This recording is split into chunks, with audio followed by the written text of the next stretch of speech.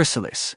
The contents include a series listing and chapters such as Anthony Reborn, Coming to Grips, Monstrous Associates, The First Prey, To the Victor Goes the Spoils, Exploration is Perilous, Cohabitation, Titus, To Live is to Learn, The Study of the Beast, Forced from Home, The Trail, Arachnid Less Than Insect, The Express Lane, How to Last Hit, Currents and Undertows, The Deep Roads, The World Below, The Harvest, Offense is Defense, Eye for an Eye, Once More Into the Breach, The Invasion, Core of the Problem, New Frontiers, Conqueror, Long Roads, True Lords of the Domain, Croc Landing, Juniors Are for Light Duties, Unwelcome Guests, Seeking but Not Finding, A Mutation Sensation, Camping Out, On the Hunt for XP, Battle for Darwin, I Hunt, Therefore I Ant, Rudely Interrupted.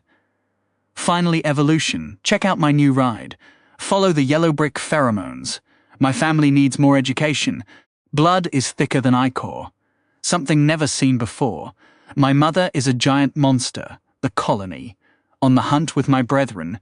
Anthony and the giant centipede. Nest assault. Storm of blades. Royal intervention. R&R. Skill up. Back to work. Timber. Anthony's colony growth strategy. Practice makes perfect. Hungry like the wolf dragon, the first war of the hill. War never changes. War is mother to us all. Winner takes it all. Core concern, right to the core. Mutation trepidation, the human factor. These guys are a serious pain, drawing a line. The evolving situation, using the power of the mind. Too effective, finer things in life. Establishing the network, dead. Reconnect with my people. I can't bear it. Crossroads.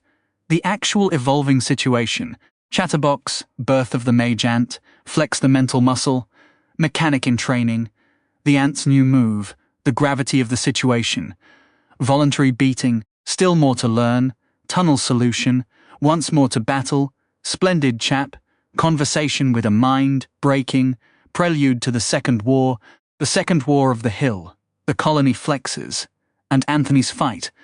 The light enveloped me completely, a soft and gentle glow that seemed to seep into every part of my being. I floated there, untethered and weightless, cut off from anything solid or real. My thoughts moved slowly, like molasses in winter. What had just happened? Where was I? My parents hadn't been home. That much I remembered. But the details of everything else were fuzzy. Had I eaten dinner? I had been hungry, hadn't I? Then there was just white. Was it 10 days or 10 minutes that I drifted in this warm, all-encompassing glow? It wrapped around me like a favorite blanket, tempting me to settle in and get comfortable. Though that was tricky without a body to move. Then, a sound swelled in the distance, rushing toward me like a wave. Just as it broke over me, a voice spoke, deep, gruff, and oddly familiar. A personalized greeting. How thoughtful. Though I couldn't quite place why it felt so recognizable. Wait, did he just say I died? What did that even mean? And how was I hearing this voice at all? I didn't even have ears, did I? This was all so confusing. If this was heaven, it was cozy enough. But where were the amenities? A pool? Maybe a buffet? I was hungry. Well, I had been hungry. And the voice... it had a certain warmth, a kind of wisdom that reminded me of that iconic bearded figure everyone worships. Gandalf? Is that you? Hold on, was this actually happening? Reborn into a new world, full of adventure and danger. Would there be magic, elves, maybe even hua? Slow down, focus. Listen to the wizard. A translucent screen appeared before me. Stats, might 15, toughness 12, cunning 25, will 18, HP 30, MP 0. Not bad, I thought, though the 0 magic points stung a little. Was my spirit lacking? Why the judgment, Gandalf? Then came the skills. Bite? Acid? These didn't exactly scream epic hero. Where was destruction magic or spirit summoning? And then the big reveal. I was an ant. Not just any ant, but a hatchling worker ant. This was not the glorious rebirth I'd imagined. Had I been that awful in my past life? I didn't even have friends to mistreat. An ant's path? Come on, Gandalf. You've got to be kidding me. The light began to shift, condensing and pressing against me, shaping itself into the form of my new body. 6 legs, 2 antennae, strong mandibles, and 3 distinct segments: head, thorax, abdomen. There was no mistaking it. I was fully an ant now, still pale and translucent, but solid enough to feel real. So this was my new life. I'd kept ants as pets before, but that didn't mean I had any idea how to actually be one. Was that all it took? A childhood fascination with insects, and suddenly I'm reborn as one? What a flimsy basis for reincarnation. Still, complaining wasn't going to change anything. Time to figure out what came next. Never once did sitting around and overthinking do me any good. I was no longer human, just an ant now, and honestly, fine. Rock that exoskeleton, baby. I can handle this. Time to get my bearings, though my eyesight was absolutely useless. Wherever I'd landed was pitch black, save for a soft blue glows spilling off a wall ahead, but every detail blurred the moment I tried to focus. Each head turn made the world swim, colors smearing like wet paint before settling wrong. A heavy dread settled in my abdomen. Most ants have terrible vision, some none at all. At least I wasn't that cursed. I'd have to lean on my other senses to make up for these garbage eyes. And by senses, I obviously meant my antennae. If memory served, they could pick up scents and read air currents. I started waving them diligently. Whoa, this was something else. A few unfamiliar smells hit me, and the air had that stale underground vibe. Made sense, I guess. But then it hit me. If I'm an ant, shouldn't I be surrounded by my colony? My ant family? Ants communicate through pheromones, right? Where were all the welcome scents, the buzz of a bustling nest, ready to embrace a new worker? Nope, nothing. A warm welcome would have been nice. Never really had one before. Then a flicker of hope, a faint scent nearby. I whipped my antennae that way, frantic. It smelled like me. Piecing together what my eyes and nose told me, I figured I was in a long, curving tunnel, with that pale blue light pulsing gently along the walls every few seconds. That explained how I could see it all down here. Slowly, I started moving toward that familiar scent, my 6 legs stumbling at first, then finding a rhythm. As a human, I was never the most coordinated. But this ant body had some built-in instincts. And honestly, 6-legged walking had a serious swagger once you got the flow. As I neared a bend in the tunnel, a new sound crept in. Hard to make out with ears no better than my eyes. Something like a crunch. What were my fellow ants up to? No worries, buddy. Whatever you're doing, I'm coming to help. For the glory of the colony. I figured I might as well dive into this whole ant thing. Swarm life. My antennae whipping like crazy, I rounded the corner and peered ahead. Movement. An ant lay flat on its back, legs twitching wildly, mandibles snapping at nothing. And that wasn't the worst part. Above my comrade loomed a long snout, jaws stretched wide, jagged teeth glinting in the dim light. 2 powerful hands gripped the struggling ant and lifted it toward that gaping mouth, which snapped shut with a sickening crunch. The victim writhed in silent agony as the predator chomped a few more times before tilting its head back and swallowing the carcass whole. Nope, nope, nope, nope. What the heck was this? A walking crocodile beast stood before me. Its massive tail swept across the ground, and those strong hands pinned down another twitching ant, clearly at the end of its strength. Lucky for me, the monster's back was turned. Don't give me that look, buddy. What was I supposed to do? Take on that giant croaker monster? It was easily 4 or 5 times my size. This wasn't the colony. No other ants around. No team, no backup, no soldiers to guard us workers. So what could I possibly do? Obviously, the smartest move was to run, before that nightmare finished its snack and came hunting for seconds. Go, tiny ant legs, go! I tripped and stumbled over my own feet, scrambling back down the tunnel the way I came. Run, run, wait! I dug my legs into the dirt and skidded to a wobbly stop, only to tangle all 6 limbs and crash into a heap. What if another one of those nightmares slithers down this tunnel? That's it, curtains, man, absolute game over. Snap out of it, Anthony. Think smaller, think like an ant. There's got to be a way out of this mess. Some kind of play to keep me alive. What's an ant's first instinct? Burrow. I sweep my feelers and front legs across the surrounding walls in a frantic panic. Wait, right there! That patch is loose soil, not solid rock. Perfect. Now dig like your very existence hinges on it, because it absolutely does. I raise my forelegs and claw at the dirt like a maniac, but it's useless. My limbs are still pale, almost see-through, way too delicate to make any real headway. But hold on, ants don't use their legs for this job, do they? I crack open the mandibles jutting from my face for the first time, watching those thick, serrated jaws gape and snap shut right in front of my eyes. I've got to carve through this with my head. I slam my face into the wall, jaws spread as wide as they'll go, and chomp down with every ounce of strength I've got. The soil gives way under the assault, crumbling and spilling down in soft clumps, leaving 2 deep grooves etched into what was once a flawless surface. These mandibles haven't fully hardened yet, but they're more than enough to tear into this earthen barrier. I keep digging, no breaks, no second guessing, until I've hollowed out a cramped burrow just big enough to squeeze into. Then I kick the entrance shut behind me, sealing myself off in pitch-black solitude. If they find me now, I'm toast. Trembling in my little hidey hole, I start piecing this nightmare together. None of this adds up. A newborn ant should hatch surrounded by its colony, with nurses and soldiers looking out for it. So why?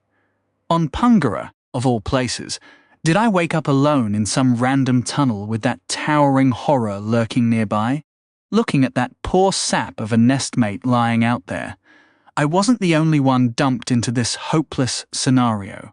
One explanation jumps out: a raid. Something smashed into the home nest and bolted with a few unhatched eggs in tow. A nice helpless snack to munch on back in their own lair. That kind of thing happens all the time back on Earth, from what I remember. Ant larvae are a goldmine of protein, and plenty of species survive by plundering rival colonies and making off with their young. It might not even be that giant croc lizard that did the dirty work. Maybe it intercepted the actual culprits and stole their prize right out from under them.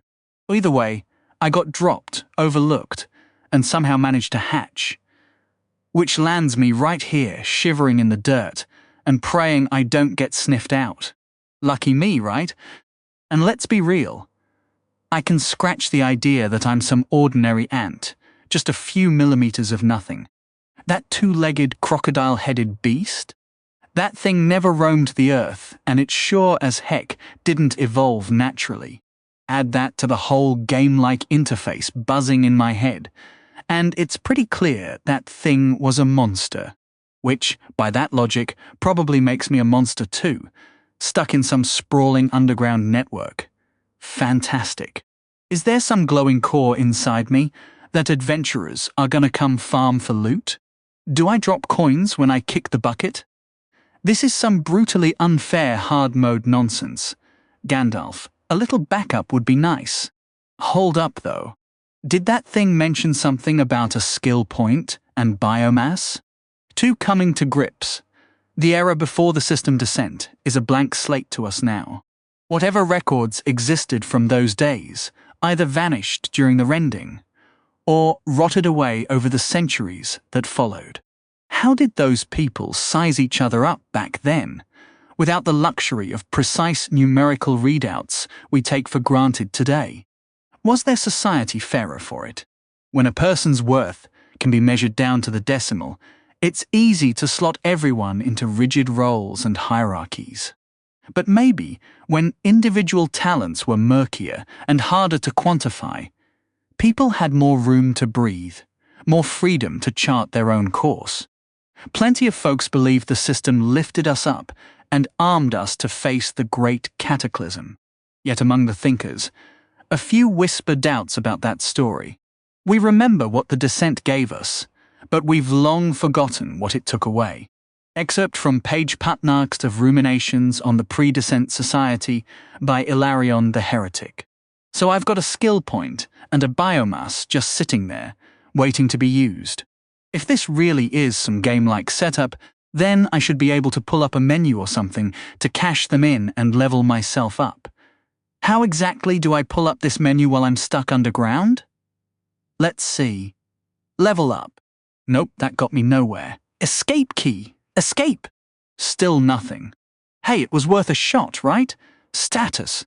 Name, Anthony level 1 might, 15 toughness, 12 cunning, 25 will, 18 HP, 30 MP, 0 skills, digging level 1 I, acid shot level 1 I, grip level 3 I, bite level 2 I species, hatchling ant worker, formica, skill points, 1 biomass. 1 okay, now we're talking. The first time I laid eyes on these stats, I figured they were pretty solid, but maybe they're actually on the low end? I mean, a newborn ant worker probably isn't setting any records in the strength department. And what's the deal with these abilities? Grip. Does that just mean I'm really good at hanging on? Oh, and there's that voice again. The triumphant return of Lord Gandalf. My savior, my beacon. Truly, his beard is the fluffiest, his brows the most commanding. Since I can't come up with a better title for this mysterious narrator, Gandalf it is for now. It's oddly reassuring to latch onto something familiar in this bizarre world. The built-in help system that pops up when I focus on a skill is a lifesaver. Grip boosts my ability to cling to surfaces with all 6 legs, which includes scaling walls or even hanging from the ceiling. I completely forgot ants could do that. I'm definitely testing that out the second I escape this hole. Why stick to the floor when you could be strolling along the ceiling? What about my other tricks? Apparently, there are ant species back on Earth that could blast formic acid from their rear ends. So I must be part of some nightmare breed of acid-spraying ants, having a way to strike back without getting up close and personal. Which right now would probably mean instant death. Sounds pretty appealing. Even so, biting, crawling on ceilings, burrowing and spitting acid feels like a pretty thin toolkit for surviving this place. What I really crave is intel. Like, where the heck am I? And what else is lurking down here besides fellow ants and those crocobeasts? I have zero clue where the surface is. Or if there even is one in this world. Communication's a no-go, since I'm pretty sure I don't have vocal cords. So even if I stumbled on someone willing to chat with a giant ant, we couldn't exactly swap stories. That means if I want answers, I'll have to go hunt them down myself, out in the tunnels. Ugh! Yeah, no, that's terrifying. Absolutely petrifying. You're telling me to venture out there, facing who knows what horrors as a lone little ant monster. Pure insanity. All right, breathe, Anthony, stay cool. Freaking out won't solve anything. Keep it rational, keep it calm, keep it alive. So the big question is, where do I put my points and how? You know what? I'm all in, O wise and glorious Gandalf, bringer of hope and light. May your beard stay forever fluffy. Just like with my status, a mental window flickered open. Skill points. Jedna biomass, jedna so many choices, and picking one is a real headache. I've got to think this through logically. Boosting my speed could help me outrun threats. Tunnel sense would keep me from getting turned around in the dark, and chomp or acid would make me more dangerous in a scrap. I've got to focus on staying alive first. That's the only way to level up and thrive here. Going all in on combat would be a quick ticket to death if I pick a fight with something I can't handle. And then it's game over, just like that. Speed's also a gamble if I run into something quicker. Without solid info, how can I possibly know which monsters I can take on or how fast they are? As a fresh hatchling, I'm probably near the bottom of the food chain. Alright, decision time. I'll go with unforgettable and stealth. Sign me up. A furious, maddening itch erupted across my eyes, like 1,000 mosquito bites all hitting at once. Gah! Gandalf, why are you doing this to me? I can't even scratch it without risking poking my own eyes out. Luckily, it faded fast. After about a minute, the burning sensation died down. It's tough to say whether my vision has actually sharpened in this dark, little hideout, but I swear my eyes feel larger than before. So this is what body modification is all about, huh? 1 second you're average, and the next, bam, you're upgraded. Feels like cheating. Back on Earth, how many years of grinding would a human need to improve even a fraction of this? And even then, you can't just boost your eyesight overnight. I need more of these points. With enough mutations, maybe I can outgrow my reputation as a helpless little critter and carve out some real security down here in the tunnels. Why stealth and vision, you ask? Fair question. If fighting is a death sentence, and running is a gamble, then the only reliable survival strategy is to never be seen in the first place. Get spotted and it's over. So I'm betting everything on staying invisible long enough to figure out how this world works. As for the eyes, let's just say having terrible sight is miserable.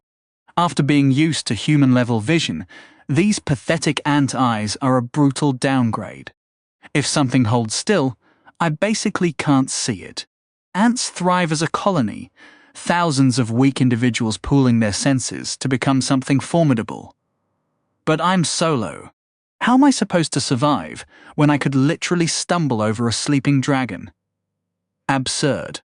I'm making vision a top priority, and I won't stop until I can spot a cockroach twitch through 5 meters of solid rock. Okay, I've been crouched here for about half an hour now. Point spent, no more excuses. Time to grow a spine, Anthony. Move out and explore. Carefully, I dig at the dirt I piled up to seal myself in. Finally, I slip a narrow gap open into the tunnel where I first woke up, and I poke my antennae through cautiously. Feels clear, no sense, no tremors. Here we go. Quick and deliberate, I widen the hole and squeeze through. Spinning in place, I scan both directions. Nothing. The tunnel fades into blackness, curving just beyond my sight. To the right is where that monster devoured my kin. No thanks. Not going that way. That leaves one option left. Time for phase 2 of my plan. Carefully, since coordinating 6 legs is still clumsy, I shuffle toward the wall, climb up, and creep onto the ceiling. Soon I'm hanging upside down, claws digging into the stone for dear life. Victory! Sticking to the roof and moving inverted, combined with my fresh stealth skill, might just keep me off the radar. Maybe it's the blood rushing to my head, but I'm feeling bolder than I have all day. Onward, Anthony. Even with my new fire, I stay cautious as I edge down the tunnel. My antennae and front legs scout for solid footholds before I commit each step, gripping hard with my feet. It takes serious focus, so I'm moving slow, but that's fine. Every second without a monster lunging at me feels like a win. With slightly better sight, I can finally make sense of the details around me. The tunnel walls are lined with glowing blue veins, twisting and branching like living vines. Some are thick, some are thin, and a few are so faint they nearly vanish, splitting and merging in endless, chaotic patterns. Every few minutes, a pulse ripples through them, lighting up the whole space like a heartbeat. It's almost like the tunnel itself is alive, and strangely, that glow feels soothing, almost energizing. Just one more mystery to unravel if I want to survive this bizarre place. Bathed in the tunnel's soft glow, I notice my shell has started to darken and stiffen. Drawing on what I remember from my ant-keeping days, newborn ants emerge with a pale, delicate exterior that slowly hardens and takes on color. Guess I was tucked away in that wall longer than I realized. After creeping along for an hour, and following the passage around a bend, the walls suddenly open up into an enormous chamber. This place is massive, big enough to hold a couple of football fields, no doubt. On top of that, a rush of fluttering vibrations and countless scents slam into my antennae all at once. Monsters! 3 monstrous companions. Growls, hisses, and the sharp clatter of claws bounced off the cavern walls. Waves of vibrations pound my antennae, leaving me disoriented. This cavern is crawling with beasts, battling and shuffling through what looks like a main road in this underground network. I dart in as fast as I can, heading for the dark cover of a stalactite hanging like a spear from the ceiling. Pressing myself flat against the rock, I freeze and scan the area. Those strange blue veins pulsing in the walls are here too, twisting and spreading across every surface, even winding around the stoned pillars, rising from floor and ceiling, casting the whole space in that same gentle blue light. Nearby, at the center of the open area, a pool of water maybe 60 feet across has carved into the ground, fed by a steady trickle from cracks above, likely from a river or aquifer overhead. The water glows with that blue tint, lit from beneath by glowing lines in the basin floor. But what really makes my tiny ant heart race is the crowd of creatures gathered around the water. What kind of nightmare gathering is this? My vision is still blurry, so details are tough, but with the beasts lit so nicely from below as they drink, I can make out enough. First, the 2 nearest me. They look like some breed of dog or wolf, each with a scaly tail dragging behind. Their heads feature long, pointed snouts packed with what I assume are razor-sharp teeth.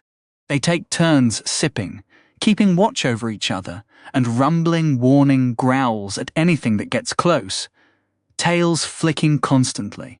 Beside them is another croc-like beast, leaning on its front legs to scoop up water with its extended jaws. The other monsters are clearly giving it plenty of room, and I would too. Seems like the rule here is to let sleeping dragons lie. Come to think of it, there's no real fighting around the pool at all. Maybe the residents have worked out a silent truce at their watering hole? That's unexpected. I wouldn't have figured these terrifying creatures could share space, especially if they can power up by consuming biomass like I can. Well, if that's the case, I'll edge a bit closer and get a better look. Inching toward the pool, one leg at a time, staying as flat against the ceiling as possible, it's painfully slow going. If I could sweat, I'd be dripping enough to fill a second pool in this cave. I test every foothold and wave my antennae through the air with utmost care. Oh yes! Skill level up. That's satisfying. This confirms my theory that skills improve with practice. In this case, my stealth has leveled up from moving undetected past the monsters below. That's a huge opening. By staying put and watching these creatures, shifting just a tiny bit now and then, I can gather valuable intel while sharpening my stealth. Okay, steady now. The last thing I need is to lose my nerve. After a few slow, deep breaths to center myself, I press on. One slip here means certain death, so every move has to be deliberate. Getting into a fight would be total annihilation. Never forget, not even for a heartbeat, that being spotted means being eliminated. Steady the ship, Anthony. As I edge closer to the pool, the shapes on the far side sharpen into focus. That shifting mound I saw earlier isn't one beast. It's a tangled knot of centipede-like creatures, piling over one another as they dip down to drink, and rear up to hiss, snapping their pointed mandibles. Each one appears to have a pair of tiny arms tipped with pincers, like a crab or scorpion, and their long, leg-covered bodies taper into a sharp, deadly point. Gross! These things are absolutely revolting, Gandalf. There must be a dozen of them heaped together over there. The way they writhe and twist is making my stomach turn. I have to look away. The last creature is a small, squat thing with 4 legs, resembling a lizard, but with long stone-like spikes jutting from its back. Of all the horrors in this cavern, it seems the least menacing, yet the others grant it a wide berth. There's clearly something about those spines that keeps them at a distance. As I watch, one thought electrifies me.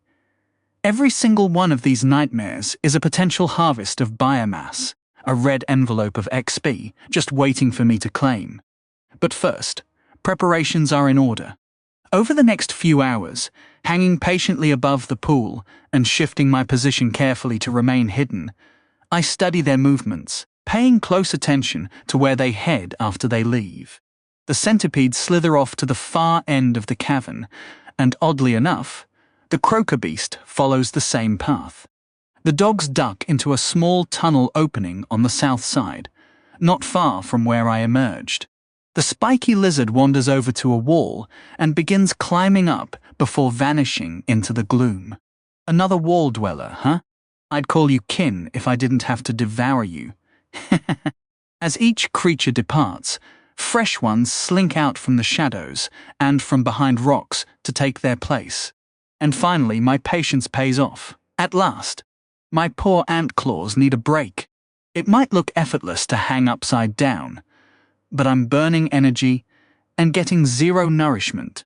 Exhaustion and hunger have been steadily wearing me down. But food will have to wait. I'm still not prepared. Crawling back to my tunnel, I retreat into my little hidey hole. Phew! Only when I'm sealed inside this space do I feel truly secure. Maybe that's the ant instinct kicking in? Whatever. Time to get back to work. After widening the space, I use the excavated dirt to start plugging the tunnel on the side leading away from the cavern. With my mandibles, moving the earth is a breeze, and pressing my body against it helps compact it into a solid barrier. There's something oddly calming about the task. Normally, when a colony digs out a nest, they'd pile loose soil around the top to form a mound, keeping water from flooding their tunnels. I don't want that for two reasons. I'm not worried about rain down here, and I definitely don't want to announce my presence in such a typical ant-like fashion. My plan is to narrow the tunnel on both ends, leaving only a small gap at the roof that I can squeeze through. That way, the bigger creatures will think twice about chasing me into my sanctuary. They could break through if they tried, of course. It's only dirt, but I'm betting they'd rather find another route than bother with the effort. After a while, now I can dig faster. After a few hours of hauling dirt, one side of the tunnel is completely sealed off, leaving just a tiny opening near the top. I'm wiped out, time to crash. Covering the entrance to my now much more spacious hiding hole, I loosen all 6 legs and sink into the soft ground. Only my stomach is cramping. I'm so hungry. This feeling is familiar, like when my family forgot to send money or left the fridge empty. I know what it's like to go without. I just have to hold on a little longer. When I wake up, I'll set out to hunt my first prey. I've already got a target in mind. For the first hunt, I'm absolutely starving. Hanging here on the cavern ceiling, claws locked into the chilly stone, my mind is consumed by a single craving: food. All those amazing meals I enjoyed in my past life keep flashing before me. Chocolate, cake, steak, bread. Yes, even bread. The hunger is messing with my head big time. The other day, I spotted a croaker beast and could have sworn it looked like a plump cow. I nearly lunged right off the ceiling at it. Those centipedes are starting to resemble a tangled bowl of noodles. I need to fix this situation before I end up dead from chomping on something I shouldn't. 2 days. 2 whole days. I've studied every nook and cranny of this side of the cavern in painstaking detail. I spent so much time dangling upside down over the water basin that I almost dozed off and tumbled straight in. That would have been one swim I wouldn't survive. A silver lining to all this lurking is that my stealth skill has climbed to level 4. Plus, all that time spent carving out my hideaway has pushed my digging up to level 3. Ha! I prepare, I grow, I hunger. I know. These abilities aren't exactly game changers. But I'll take whatever I can get at this point. Hopefully, I'll take down my first target soon. My antennae twitch. The prey is near. I can smell it. I focus, straining my eyes to see through the gloom. I'm tucked away in a pitch-dark corner, far from the pool. The glowing veins along the walls are spaced wide here, leaving deep pockets of shadow. My chosen mark has been using this wall as its hangout, crawling down once a day for a drink. A loner with a predictable routine, something I think I can handle. This creature is incredibly rare, and wait, there it is! The armored lizard creeps down cautiously. Since it nests high up among the rocks, I've never gotten a clear look at its exact spot, so I couldn't pinpoint when it started moving. But I've got eyes on it now. Time to put my plan into action. Moving as fast as I can while staying quiet, I scramble toward the darkness above the beast. My stomach growls, urging me to hurry. Don't worry, Belly. I won't let you down. Just need to get into the perfect striking position. Good news is, the armored lizard is pretty sluggish, especially on vertical surfaces. It's almost directly below me now, its back turned. Those big spines jutting from its hide look rock solid, like they're carved from stone. Man, getting poked by one of those would probably sting like crazy. Can't let negative thoughts creep in now. My stomach's counting on me. Slowly, ever so slowly, I inch above my target. I've got the eyes of a hunter, sharp and deadly. The timing of my leap will decide everything. Now, in a heartbeat, I flip my body, line up my aim, and blast my acid spray straight at the target. The liquid rockets through the air, splashing against the rock and drenching the lizard's feet. A perfect hit. All that secret target practice over the past few days is finally paying off. The creature shrieks in agony as the acid eats into its legs. It twists around, searching for its attacker, but I'm already on the move, racing down the wall behind it, tossing stealth aside. Now comes phase 2. The lizard spots me closing in and tries to bare its fangs, tilting those nasty spines forward to shield as much of its body as possible. Wrong move, lizard. You want to fight me up here on the wall? With my grip skill at level 3, this surface is a breeze. Plus, I'm quick and light, while you're bulky and sluggish. With your feet burning from that acid, how well can you even hold on? Yet you still choose to face me and tempt fate. Even as I say that, I'm scared out of my mind. My first hunt. My first real fight. I can't screw this up, or my life could end right here. Stay sharp. The lizard braces for a close-range strike, but right as I move in, I pivot and hit it with another blast of acid. Ha! Didn't see that coming, did you?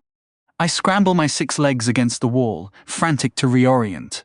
The creature hisses and growls as the corrosive liquid eats into its feet and now its face. But this won't end it. My acid is still too weak to take down something this tough on its own. So we start an awkward dance on the stone, the lizard thrusting with fangs and spines before pulling back, while I snap with my mandibles, hunting for a leg or that scaly head. The clash echoes off the rock formations, vibrations rippling through my antennae. Over the past few days, I've seen fights like this get interrupted by fresh challengers, jumping in when the original fighters start flagging. I can't let this drag out. As we trade blows, the lizard's breathing turns heavy. The strain of holding its body on the wall while fighting is wearing it down. Almost time. Desperate, it lunges, spikes aimed straight at my still poor eyes. I have to dodge. A spark of inspiration hits, and I spread my feet wide, flattening my body against the wall. Every ounce of strength in my tiny claws strains to hold this angle, but it works. The spikes sail just over my head. A window! Before it can retreat, I dart in, mandibles wide, and clamp down hard on its skull. A pained growl escapes as I squeeze, but I steel myself. Sorry, lizard, but you're my meal now. Time for the final move. I gather my strength, steady my nerves, and leap. With its head locked in my jaws, I sail over its body. Its clawed feet scrape and scrabble at the rock, but burned from acid and exhausted from the fight, they just can't hold on with my weight added. So we fall. Crash! The impact rattles me, and I lose my grip. Right on plan. Flat on my back, I'm exposed. I need to get up. My 6 legs flail wildly, and I rock side to side until I finally get my feet under me. Blinking to focus, I see my prey is in way worse shape than I am. Its long spines and hard shell have plunged straight into the pitfall trap I dug after its last visit to the water pool. Mwahahahaha. You see that, you idiot lizard? This is human ingenuity, paired with my level 3 digging skill. I packed the soil loose and soft at the bottom, so those spines would sink in and pin you, feet kicking uselessly in the air, unable to flip over. And sure enough, there it is, trapped, legs waving, failing to roll. This was the strategy I obsessed over for 2 days. Combining everything, acid blasts, wall fighting, mandibles, my human brain, even digging, to take down this enemy. Still, to get it to land on its back, I had to pull off a seriously risky move. Good thing it's so predictable, sticking to the same path every time. Or all that effort would have been wasted. With the prey helpless, I finally let the tension drain from my body. I fire off 2 last acid shots straight into its soft belly. That fast? Maybe my skills level up quicker in real combat than in casual use. Though my stealth skill took forever to grow, even when I hid from multiple creatures for hours. Something to think about later. Once I've filled my empty stomach, I'd hoped the acid would finish the lizard off and save me from having to gnaw the creature to death. But nature isn't that merciful. After 10 minutes of listening to its pitiful squeals, I steeled myself and used my mandibles to, get the job done. Taking a life is a bit of a downer, but the rush of a skill level up is seriously addictive. 5 to the winner go the prize I've hunted, fought, and claimed victory. What I'm feeling now is a strange mix. The agony and struggle it took to get here are nothing I remember from my past life, and neither is this burst of pride and accomplishment. Back then, I mostly just felt numb, and now Gandalf's voice is suddenly chatty. Level 2, huh? Nice. This lizard is called a Spinetta lacertos? What does that even mean? Sounds vaguely Latin, I guess. Speaking of which, my own species was listed as Formica. From my ant-keeping days, I recall that Formica is the Latin word for wood ants. Is everything here named in Latin? That's weird. Setting that aside, I've got a few takeaways. First, I can gain experience and level up by defeating other creatures. Second, each level up grants me a skill point. Third, the same rules apply to the other critters around here. Since this Spinetta thing was level 2, there are 2 possibilities. It was born that way, or it leveled up once. I'll need to think that over later. Right now, I have 2 urgent problems. I can't leave this carcass out in the open where the scent might attract trouble, and I'm starving. Time to eat! Without hesitating, I scurry into my pitfall and approach the lizard. Acid burns and melted flesh cover its body, along with crushed limbs and bite wounds. It looks so pathetic. I'm sorry, buddy, I really am. You didn't deserve this. But the deed's done, so I'm diving into my first meal. Did you know ants have a mouth on the underside of their head? Most folks assume the mandibles are the mouth, or that it's tucked behind them. But that's wrong. The mandibles are more like hands attached to the face, and the actual mouth sits below them. So I take a bite. Hooah, this taste. How do I even describe it? It's unique and intense, that's for sure. I'm searching for the right word here. What fits best? Disgusting. Absolutely disgusting. Even though I'm ravenous, my carapace is tightening in protest. This is not a pleasant meal. Oh, Gandalf! Your wise, raspy voice graces me once more. Oh, great one. So many changes, so fast, it's making my head spin. I guess I'll chew and think. Apparently, I get one biomass for every new species I hunt down. Plus, I unlocked some kind of profile? How do I even pull that up? I'll have to tinker with it later. I scarf down the lizard as fast as I can, and now I'm feeling stuffed. My gaster, the rear segment is noticeably swollen compared to before. And hey, what's this? Another surprise. Man, this hunt paid off big time. With all these rewards in hand, there's only one thing left to do. Head back to my nest and figure out my next move. Keeping my antennae waving to sense the air, I climb the wall again, creep across the ceiling over the water pool, and make my way toward the tunnel that leads to my hideout. A bunch of monsters are still hanging around the water, but they're too busy watching each other to glance up and spot me.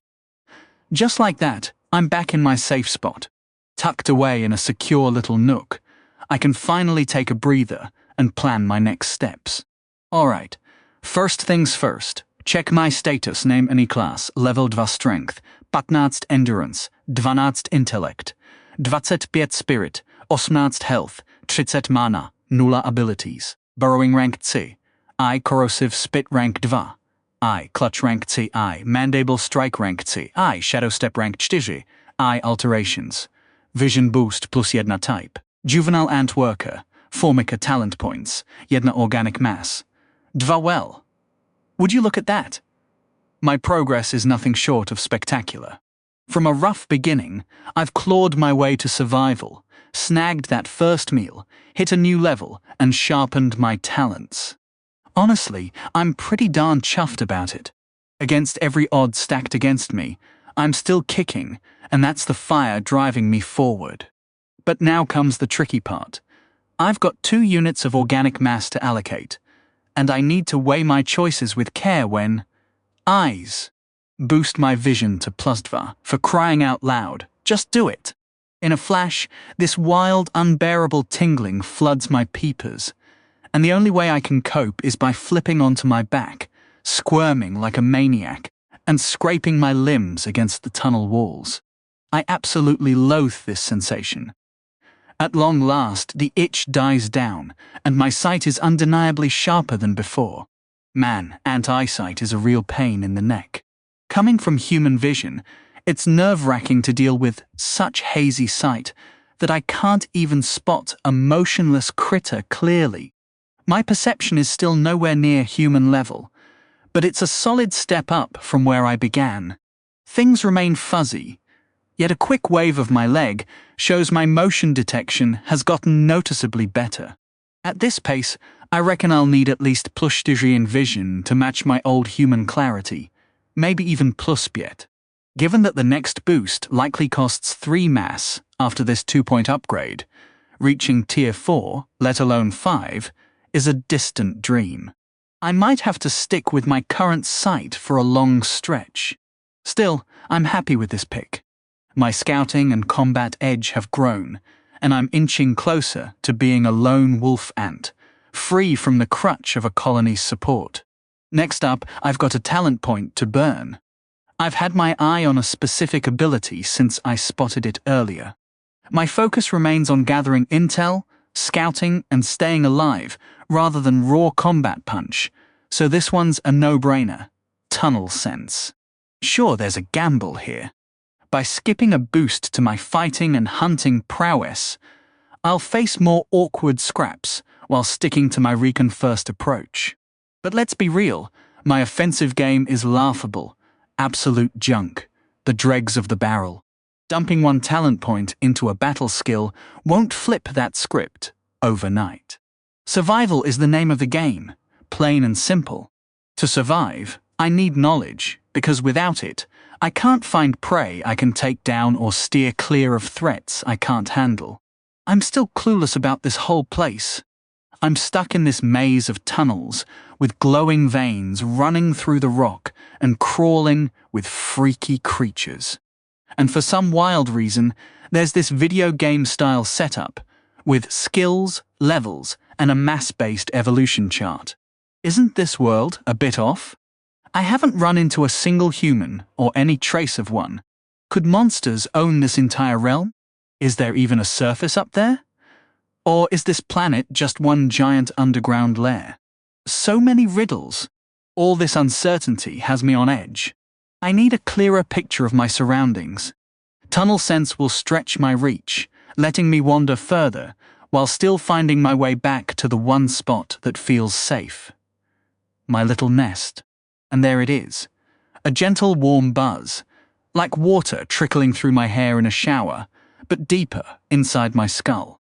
Maybe I missed it before, since I was juggling the eye upgrade and skill at once. It's way more bearable than the vision change. Just recalling that itch makes me shudder. The initial rush of adrenaline fades as quickly as it arrived, leaving behind the quiet certainty that tunnel sense has settled into my mind. There's no immediate shift I can pinpoint, no sudden clarity or heightened awareness, just a subtle promise that this new skill will prove its worth when I least expect it. For the first time since arriving in this strange world, I allow myself to rest with a genuinely full stomach, letting the warmth of satiation spread through my limbs before I dare to dream of what lies ahead. When I finally stir, I'm ready to venture forth, though I'll keep to the shadows as always, moving like a ghost through this unfamiliar territory. The cavern stretches before me, an endless maze of rock and shadow that holds more questions than answers. I've barely scratched the surface of this place, and every corner seems to hide another secret. Before I dive deeper into exploration, though, there's something nagging at the back of my mind. Something Gandalf mentioned after my last meal. He said I'd unlocked a basic profile of the creature I'd hunted, and I haven't yet tested what that means. So I close my eyes and mentally command the system to reveal its secrets. Unlock. Access profile. Show me what you've got. The response comes almost immediately. Spinetta lacertos, translated simply as thorn lizard. The details are painfully obvious. Sharp spines, venomous tips. Nothing I couldn't have figured out by looking at the wretched thing. Hardly groundbreaking intel, but I suppose it's a starting point. Maybe if I hunt more of these creatures, the system will reward me with something actually useful. With that experiment complete, I turn my attention back to the task at hand. I crawl out from my nest and make my way across the ceiling toward the rock pool below. The scene that greets me is familiar by now. A motley collection of monsters gathered at the water's edge, each one eyeing the others with barely concealed suspicion as they drink from the glowing surface. Something catches my attention, though. With my newly enhanced vision, the pool seems to radiate a brighter luminescence than before, as if the water itself is alive with energy. What really puzzles me is the behavior of these creatures. They all come here to drink, yet in all my days as this ant-like monster, I've never once felt the urge to quench a thirst. What drives them to this water when I feel no such pull? Is there something fundamentally different between us? Or am I missing some crucial piece of this puzzle? Today, I've decided to find out. It's a reckless plan, maybe even a suicidal one, but I can't shake the feeling that this water holds the key to understanding this world. I creep down the wall with practiced patience, each movement deliberate and slow, until I'm standing on the cavern floor. Step by step, I approach the pool, my confidence growing with every stride. The first to notice me is one of those lizard hounds, a wolf-like creature with a long reptilian tail that always seemed out of place. It lets out a low growl that startles me, but then something unexpected happens. As I continue forward, the hound actually backs away, giving me space as if it's afraid of me. That's new. I press on, stepping fully into the light, radiating from the water. And that's when the centipedes take notice. Their reaction couldn't be more different. The writhing mass of chitinous bodies begins to hiss with fury, their many legs clacking against each other as they scramble into a defensive frenzy, ready to strike at anything that dares approach, One of those creatures untangled itself from the pile and crept forward on its thin, awkward legs, stopping just a few feet away. It started showing off, hissing and snapping its sharp mandibles and claws in my direction. But it didn't come any closer or try to strike. Man, my heart was pounding when that whole group started moving. There were at least 6 or 7 of those nightmares stacked together over there, and if they'd rushed me, I would have had to bolt for my life. Fortunately, the calm around this watering hole held up. There's only one reason a survival-focused mind like mine would risk stepping into the wide open like this. Only one reason I'd expose myself to a bunch of creatures that could tear me apart in seconds. I never once saw anything approach, drink, or leave this pool and get attacked. Not a single time. I saw plenty of fights during those 2 days I spent studying the armored lizard, but here, nothing. Zero conflict. Something about this water source is different, and I doubt it's about staying hydrated.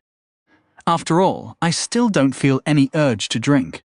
The monster biology in this world is clearly more complicated than it seems. I kept moving forward until I reached the pool's edge. The glow is so intense up close that it's hard to see into the water, even with my eyes skill boosted to +2. The pulsing lines etched into the cavern floor all seem to lead toward the center of the pool, converging at its deepest point. That's where the brightest light comes from. The water itself moved in strange circular patterns, swirling without any current or force pushing it. It's almost like a lava lamp, with the liquid churning and twisting all on its own. Ignoring the stupid centipedes, still hissing and posturing behind me, I lowered my mouth to the surface and took a taste. Whoa, that burns. Seriously, that's intense. A scorching sensation shot into my mouth and traveled straight through all 3 of my body segments down to my gut, spreading into my bloodstream until even my shell felt like it was on fire. What is this acid? Yikes! This is what you guys crawl here for? This painful, searing liquid of doom? What's wrong with all of you? Is this a cave full of masochists or what? The burning slowly faded, and I couldn't help but stare at the other creatures in disbelief. What are you all even doing here? A bunch of eyes stared right back at me, and suddenly I felt pretty self-conscious. I looked at the slowly swirling water again, the dense glow hanging inside it like jellyfish tentacles, see-through, yet somehow solid. I checked myself over, feeling no worse for wear, so I quickly pulled up my status screen. Health, unchanged. Weird. This is seriously bizarre. What could these monsters possibly see in this crazy pool? It's got to be important. Otherwise, why would there be this unspoken truce around it? No answers were coming to me, though. It's not like my fellow pool visitors were feeling chatty. Even more confused than before I'd taken that sip, I got ready to leave. But just before I turned away, I couldn't resist one more taste. Ugh, it burns again. Pfft, narc, pfft. Man, that's awful. Curiosity killed the cat, right? I started backing off from the pool, keeping an eye on the others to see how they'd react. Most of them seemed almost relieved to see me go, sliding into the spot I'd vacated, and getting back to their drinking. That ridiculous centipede was still snapping and posturing at me, scraping the cave floor like it was about to charge. Yeah, right back at you, buddy. The moment I hit the shadows, I spun around and sprinted for the wall, not stopping until I'd reached my safest hiding spot, tucked way up in the dark corners of the cavern ceiling. Ah, home sweet home. I hope I don't have to leave again anytime soon. Now that I'd poked around the mystery of the pool a bit, it was time to explore this cavern and start mapping out the cave network with my new tunnel sense ability. Skirting the cavern's edge, I dodged the brightest clusters of glowing veins, weaving through towering pillars of dark rock that rise like ancient spears, thrust from below or plunged from above. This path carries me farther from the pool and my nest than I've ever dared before. Along the walls, tunnels branch off into the blackness, some yawning wide, others barely cracks, and a few exhale strange, unfamiliar air. What might be lurking in those mysterious passageways? I push on for another 10 minutes, steady and deliberate, as the cavern stretches so wide that both walls vanish from sight. I start cutting cautious diagonals across the open space to scout each side, when suddenly, hooah! A colossal tunnel mouth looms before me.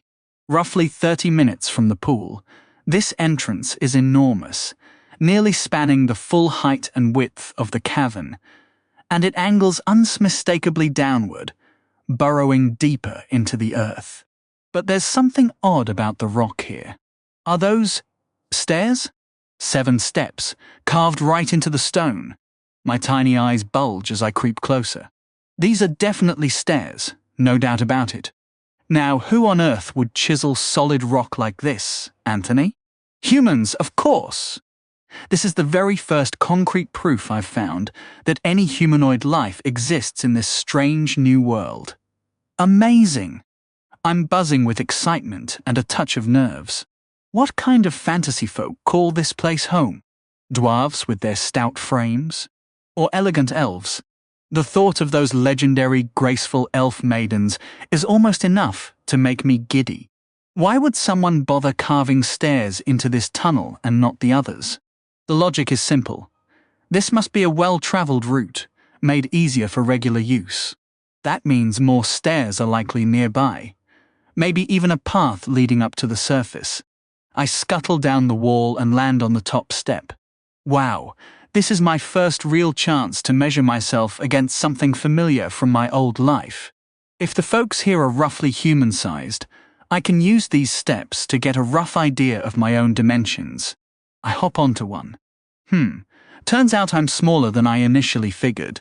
Based on the step height and depth, I'd probably reach just about a grown adult's knee, and my body length might match a full stride, maybe a meter or so. But hold on. That means all those monsters that seemed so huge and terrifying would actually be pretty small from a human standpoint. That wolf creature would barely reach waist height. The thorny lizard is even tinier than me, about the size of a badger, and that massive, fearsome croaker beast wouldn't even come up to shoulder height. Are all the beasts in this area just pushovers? If so, that's a relief, because I doubt I'd have lasted this long against anything truly dangerous. Still, it hints that far stronger, bigger, and more lethal creatures might lurk deeper in this dungeon. I'll make it my mission to steer clear of those. May our paths never cross. Since the deadliest foes typically dwell in the depths, as any game would dictate, and this world feels suspiciously game-like, I'll bet the safest zones are nearer the surface. With that, I firmly turn my back on the descending tunnel and head deeper into the cavern. Yes! There, more signs of handiwork scattered around, and my curiosity is only growing. Occasionally, the floor features a carved step designed to make walking easier, and at roughly head height, the walls show regular hollowed-out spots. Could those be meant for torches, lighting up this underground space? The deeper I go, the more evidence of civilization I notice. The ground is also starting to climb steadily, hinting that the surface might be just ahead. At this point, few side tunnels branch off from the main passage, not even narrow ones. The glowing veins along the walls are now spaced farther apart and appear fainter, casting the area into deeper shadow, ideal for someone like me who thrives in secrecy. My exploration continues, and my heart races with anticipation. The possibility of encountering a being from another world fills me with excitement. What might they look like? What species could they be? Do they possess magical abilities? Is there an adventurers' guild dedicated to exploring dungeons? Maybe I can find a way to communicate, through gestures, or perhaps even an interpretive dance. This could mark a historic moment in human and monster relations. How often would they come across a human consciousness, trapped inside a monster's form? It's likely I'm the first of my kind. The passage narrows, the steps become more frequent, and the incline grows steeper. Wait, is that? I think it is. Sunlight. My antennae quiver with excitement as they catch the faint, reflected glow. The surface must be incredibly near now. I scuttle forward, eager to feel the open air of this new world, and gradually spot a light source ahead. It bounces off the stone, spreading softly into the cavern. Oh! More human craftsmanship. It resembles some kind of barrier. I move to get a better look, though my eyes struggle even more under the influence of natural light. I'll have to edge closer. Yes, it appears to be a wall constructed along the side of the passage. Small slits are carved into the stone, likely allowing someone behind it to see and strike outward. A guard post, perhaps? It makes sense when you think about it. They'd station guards here to watch the dungeon entrance and repel any monsters trying to reach the surface. There's probably someone on duty right now. As that thought crosses my mind, a vivid red light shines through the slits. Sudden movement erupts from within, as if someone is leaping from a seat. Moments later, two figures emerge from behind the wall, standing on a raised stone platform about a yard above the tunnel floor. Humans! Actual humans. I'm a bit disappointed they're not elves, but hey, people. They're clad in metallic armor over dark leather, with swords hanging at their hips and black boots laced up to their shins. Based on their builds, one appears male and the other female. The female guard clutches a crystal glowing with a bright red light. Is that how they spot approaching monsters? They seem to be scanning the tunnel, hunting for the source of the disturbance. It must be tough to locate their target. The male raises both hands, and astonishingly, they ignite with a brilliant, blazing glow.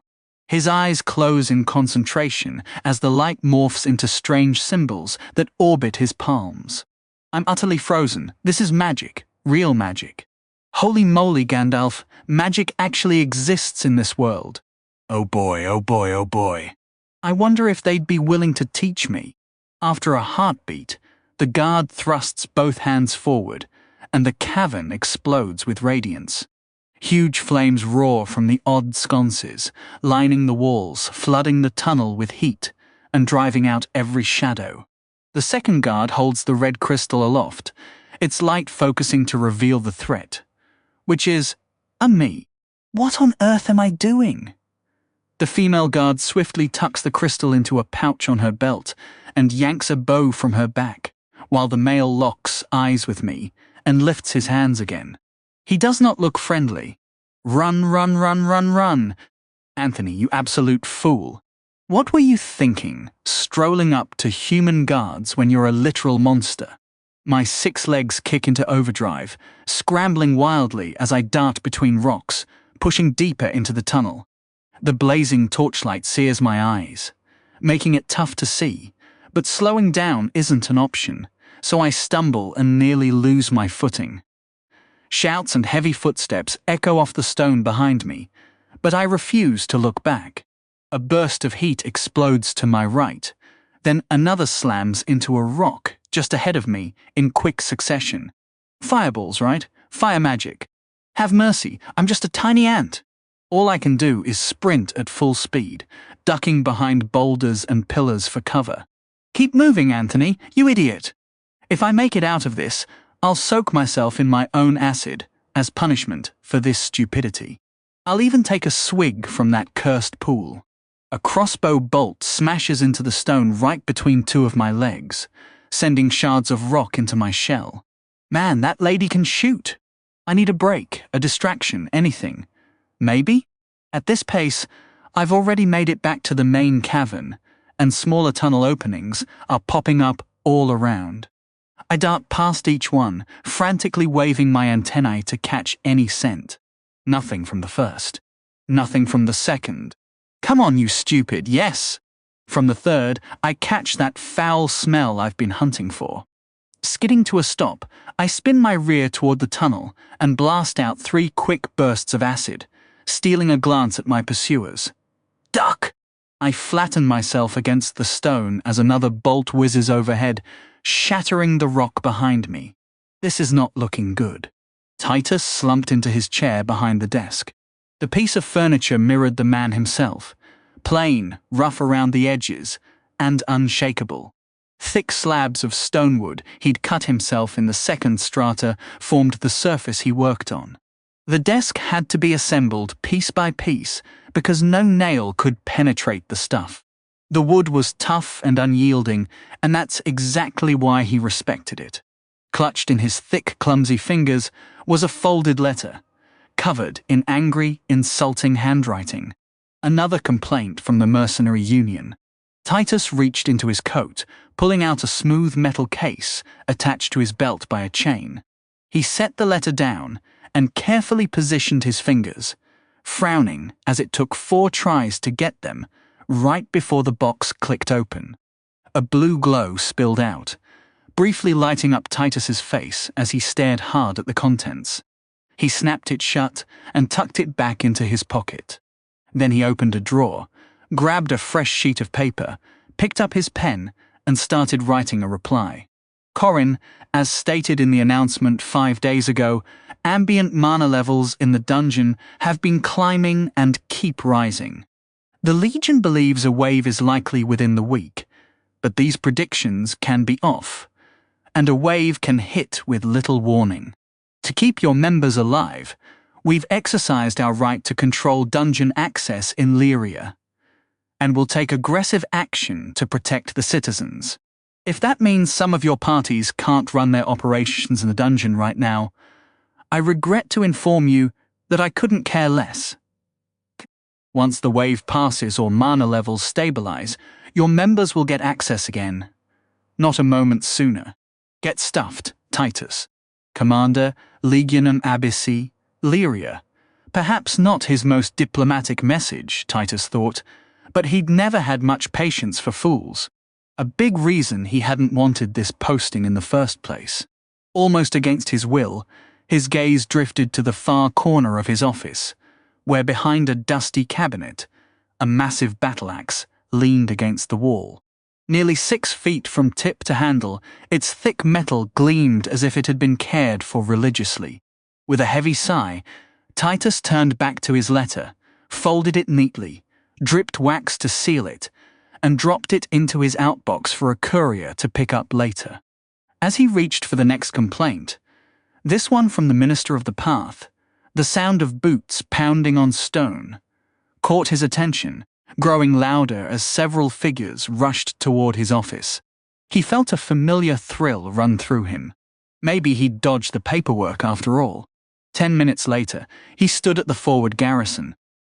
He shoved the massive doors open with one hand and stepped inside like a gathering storm. The legionaries on duty snapped to attention, fists crashing against armored chests as heads bowed in his presence. Without a word, the centurions fell in behind him as he crossed the stone courtyard toward the yawning breach in the earth. The dungeon. The entrance stretched 4 meters wide and just as tall, built to accommodate supply carts and large expedition parties. The surrounding area was a flat, open stone plaza extending 30 meters in every direction, ringed by a 3-meter-high wall, bristling with archers and mages at all times. A killing field designed to catch anything that crawled out of the tunnel. Titus stared into the dark opening for a long moment before stepping down into the shadows. He fought the urge to breathe deeply, refusing to let the dungeon's rich mana fill his lungs. Instead, he dragged his fingers along the rough stone wall, his thick skin scraping against the rock as he descended. The first guard posts, usually manned by 2 legionaries each, were now fully staffed with teams of 5. They saluted him in silence, fist meeting open palm over their hearts, a discipline reserved for the dungeon's depths. He acknowledged them with a nod and passed through 3 more checkpoints until he reached the first. 10 legionaries held the wall here, with 2 mages rotating shifts to keep the tunnel lit. As he approached, his 2 centurions still marching in lockstep behind him, He spotted the woman he needed inside the guard post, bent over map spread across a table, with her soldiers. She saw him enter, dismissed her team, and saluted. Commander Titus. Tribune Aurelia. He returned the gesture and joined her at the table, scanning the pages scattered across the surface. Detailed maps of the first stratum, passages, and mana concentration points marked with clean, precise handwriting. Those idiots at the Merc Union would probably triple their prices if they ever saw this level of detail in their so-called guides. What's the situation, Tribune? Commander, 15 minutes ago, a monster approached this guard station before retreating. The watch team signaled the Centurion on duty and pursued it into the staging cavern. Fled? Titus frowned. It was unusual for creatures in the upper strata to show enough cunning to run from a fight. The last thing he needed right before a wave. How are the wave defenses coming along? Preparations are on schedule, Commander, though I've taken the initiative to accelerate the timeline in light of this incident. Titus grunted, a slight smirk tugging at his lips. Good. I'll be joining the suppression team this time. Aurelia's face went pale. Commander, with all due respect, maybe it's best if you stay back. We both know exactly where I need to be, Aurelia. Something's not right here, and I'm heading down with the team. Aurelia let out a heavy sigh. This stubborn old man never made things easy on himself. He had an entire legion of soldiers ready to charge into that pit for him, yet he insisted on leading the charge himself. She shook her head, a faint smile tugging at her lips. That's why the troops adored him. He never ordered anyone to do something he wouldn't do first. Down in the tunnel, shadows shifted as 5 figures emerged from the darkness, stumbling into the bright glow of the campfire. 2 of them were limping, leaning heavily on their comrades for support. Every single soldier was caked in grime, their armor splattered with blood and bone fragments that clearly weren't their own. Titus stepped out of the guard post and walked over to greet his legionaries. As he approached, they snapped to attention, saluting sharply until he motioned for them to relax. Enough of that. What are your injuries? The Fiv exchanged grim looks. Nothing too severe, Commander. We got caught off guard, minor cuts, and a poison status effect. Get to the medicus right away. We need everyone battle ready. Now tell me, did you manage to kill the monster? The soldiers hesitated, then shook their heads. Titus clenched his jaw, frustration simmering beneath the surface. Damn it! Which 2 of you spotted the creature first? A male and female soldier raised their hands. Come with me. 9 to leave is to learn. Okay, Anthony, let's be real. Are you a complete moron? Why, yes, Anthony, I absolutely am. I'm the kind of moron who waltzes right up to a human guard station, waving hello, when I'm literally a terrifying giant ant over a meter long. Wow, Anthony! You're practically royalty among fools, aren't you? If every idiot on the planet heard about your legendary blunders, they'd probably start a whole religion in your honor, worshipping you as their glorious deity of dumb decisions. Yeah, sounds about right. Holy crap, I can't believe I survived that nightmare. Those soldiers chased me through the tunnels, arrows whizzing past and fireballs exploding all around, until I finally found a passage that reeked of those nasty centipedes. Lucky for me, they were home.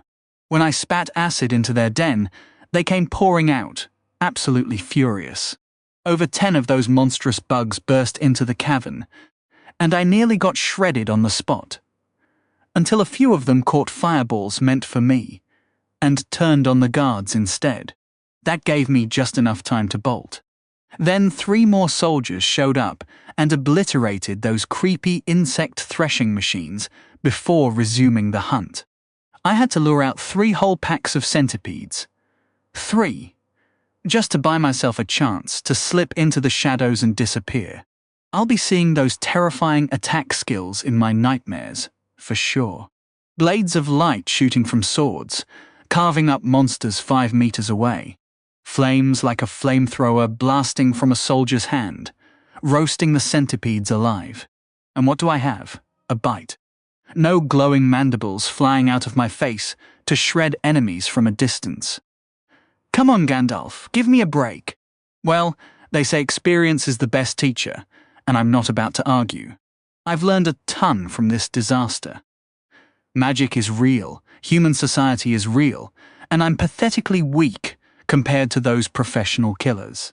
I also figured out how I take damage. After getting pelted by stone shards and scorched by fire, my HP dropped to batnacht. Half! My legs still work, thankfully, but I can feel the cracks in my carapace where those shards punched through. I need to figure out how to regenerate my HP. Does it recover over time? Or do I have to manually heal my wounds somehow? That's a big problem I'll need to solve fast. At least now, I might be able to turn this disaster into something useful. So many centipedes had been struck down, their carcasses left strewn across the cavern floor, completely ignored by the retreating guards. This was an opportunity too good to pass up. Those grim remains were practically a mountain of gold, pure biomass. I had to claim it. Speed was key, since every critter in this dungeon would soon be swarming over the corpses. And sure enough, when I poked my head out, I spotted a few creatures already creeping toward the piles. To avoid any unnecessary fights, I bolted for the bodies nearest the dungeon entrance, staying on high alert in case the soldiers doubled back. No sign of them yet. Time to hustle. I grabbed a hefty chunk of centipede, the feel of it, and scurried to a crack in the wall. Dropping my prize, I started digging a small hole, stuffing the meat inside, then dashing back for more. After 3 runs, more and more monsters were emerging to fight over the spoils, and bloody skirmishes broke out all around. Even centipedes crawled out of side tunnels to devour their fallen kin. Disgusting. It wouldn't be long before the chaos reached my spot, so I made 2 more quick trips, then yanked out the largest piece and buried the rest of my haul in the wall, hoping it stayed hidden. I slipped back to my nest with the big chunk, my pulse racing. Where were all these creatures coming from? They seemed endless, piling into the cavern, drawn by the noise and stench. I just hoped the racket would settle soon, so I could dig up the rest of my stash. For now, time to eat. All that sprinting had worn me out, and I needed to recover my energy and health. Chomp! Ugh, that's awful. Ah, right, Gandalf's hunting diversity bonus. As I chewed, I pulled up my basic profile. Yep, still as useless as ever. Claw centipede, huh? Makes sense, they've got claws. Though honestly, isn't that a bit lazy? Silent, eh, Gandalf? Can't blame you, naming things is tough. Finally finished my meal, so I decided to check my status. Name, Anthony. Level, 2, might, 15, toughness, 12, cunning, 25, wilf, 18, HP 17, MP 0. Skills. Digging level 3. Ice, grip level 3. Ice, grip level 3. Ice, tunnel sense level 1. Mutations, Ice +2. Species, hatchling antworker formica. Skill points, 0, biomass 2. My health was slowly ticking back up, 2 whole points. That was a relief. Keep eating, and my wounds would close up, leaving me in peak ant condition. I'd need to spend that biomass too. More mutations waiting. That still sounds so weird. As a human, should I really be embracing all this change? I think I know what I want, though. Mutate acid glands 1 and antennae plups 1. Yes, that's the plan. But please, no itching. I don't want. Herk. Goddammit vzazithrap, stupid itch. I scraped my forelegs across my antennae over and over, but nothing helped. It was a habit I'd noticed myself doing more and more. Ants are meticulous about keeping their antennae spotless, even using special hairs in their foreleg joints to brush off dust and debris. But that cleaning did nothing against the maddening burn that flared up with every mutation. and I couldn't touch the searing sensation deep inside, where I guessed my acid gland was. I hate this. Finally! Phew! Now I'd pushed my senses further with the antennae upgrade, sharpening my smell and vibration detection. And I'd taken the first step toward real combat capability by boosting my acid, my only solid attack so far. Time to head out, weave through the madness, and reclaim the rest of my treasure. Moving through the cavern ceiling, I watched the chaos below slowly settle as monsters carved out their territories and began to feed. That shift in energy worked in my favor. After 4 more runs, every piece of my stash was safely back at the nest. I called that a win. Sure, compared to all the biomass down there, my haul was modest, but I secured it with almost no risk, and that felt like a solid trade. Time to eat. After finishing my meal, I gained 2 biomass and 5 HP. Though I held onto those points, hoping to snag 1 more and boost my vision again. Maybe, with the fighting winding down, there'd be scraps left for a humble ant like me to scavenge. Only time would tell. Tenmaster of the beast. Alberton! Alberton! Open this door, you deaf old fool. 2 young legionaries stood off to the side, faces pale with dread, while the legion commander pounded his massive fist against a heavy iron-framed door, with such force that dust shook loose from the cold stone ceiling and sprinkled into their hair. These soldiers had been the first to spot the creature, catching the clearest glimpse of it before anyone else. Titus had rushed them straight to the medicus for treatment, then marched them to the Legion Keep of Lyria. Now they stood several floors underground, where the air hung thick with grime and the most forgotten supplies were tucked away. Truth be told, Titus hadn't been knocking long, but it didn't take much for a man his size to run out of patience. Open this door, Alberton, or I swear I'll burn those precious books of yours to keep my back warm, Titus bellowed. The door swung open to reveal a rumpled man in a brown robe, his beard jutting out like a thicket of thorns. You wouldn't dare, Titus, you illiterate brute. 1,000 years of Legion history lives in this room. The beard barked back at him. Titus just grunted. Good, you're up, he said, shoving past the much thinner Alberton and stepping deeper into the chamber. I'm always up, the scholar muttered, absently scratching at his robes. What time is it anyway? Titus shook his head and waved the 2 trainees inside, which they did with visible hesitation. The room was a disaster, every surface coated in dust, piled high with parchment, books, and scrolls of every kind. A few tables and a corner desk sat in the middle of the space, while towering bookcases lined every wall, crammed with massive leather-bound volumes bearing ornate script on their spines. Titus glanced around, then stuck his head back into the hallway just long enough to shout, "Someone clean this up!" As Alberton protested that cleaning was unnecessary and always threw off his focus anyway, Titus ignored him and pressed on.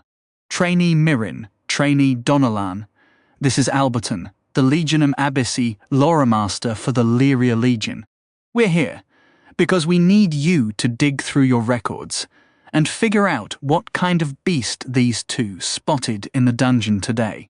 Alberton squinted at them skeptically. Haven't expeditions been suspended for days now? What could they possibly have seen on guard duty that they couldn't name? Have we stopped teaching recruits what a thorn lizard looks like? If that's the case, that falls on you as Lore Master, Titus said with a weary sigh. We need you to identify an ant. The Lore Master went still. You mean Formicidae? Yes. Alberton's gaze drifted aimlessly around the room as the information sank in.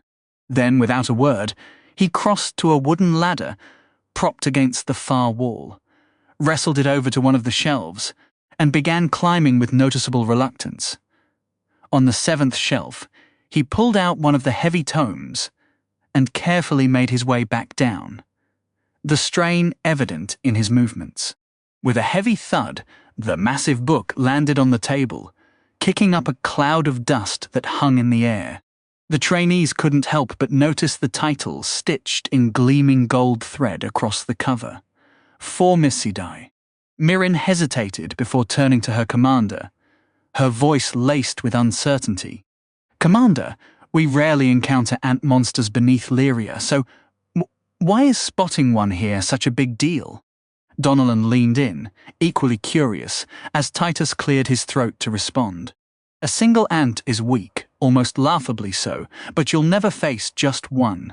They operate in numbers, hundreds, thousands, sometimes hundreds of thousands. They cooperate better than almost any other creature in the dungeon, feel no fear, no pain, and are driven by an insatiable hunger. A colony can strip entire sections of the dungeon bare, growing stronger as it spreads. And if it spawns in the second stratum or higher, it might tunnel all the way to the surface in search of more prey. That scenario has occurred only twice in recorded history, and both times, entire kingdoms were reduced to ashes before the ants were finally stopped."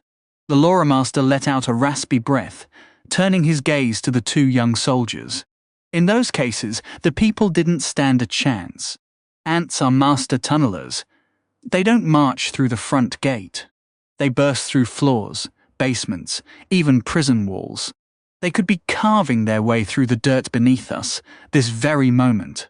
A dry chuckle escaped Alberton as the trainees nervously glanced at the floor and walls. "Now, tell me about this creature, and we'll see what we're up against." As the soldiers recounted their encounter, Alberton flipped through the enormous volume, murmuring to himself. Each page was covered in precise handwriting and intricate sketches of various monstrous ant species, the accumulated knowledge of generations of Legion fighters. "Large eyes, you say? That's unusual. At least we can rule out the Doralus line. Thank the Legion for that," he muttered. Donnellan raised an eyebrow at Titus, who explained, "Doralus ants are nearly blind, but a Doralus queen can lay over 1 million eggs in a single month, and their colonies can swell to 50 million strong. They're nomads, endlessly on the move, consuming everything in their path. Picture millions of monsters crawling across the ceiling, tearing through walls, piling over each other just to get to you. Does it really matter that they can't see?" Alberton frowned, still flipping pages. "Spraying acid to lure claw centipedes? Now that's highly irregular." Titus pressed. "Do you have anything, Lore Master?" Alberton paused, stroking his chin. "The coloration and the acid-spraying behavior are telling. We're likely dealing with a species of Formica, and given its size, definitely a hatchling. But there are quirks. Its eyes appear to have mutated, which is almost unheard of in ants, and the cunning it displayed to draw other monsters into the fray for its escape is anything but typical." Titus nodded thoughtfully. "I agree. A standard ant hatchling has a cunning stat of 3 or 4. This one is clearly well above that. What else have you gathered?" Alberton's expression grew serious. "We may have gotten incredibly lucky, Commander." "How so?" Titus asked. "You said it yourself. Ants rarely operate alone, and they almost never spawn in the first stratum, let alone this close to the surface. So how do we explain a lone hatchling found so high up? My theory is that a nest raid occurred deeper in the dungeon, and a young, vulnerable colony couldn't defend itself. Some of the brood was carried toward the surface, where this one worker managed to hatch on its own." Titus mused. "So we've been alerted to a potential threat far sooner than we had any right to be." Alberton nodded. "Exactly. It's possible the Queen only spawned this hatchling a couple of months back, give or take. What really bugs me is how this lone worker ant, arguably the feeblest monster in the entire dungeon, managed to stay alive at all. From what we've gathered, this ant has upgraded its eyes at least once, maybe twice. Where did it get the biomass for that? And why is it showing a level of cunning that's way off the charts for its kind? These are head-scratchers, Commander." "I hear you," Titus replied. But the bigger headache is the colony itself, not one stray worker. We need to mount a deeper push to root out this threat. Bad timing, though, since we're bracing for a wave any day now. Alberton winced. That's a tall order for us to handle solo, Commander. Agreed. The Legion will head into the dungeon right away, while you and I pay your aunt a visit. Alberton let out a bitter sigh at that. When a crew of cleaners shuffled in to sweep around his scattered papers, he sighed again, looking utterly defeated. 11 foreseed from home? The path isn't something any mortal race crafted. Even the Chow, at their peak, couldn't have reshaped our world like this. No, the path came down from above, and it's been lighting the way for everyone ever since. It doesn't care about race, color, or creed. It takes in all, and in return, all must take it in. The path is our ticket to ascension, to something greater. The system will lift us up, but only if mortals stand together can we walk it to the very end. From the Holy Book of the Path. Yesterday was way too chaotic for my liking, I've got to admit. I'm hoping today will be a lot quieter. All I want is one more biomass to bump my eyes to Pluttree, and maybe move my nest somewhere farther from the surface. But it's looking like my day won't be as chill as I'd hoped. Why are there so many soldiers out here? When I crawl out of my nest and head toward the cavern, human troops are already swarming everywhere. They're working in tight teams, pulling monsters out of side tunnels and taking them down with overwhelming force. From my spot, clinging to the ceiling in the shadows, I can see they've set up some kind of operation around the water pool. Wooden tripods stretch out over the water, and dangling from each is a crystal or gadget that seems to be soaking up light from below. What in the world is this high-tech stuff? What are they pulling out of there? And these weird crystals, what's their deal? More importantly, how am I going to get out of this alive? The whole cavern is theirs now. Even if I lean on my stealth, I've spotted their monster-detecting gear. Trying to sneak past would be a fool's gamble. And even if I pulled it off, the only way out is the big tunnel halfway up, which is obviously their route deeper into the dungeon. Could I just hole up in my nest? No chance. Once they see the dirt I've dug out, they'll know a monster's been at work and start clearing it. They might already know what this tunnel should look like and notice something's wrong with that pile of earth. So what the heck am I supposed to do? Dumb humans. There's one move left, but it's practically a death sentence. I've got to slip past my nest and push deeper into the tunnel, toward the spot where I first ran into that croaker beast. Isn't this just the perfect case of jumping out of the frying pan and straight into the jaws of doom? Tucked into the shadows near the entrance of my tunnel, the disciplined soldiers are already sweeping toward my side of the pool, their torches cutting through the dark to expose every hidden corner and crevice. Time is running out before they reach my hiding spot. Why do these guys have to be so thorough? Take a breather, fellas. Kick back. No? Ugh, figures. I've got no other option. Time to face the music and, quite literally, my own demise. I scurry back through the tunnel and plunge into the nest. A pang of regret hits me as I slip through the tiny gaps I'd carved into the ceiling, leaving my temporary refuge behind. This spot had been my little slice of safety in this wild world. My only sanctuary. It was only a few days, nest, but we had some good times. If I'd had a few of my ant bros bunking with me, it might felt like a real home. You know what? If I could track down my birth nest, that might be the safest bet. I've already gotten a taste of how surface society treats me here. Spoiler, it wasn't exactly welcoming. So maybe it's time to try and vibe with my own kind. Ant kind. After all, how far could I have been dragged before I even hatched? The nest might be closer than I think. Stay positive, Anthony. March forward and find the queen. Come on. But I'll do it smart, staying out of sight, hopefully. I slip out of the nest and into the uncharted stretch of this tunnel. I haven't been out here since that first day I woke up in this place and watched one of my kin get devoured by some monstrous two-legged crocodile. But things have shifted since then. I'm level 2 now, with a few biomass points to my name. I'm not the weakling I used to be. I grip the ceiling with all 6 claws and start moving carefully. My antennae twitch in every direction while my eyes lock onto every shadow ahead. Is it just me, or is this tunnel brighter than before? Those veins along the walls seem to be glowing stronger, pulsing faster than I remember. What's that about?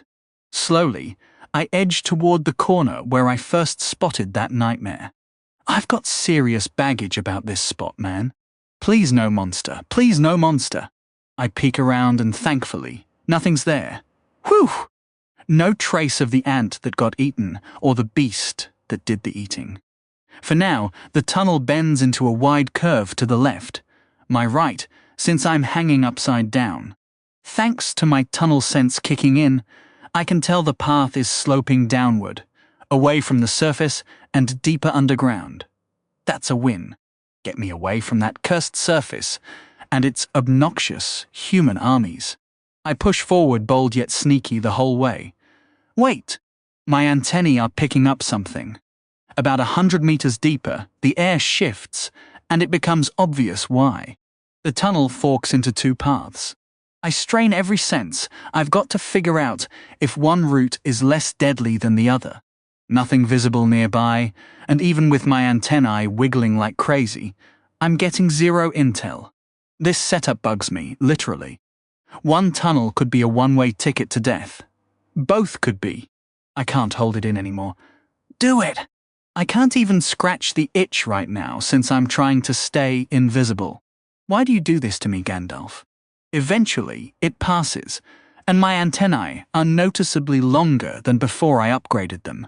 With my boosted senses, I try again to sniff out which path smells less like doom. Hold on.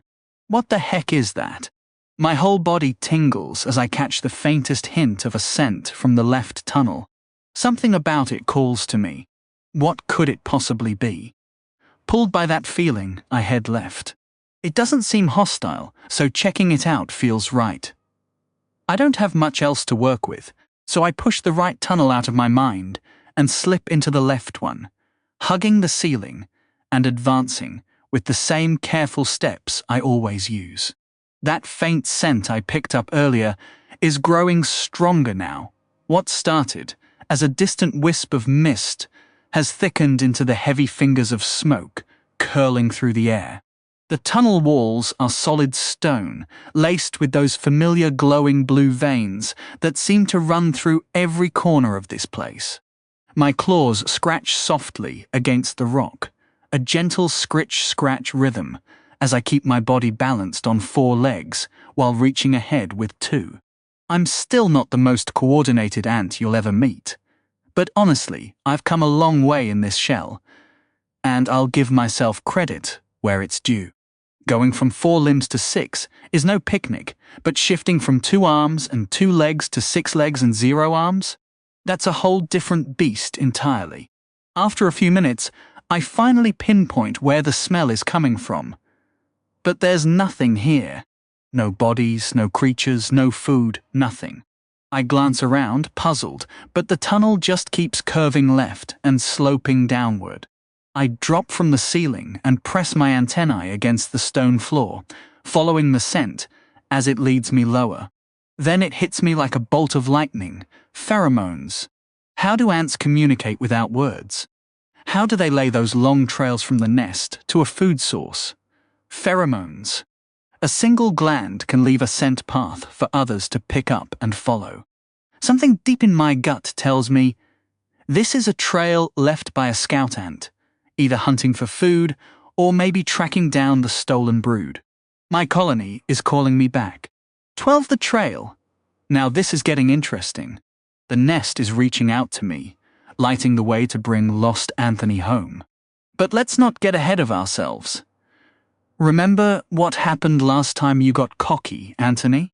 You're still not back to full health. After checking out the source of the scent on the ground, I climb back up to my favorite hiding spot on the ceiling and keep moving forward.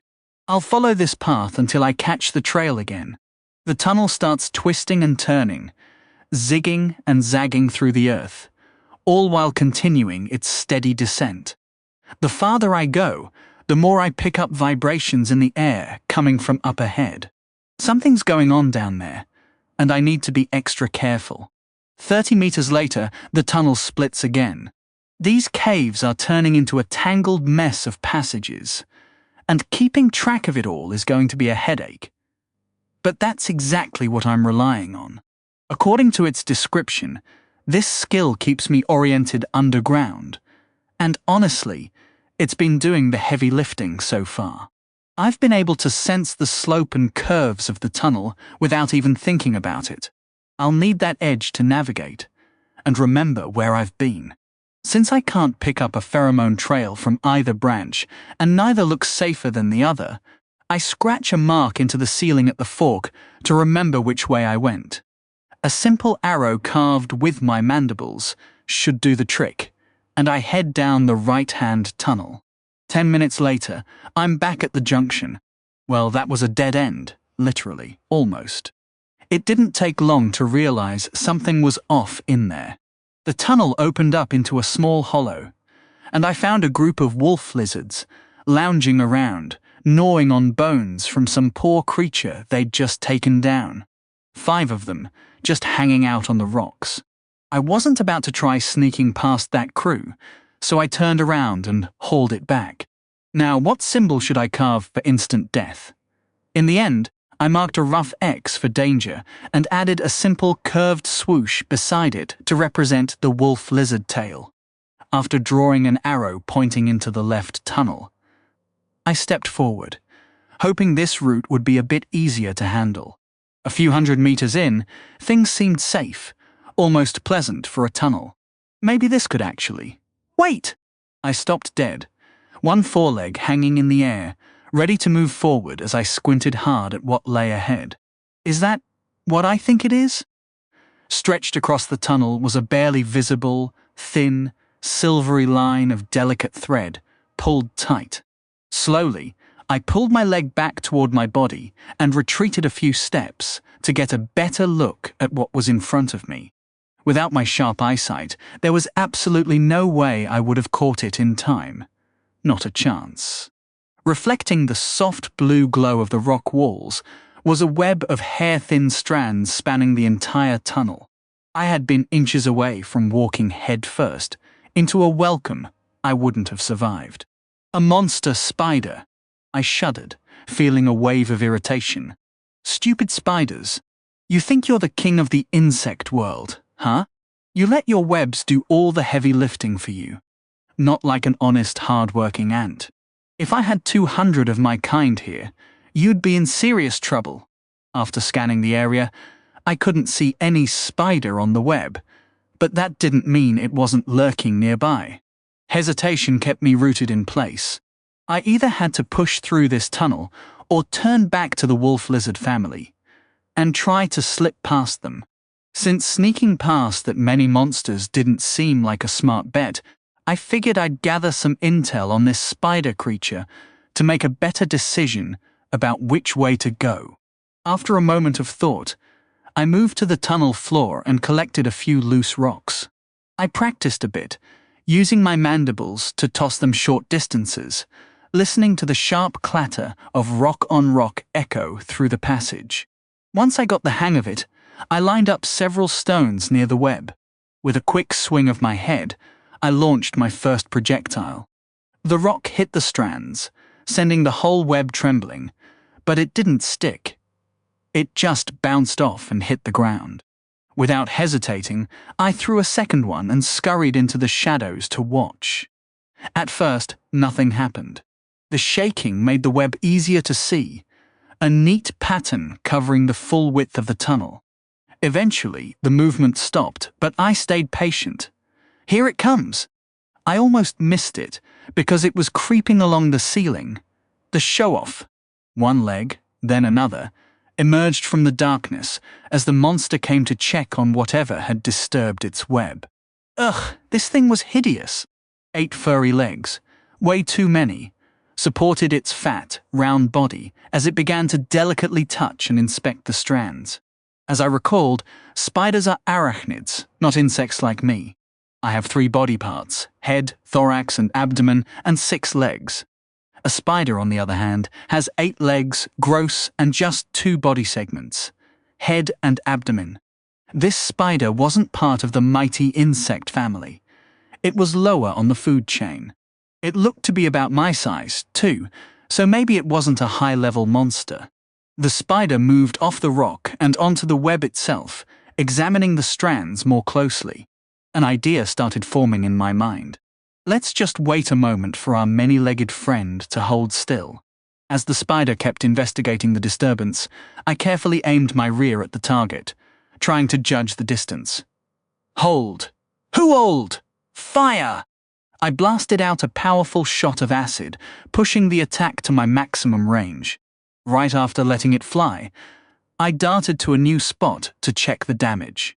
At that distance, my aim was a bit off. Instead of hitting the spider's abdomen as I'd hoped, the acid sprayed across the legs on its right side.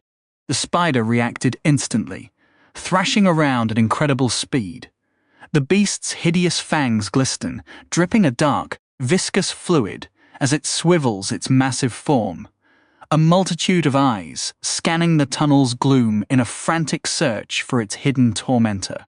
This is where the spider holds a distinct advantage over me. Even with my enhanced vision, I doubt I could rival the natural optics of an arachnid, many of which possess up to 8 eyes. As solitary predators, they rely on superior senses, a necessity I understand all too well.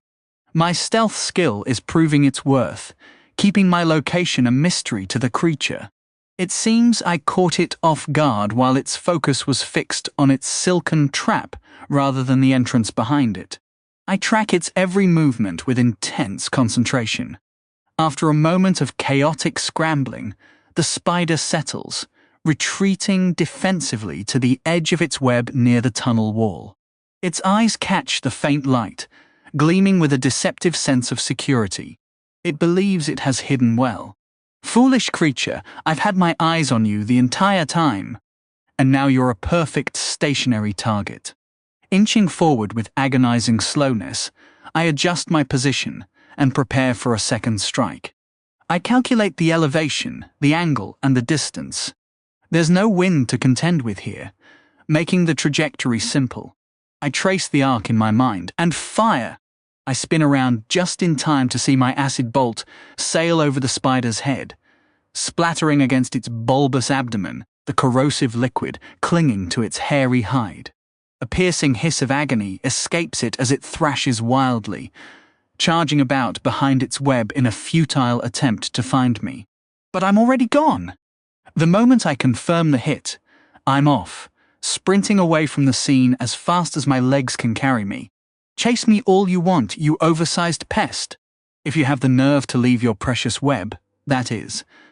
Arachnid insect, despite my bold words, I was trembling inside my own shell, dreading the inevitable rampage that would follow.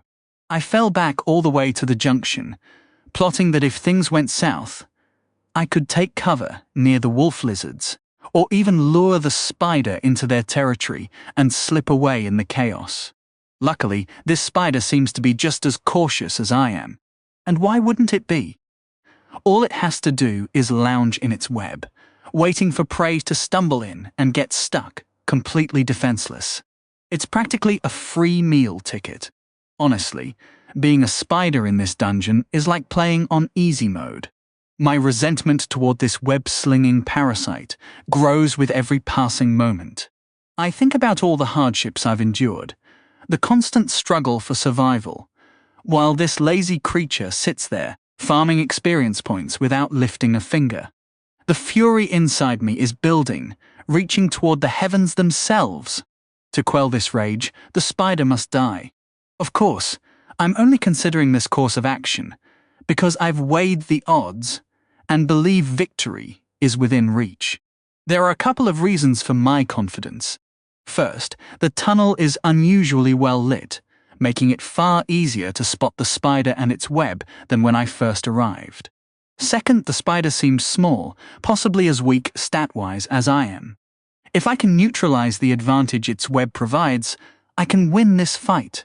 The trick is ensuring I never have to face it on its own turf. Phase 1 is already done. With the 2 acid attacks I landed yesterday, the spider has likely lost at least 5 HP. As long as it can't replenish its strength, my strategy of luring it out and attacking from range should eventually wear it down. Simple enough. The flaw in my plan is that I need to ambush it multiple times to secure a win. However, if it gets a single chance to sink its venomous fangs into me, it's lights out, antennae up, eyes peeled, mind sharpened to a razor's edge. I can't afford a single mistake. With this mindset, I advance on the web once more, scrutinizing every stone and crevice for any sign of the hidden arachnid. There's no trace of it. The repulsive thing is likely nursing its wounds behind the safety of its silken fortress, assuming it even has a tongue to lick them with. Unable to spot it, I decide to stick with the same tactic as before. I gather a few choice stones and line them up, then fling them one by one into the web. This time, I use 4 stones, hoping the larger disturbance will convince the creature that a juicy morsel has stumbled into its trap. Before the final stone even lands, I duck into a shady nook and settle in for the long haul. So I wait, and wait. 30 minutes crawl by, and still not a single hairy leg pokes out of that tunnel. Not coming out, huh? Feeling yellow, are we? Too scared to face me head-on like a real fighter? Or, a bug? That's fine by me. But I've got to be certain. So I line up my stones again, this time stacking 7 of them, and flick each one into the web with my mandibles. The whole structure sways and shudders under the barrage, and I pull back to watch. Come on, spider, bring it! Nothing. The tunnel stays dead quiet, not even a faint rustle bouncing off the rock. My first hunt taught me that patience is the true weapon of any monster. Danger hides in every shadow, and you can't afford to slip up.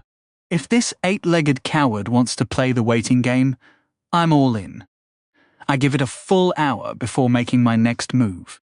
Either that acid bath did more damage than I thought, or the spider's too spooked to come near this side of its den.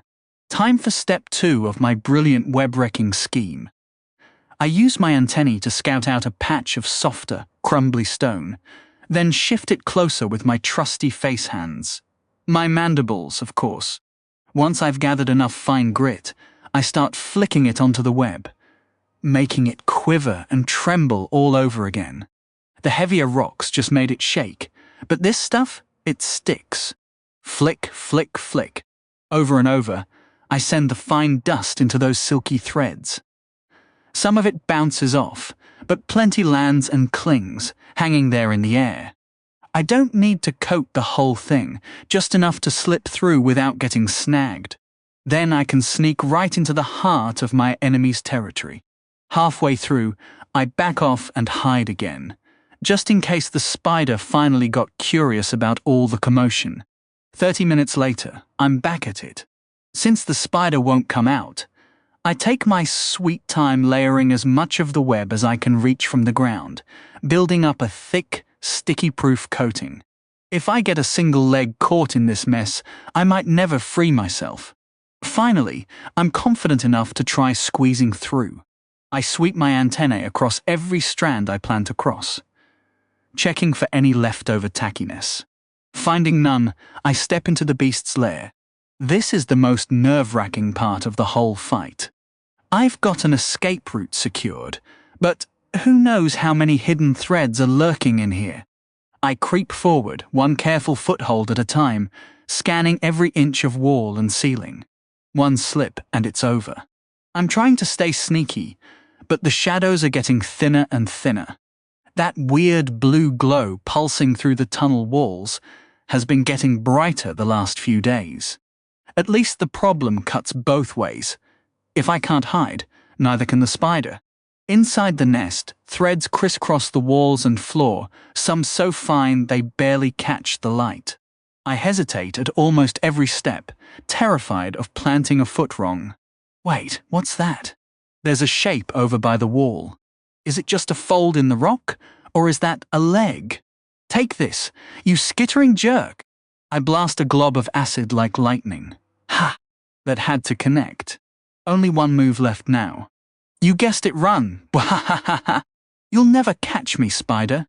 I'm like the wind whipping across the fjords, the gazelle bounding over the savannah, the falcon soaring through the open sky. Oh no, a thread! I'm stuck! It's got me! It's coming! Is this where I die? Before I even meet my colony? I've got so many regrets. I'm way too young for this. Heck, I'm not even a month old. Please, spider, don't end me. I've got so much to live for. I still haven't figured out if I can evolve like some kind of pocket monster. How amazing would that be? You wouldn't want me to kick the bucket before I uncover the truth, right? And, hold on. What? I spin around, only to realize it's my own leg that grazed a strand of spider silk on the floor. With a sharp yank, I snap free. Once I'm loose, I creep back to the spot where the spider was lurking. And there it is, a tiny creature, scorched and melted by acid, flipped onto its back, with its legs curled up toward the ceiling. I'm sorry, little guy. I totally misjudged you. 14 the Express lane, a wave of deep shame washes over me.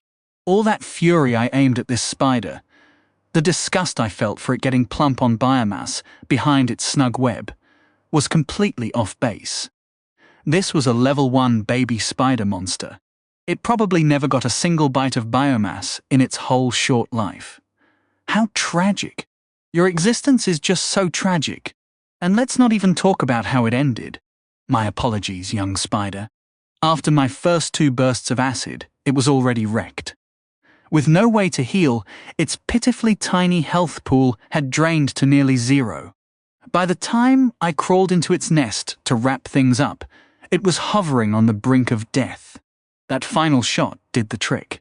Since it was only level 1, I doubt I scored much experience, but after consuming it, and yeah, the taste was exactly what you'd expect, I picked up 2 more biomass. Now Ice Plus Tree is back within my grasp. With my vision finally upgraded from dangerously awful to just plain mediocre, I can shift my focus to other parts of my body. Maybe then I'll actually stand a chance in a fight. Yeah, keep dreaming. I've got to figure out how to evolve into at least a full-grown ant. Maybe that means gaining more levels. But before that happens, I need a secure spot to hunt. After chowing down on that poor arachnid and carving out a path forward, I have no choice but to push ahead. I grab broken rocks and dust to tear through the web on the far side of the nest, squeezing between the strands once more. Time to engage stealth mode. Scrambling up to the ceiling, I slink cautiously down the tunnel. It doesn't take long before I stumble onto something new, a shaft plunging straight down into the darkness. Right in the middle of the tunnel, the floor just drops away, revealing a hole about 13 feet across. The bottom is totally invisible, even with the faint glowing threads twisting along the rock walls. How deep does this thing go? The tunnel I'm in keeps stretching forward, so I'm faced with another choice. If I assume deeper means deadlier, I should postpone exploring this shaft for now. Still, I pause to wave my antennae over the edge, hoping to catch a whiff of the trail. Nothing. I'm a bit let down, but honestly, also kind of relieved. I'd hate to chase that trail deeper into these tunnels, but since heading upward isn't safe either, thanks to the constant threat of a painful death from humans, maybe going down is the wiser play. Ugh, my head is pounding. I'll probably end up checking every option eventually. No point dwelling on it now. Onward. I step over the shaft opening and stick to my original route, keeping my eyes peeled. After about 20 minutes, I hit another surprise. Turns out my little tunnel spills into a much bigger one. Kind of like the cavern I was in before. This main passage is at least 100 feet wide and 65 feet tall. From my spot at the tunnel's mouth, I can see other openings branching off from this central corridor. And I know exactly what that means. More monsters. A few are prowling between the rock piles, and there's even more hissing, chittering, and clicking echoing from the shadows. I have to wonder, does this passage loop back to the first cavern I escaped from? Did I just make a wide circle and end up right where I started, in the very tunnel I was desperate to flee? I've got to play this smart. First things first, I back off and hunt for a patch of soft dirt to dig into. I have to retreat about 100 meters before I find a section of wall that's workable. After that, I get back to work on building myself a proper hideout. I carve out a fresh opening in the wall, scooping away chunks of dirt and rock to seal off the passageway behind me. There's just something about having even a thin barrier between me and the outside world that puts my mind at ease. It takes a few solid hours, but eventually I manage to hollow out a snug, dark little chamber and block the route leading toward the new cavern, leaving only that small ceiling gap for me to slip through. And you know what? Even if this skill isn't exactly thrilling, there's a real sense of pride in seeing myself improve. Thinking back, I've come a long way from the helpless critter I was at the start. My senses are keener, my acid packs a harder punch, and my skills have all climbed a notch or two. Sure, I'm still a total pushover in a fight, but hey, let me have this moment. Nest secured. Time to crash. To tackle new ground and maybe score a meal, I need to be at my best, so rest comes first. I drop my tough shell onto the ground, legs sprawled out awkwardly. One weird thing, I can't actually close my eyes since I don't have eyelids, which is honestly a bit unsettling. Back when I used to keep insects, I remember ants don't really sleep. They just freeze up and chill for a bit, something called torpor. So I lie there, perfectly still, and slowly slip into a hazy state where everything fades into background static. My mind drifts away from my senses, and I catch some shut-eye without technically shutting anything. A while later, I snap back to alertness, tuck my legs underneath me, and get ready to move. My head's clear. I'm running at full capacity, and it's time to see what this place has to offer. There are two big things on my mind right now. First, I want to grab one more biomass to boost my eyesight. After that, I'll stop chasing those extra 4 points and instead focus on upgrading the rest of my body. Stronger legs, tougher carapace, sharper mandibles, and a more potent acid gland would make me way less nervous about hunting out in the open. Second, I need to rack up more XP. Hitting higher levels could let me boost my stats, maybe even push me toward becoming an adult ant, which would seriously up my odds of staying alive. And I've already got a plan brewing for that. Hopefully this cavern has enough monsters to make it work. I slip out into the big tunnel and duck behind the rocky formations on the ceiling without a sound. My stealth is already at level 3, and I'm hoping to push it further by tailing some of the creatures lurking around here. Glancing left and right, I notice the passage slopes upward on one side and winds off into the distance. A nagging thought hits me. What if this tunnel loops back to that cavern I escaped from earlier? Did I seriously circle all the way around, just to end up face to face with those soldier types again? It's starting to look like this part of the dungeon is mostly these wide main corridors, with smaller offshoots twisting every which way, giving the little guys their own spaces to cluster. So the big tunnels are like highways, and the tiny ones are the back alleys. Something like that. I sweep my antennae and head toward the downward slope. Weirdly enough, just trying to map the tunnels in my head is leveling up my tunnel sense. A little odd that the system seems to track my thoughts, but hey, any skill boost is a win in my book. Hopefully something good's waiting in this direction. So far, I've spotted 2 new monster types around here. The first looks like an oversized rat, but has 3 tails, each one ending in a nasty spike. Definitely not looking to tangle with that thing. The second is some kind of slug-like creature, its long, slimy body covered in colorful, jagged spines that look almost like coral sprouting right out of its back. What's really concerning is that it's easily twice my size and can crawl along the walls without breaking a sweat. I've already seen 2 of them glide straight up a vertical surface. I've always hated slug things, and this one's no exception. Gross. Those sluggish, flashy creatures don't seem built for speed, and I'd bet my last coin they're dripping with some kind of toxin. Better steer clear of their tracks too, just to be safe. But wait, there it is. That glorious racket I've been dying to hear. Growls and the scrape of claws echo from up ahead. Time to charge in like Shadowfax on a sugar rush. 15 how to land the final hit. This world runs on some weirdly video game-like rules, and I need to crack exactly how they work. Like, when a monster bites the dust, how does the system hand out XP? Does everyone who dealt damage split it evenly? Or does the last hitter scoop up the whole prize? I've never seen a system notification pop up mid-fight, only after the target's gone limp. So XP must only kick in once something actually dies. Time to run a little experiment. As I creep closer, the clash gets louder. Hugging the shadows, I peek around the rocks to size up the brawl. 4 of those nasty claw centipedes are locked in a brutal scrap with a croaker beast. By Gandalf's gleaming beard, I can't stand those centipedes. They strut around like they own the place.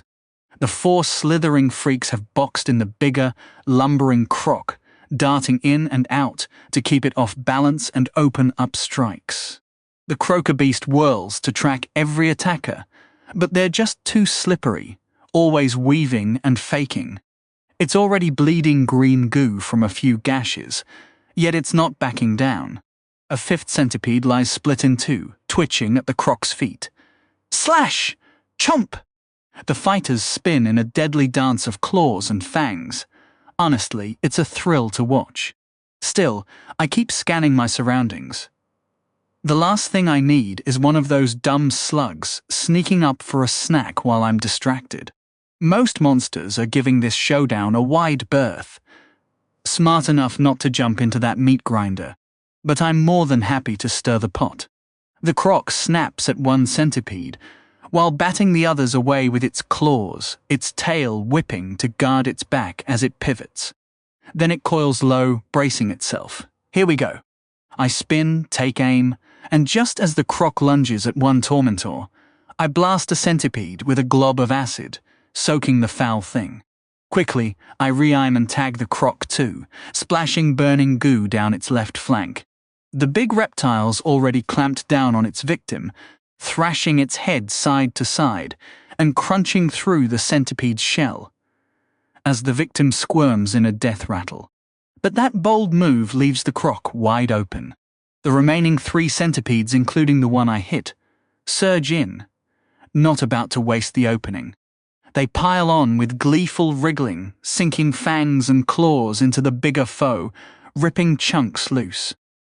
One centipede arches its tail, revealing a spike it flips forward to stab into the croc's back, almost certainly pumping in venom.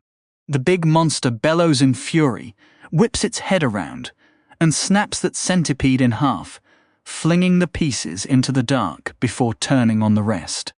But with my acid eating away and the poison setting in, it's slowing down, losing steam.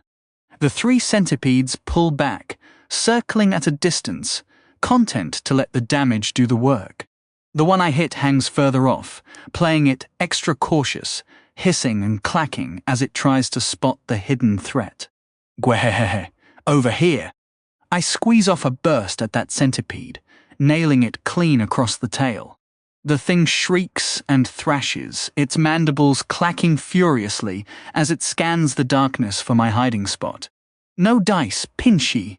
Normally, I wouldn't be this bold, but with their hunt nearly wrapped up and the risk of other monsters piling in, I doubt these centipedes would ditch their meal to chase me down.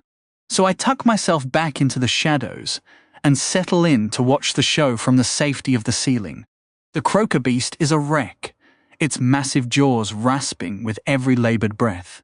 Its eyes still blaze with defiance, and the centipedes treat the brute with cautious respect, backing off a step each time it lurches forward, biding their time. My target is dragging now, clearly hurt.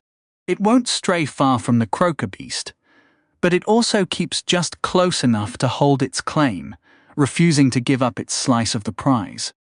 The croaker is on its last legs, barely able to fight back. Each inhale is a struggle. Its foggy gaze locks onto its final mark, the wounded centipede I hit earlier. Dash! With everything it's got left, the beast throws itself forward, desperate to take one more enemy down with it. The injured centipede darts aside as the others close in from behind. But the acid has been eating away for too long. The centipede's patient strategy had already drained the croaker's strength, and that worked out perfectly for me, letting my acid stack up damage over time. It's just enough of a drag that the beast can land a nasty claw swipe. Slash! The centipede staggers back, but stays upright. Between that hit and the earlier acid burns, the poor thing no longer has any punch left in its strikes. That was the croaker's final surge. After the desperate flurry, it crashes to the ground, completely spent. My heart hammers in my tiny ant thorax. This is golden. As the unharmed centipedes move in to finish off their prey, I line up my shot. This is my last acid reserve for now. It has to land. Bow! My acid flies true, splashing right onto the battered centipede. It writhes and twists as the burning fluid chews through it. Oddly enough, I feel zero sympathy for these clawed monsters. I'd like to think it's not just because they're so ugly. I'm not that shallow, right? The two healthy centipedes pause to check on their wounded comrade, then turn back to the collapsed croaker beast and deliver the killing blow. As the giant monster takes its final breath, I tense up. No system ping. No XP, even though I contributed damage. So being part of a fight isn't enough. Only the finishing hit counts. And speaking of which, the injured centipede just keeled over from its wounds. Sure, the croaker's devastating swipe probably did most of the damage, but I'm the one cashing in because my acid got the last hit. Mwahahaha. The remaining two centipedes don't seem to care about losing another ally. One scuttles off toward a side tunnel while the other circles the carcass, clacking and hissing at the air, guarding the biomass. Before long, 5 more centipedes burst into the main tunnel and swarm around the prize. One even crawls over, grabs the remains of the one I killed, and starts hauling it back toward their nest. Hey! You thieving worm, I curse your whole bloodline!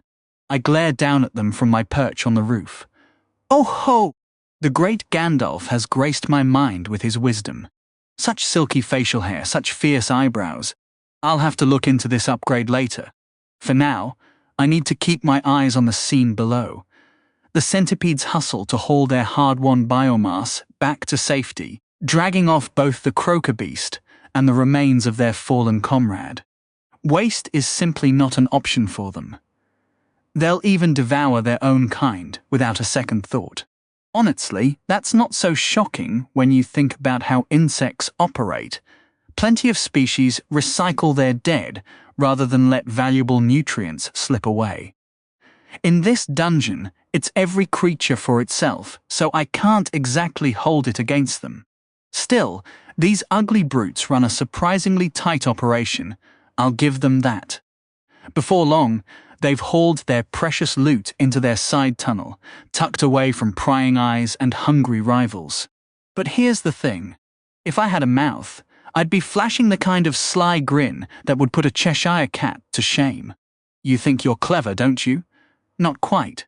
I chuckle to myself as I slither down a stone pillar, making a beeline for the centipede carcass. The croaker tossed aside mid-battle. That prize is all mine. 16 cranks and undertows. The waves remain a puzzle to us.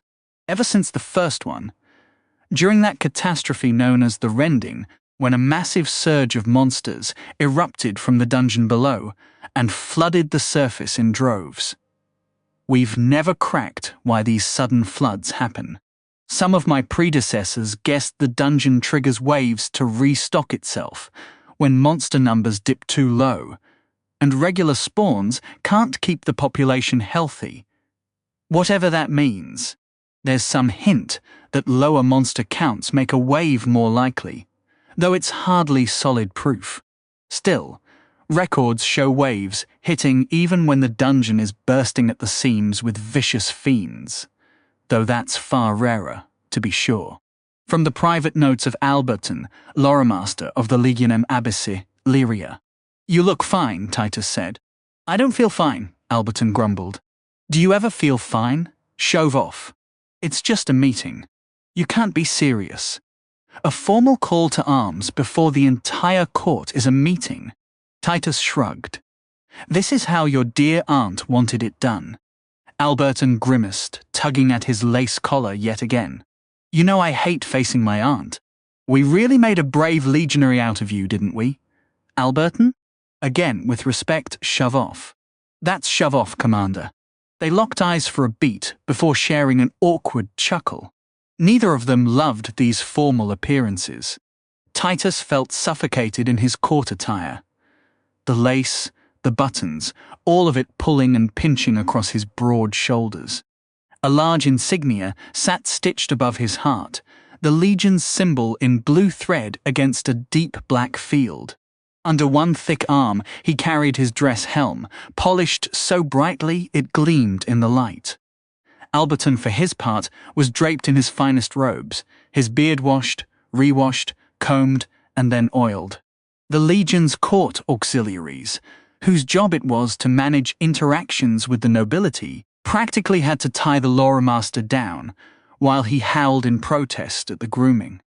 If pressed, Titus would admit that watching Alberton get presentable was the only fun part of coming to court. At the moment, they were stewing in an antechamber outside the throne room, waiting for their names to be called. After a while, an overdressed, wheezing courtier shuffled in to fetch them. They were led to the carved, gilded doors, where after a pause the chamberlain boomed. "Commander Titus of the Deep Legion, Loremaster Alberton of the Deep Legion." The herald's staff, a colossal stone rod crowned with a meticulously carved lion's head, crashed down 3 times, the sharp reports ricocheting off the vaulted ceiling. 2 legionary officials strode into the cavernous hall, their entrance parting the sea of courtiers, bureaucrats, and local power players who hastily cleared the central aisle. Sunlight poured through towering arched windows, dancing across ornately sculpted pillars that seemed to hold up the heavens themselves. For a frontier kingdom, Lyria had enjoyed a long stretch of prosperity, and the throne room stood as a gleaming testament to that enduring wealth and influence. Seated upon the dais was a matronly queen, her years etched gently into her face, yet her eyes still sparkled with sharp intelligence. Queen Verita, adored by her subjects, had steered the realm with grace and shrewdness for over 3 decades, and the Legion had reaped the rewards of her steadfast trust. As the 2 men closed in on the throne, Titus felt a flicker of irritation at the familiar faces clustered near the dais. People he'd rather avoid.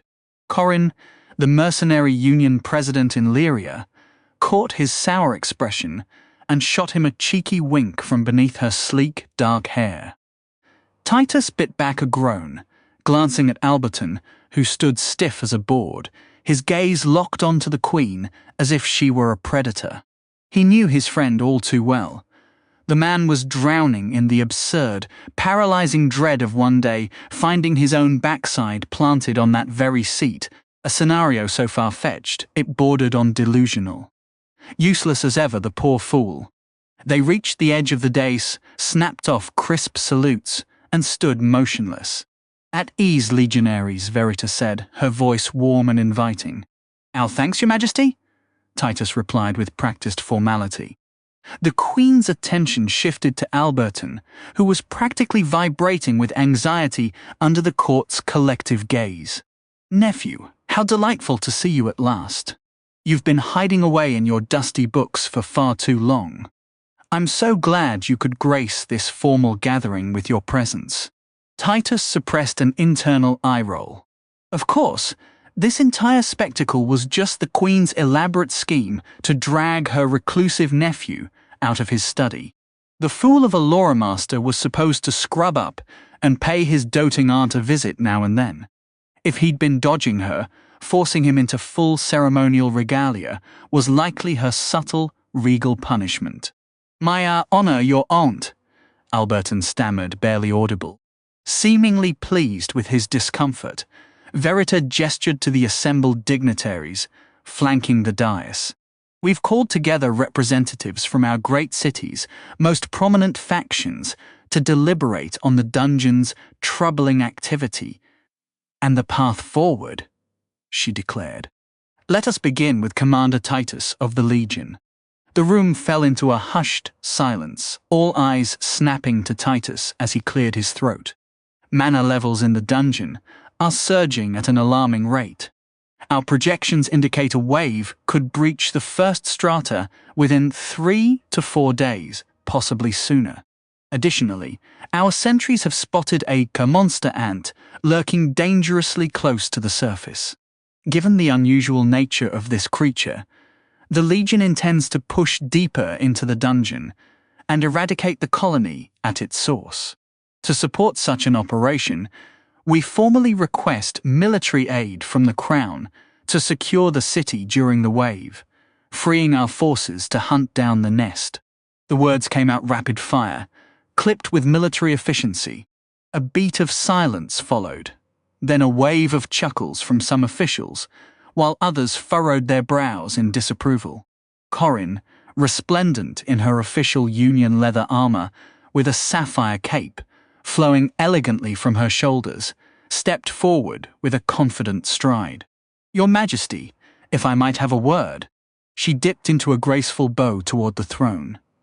You may speak, Corin, Verita said. The mercenary leader rose, adjusted her cape, and turned to face the assembly. For over a century, the city of Lyria has flourished under the wise guidance of Queen Verita and her predecessors.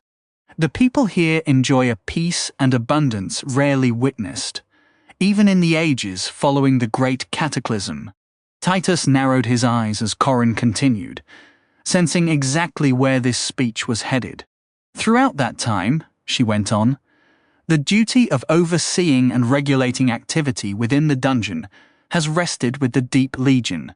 Despite their constant, heavy-handed, and disruptive methods, dungeon delving has remained a cornerstone of Lyria's economy, and through the guidance of the Mercenary Union and the courage of its members, this resource has been successfully harnessed.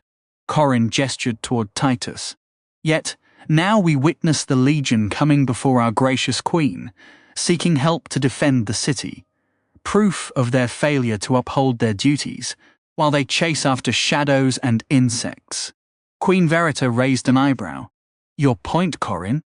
The Mercenary Union president bowed once more, her sleek brown hair framing her face. The Mercenary Union respectfully requests the throne to grant us direct control over dungeon access, allowing us to properly manage this asset and regulate our own ranks. The Associated Merchants Guild stands with us in this petition, she said, motioning to one side. One of the few non-humans in the room stepped forward, a Brathian, whose silver skin shimmered with a watery, near-translucent glow, a nod to their aquatic heritage. Our estimates suggest that easing restrictions on dungeons exploitation could double profits within 2 years, Your Majesty, the tall figure stated, their voice carrying a melodic, lingering resonance.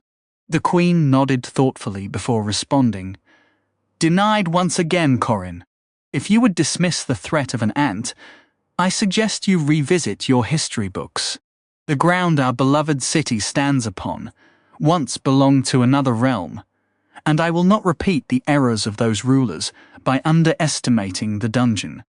It is not a resource nor a mine, despite the wealth it provides. It is a danger, and it must always be treated as such. The Queen turned her gaze to Titus. If you study that history, you'll find it was the Deep Legion who freed this land. For that reason, among others, the rulers of Lyria have continued to place their faith in them. Corin bowed gracefully toward the throne. This loyal subject worries more about the future prosperity of the citizens than the past. The dungeon deserves respect, certainly, but not fear. The Queen acknowledged her with a dismissive wave and rose, commanding the room's attention. The Crown will assign the Royal Guard to support the Legion throughout the wave. Let it be known that Lyria places its trust in the Legion to manage the dungeon. Commander, how sure are you that you can wipe out this nest of creatures? Titus saluted, hand pressed to his chest. We are the Legionum Abyssi, the Deep Legion, Your Majesty, he said, turning to face Corin. For over 3,000 years, across all the lands of Pangera, one truth has held steady. Beneath the ground, no one can rival our might. 17 The deep roads that Centipede was a gruesome sight. Torn clean in half, its insides strewn about. Ugh! Still, I couldn't pass up the golden chance those ugly remains offered. Precious, precious biomass. Using every bit of my cunning, I hauled the carcass back, piece by piece, to the safety of my nest for the feast. Man, this is absolutely revolting. So disgusting, I'd almost rather go hungry. Almost. This is a very key word, almost. Would you rather starve to death, Anthony, or chow down on this pile of smashed centipede? I'd take the meal, but only just. It looks like just about every creature holds exactly one biomass. Something that really caught my eye this time around, though, was the leftovers. I can't exactly chew through every bit of these monsters. The fangs, the carapace, the teeth, anything too tough to break down. So what's the deal with those pieces? After I wait for over an hour, this faint blue glow starts to wrap around the scraps, and right before my eyes, they sink right into the ground. What the? That's creepy! So these leftovers are just getting absorbed straight back into the dirt? Does that mean this whole cave network is pulling in monster bits from everywhere? For what purpose? The more I figure out, the more questions pile up. Anyway, time for the real deal. I've got 3 biomass and 1 skill point to burn right now. First up, the biomass. Even with all the improvements I've made so far, my vision is still officially terrible. My whole approach has always been to check things out before I fight, so boosting my senses is a must. Here we go. Yep. Goo! The itch. It's way worse than last time. How? How in the world is it worse? It felt like a whole swarm of bees decided my eyeballs were the ultimate insult to their kind, and my eyes lit up with this insane, intense itching. After a whole lot of flailing, rolling around, and smacking my head against the wall, the feeling finally fades. Phew. Now on to the next thing, spending my skill point. Oh yeah! The usual menu pops up, and another riddle gets solved in a hurry. Now that my stealth has hit level 5, an upgrade is up for grabs. Scanning through my list of purchasable skills, along with dash and the ones I've seen before, there's a fresh option. Advanced Stealth, cost 1 SP. The upgraded Stealth skill boosts the holder's passive knack for dodging notice even more, while seriously ramping up that ability when you stay perfectly still. Oh ho! So once my skills hit level 5, I can bump them up to a better version for another skill point? That's interesting. I'd be a straight-up fool not to grab this one. Not being seen is basically the same thing as staying alive. And that new passive sounds pretty handy too. So my status now looks like this. Name Anthony, level 3, might 15, toughness 12, cunning 25, will 18, HP 30, MP 0, skills, digging level 4, E. Acid shot level 3, I. Grip level 3, advanced stealth level 1, C. Tunnel sense level 3, I. Mutations, eyes plus 3, antennae plus 2, acid gland plus 1, species, hatchling ant worker, formica, skill points, 0, biomass, 0. Finally, level 3. I've come such a long way, I could almost tear up. This is my pride, my drive. I'm going to take these caves and make them bow to my raw power at some point down the road. For now, I've got to keep a low profile and keep scouting. In a straight-up one-on-one scrap with just about anything, I'm going to get flattened. But with advanced stealth, I'm feeling a lot more confident about exploring the shaft and pushing deeper into this place. I couldn't pick up a pheromone trail in the cavern, and even though I haven't had a chance to properly scout it out, I can't ignore how curious I am about what's waiting down below. If I didn't have those fresh upgrades to my eyes and stealth, I probably wouldn't risk it. Time to see what's hiding in the depths. Giving my antennae a quick wipe. Got to keep them looking sharp. I head out of the nest and back toward the vertical shaft. Okay, this is a little nerve-wracking. Moving straight down still makes me uneasy. It's not like a human gets a chance to do this, after all. Walking down a wall is one thing, but heading down a black hole where I can't see the bottom is a whole other story. Easy now, easy. As I make my way down the shaft, I notice it's actually pretty bright in here. Those pulsing veins of soft blue light run all along the walls, casting a glow over the rock. It's not as bright as regular daylight or a lamp from my own world. But compared to everything I've dealt with so far down here, it's a well-lit spot. The walls throb with a rhythmic pulse, the light swelling and fading like a slow, deep breath, making the entire shaft feel almost alive. It's subtle, but I swear the glow intensifies just a fraction with every meter I descend. After carefully lowering myself about 50 meters, I hit something that stops me dead. What in the world is this? Jutting right out of the wall, perched directly on one of those glowing veins, is a tiny clump of something that looks like azure grass. But at the center of that little mound sits a single stalk, topped with a miniature flower made of what appears to be solid blue crystal. Plant life. Down here in this sunless pit. How is that even possible? Maybe those veins are pumping some kind of energy into the soil, some bizarre substitute for sunlight. The bloom is impossibly small, but when I shove my ant face right up against it, the intricate details snap into perfect focus. It's genuinely beautiful. I tear myself away from the discovery and press on, only to notice these patches of glowing grass and their crystal blossoms appearing more and more frequently the deeper I go. Then another shock hits me, and this one is a welcome relief. Pheromones! My antennae whip around frantically, drinking in the unmistakable chemical signature of my own colony. My kin, my tribe, my people. I picked the right path. That scout who went missing must have come down here, chasing the thieves who raided our nest into these depths. What a hero. Bold, relentless, giving everything for the greater good. Just like I will when I finally make it home. That's the ant way, after all. Fueled by that discovery, I push forward, descending another 40 meters until the shaft just stops. A narrow, jagged tunnel branches off to the left, all sharp corners and awkward bends, and it grinds my progress down to a cautious crawl.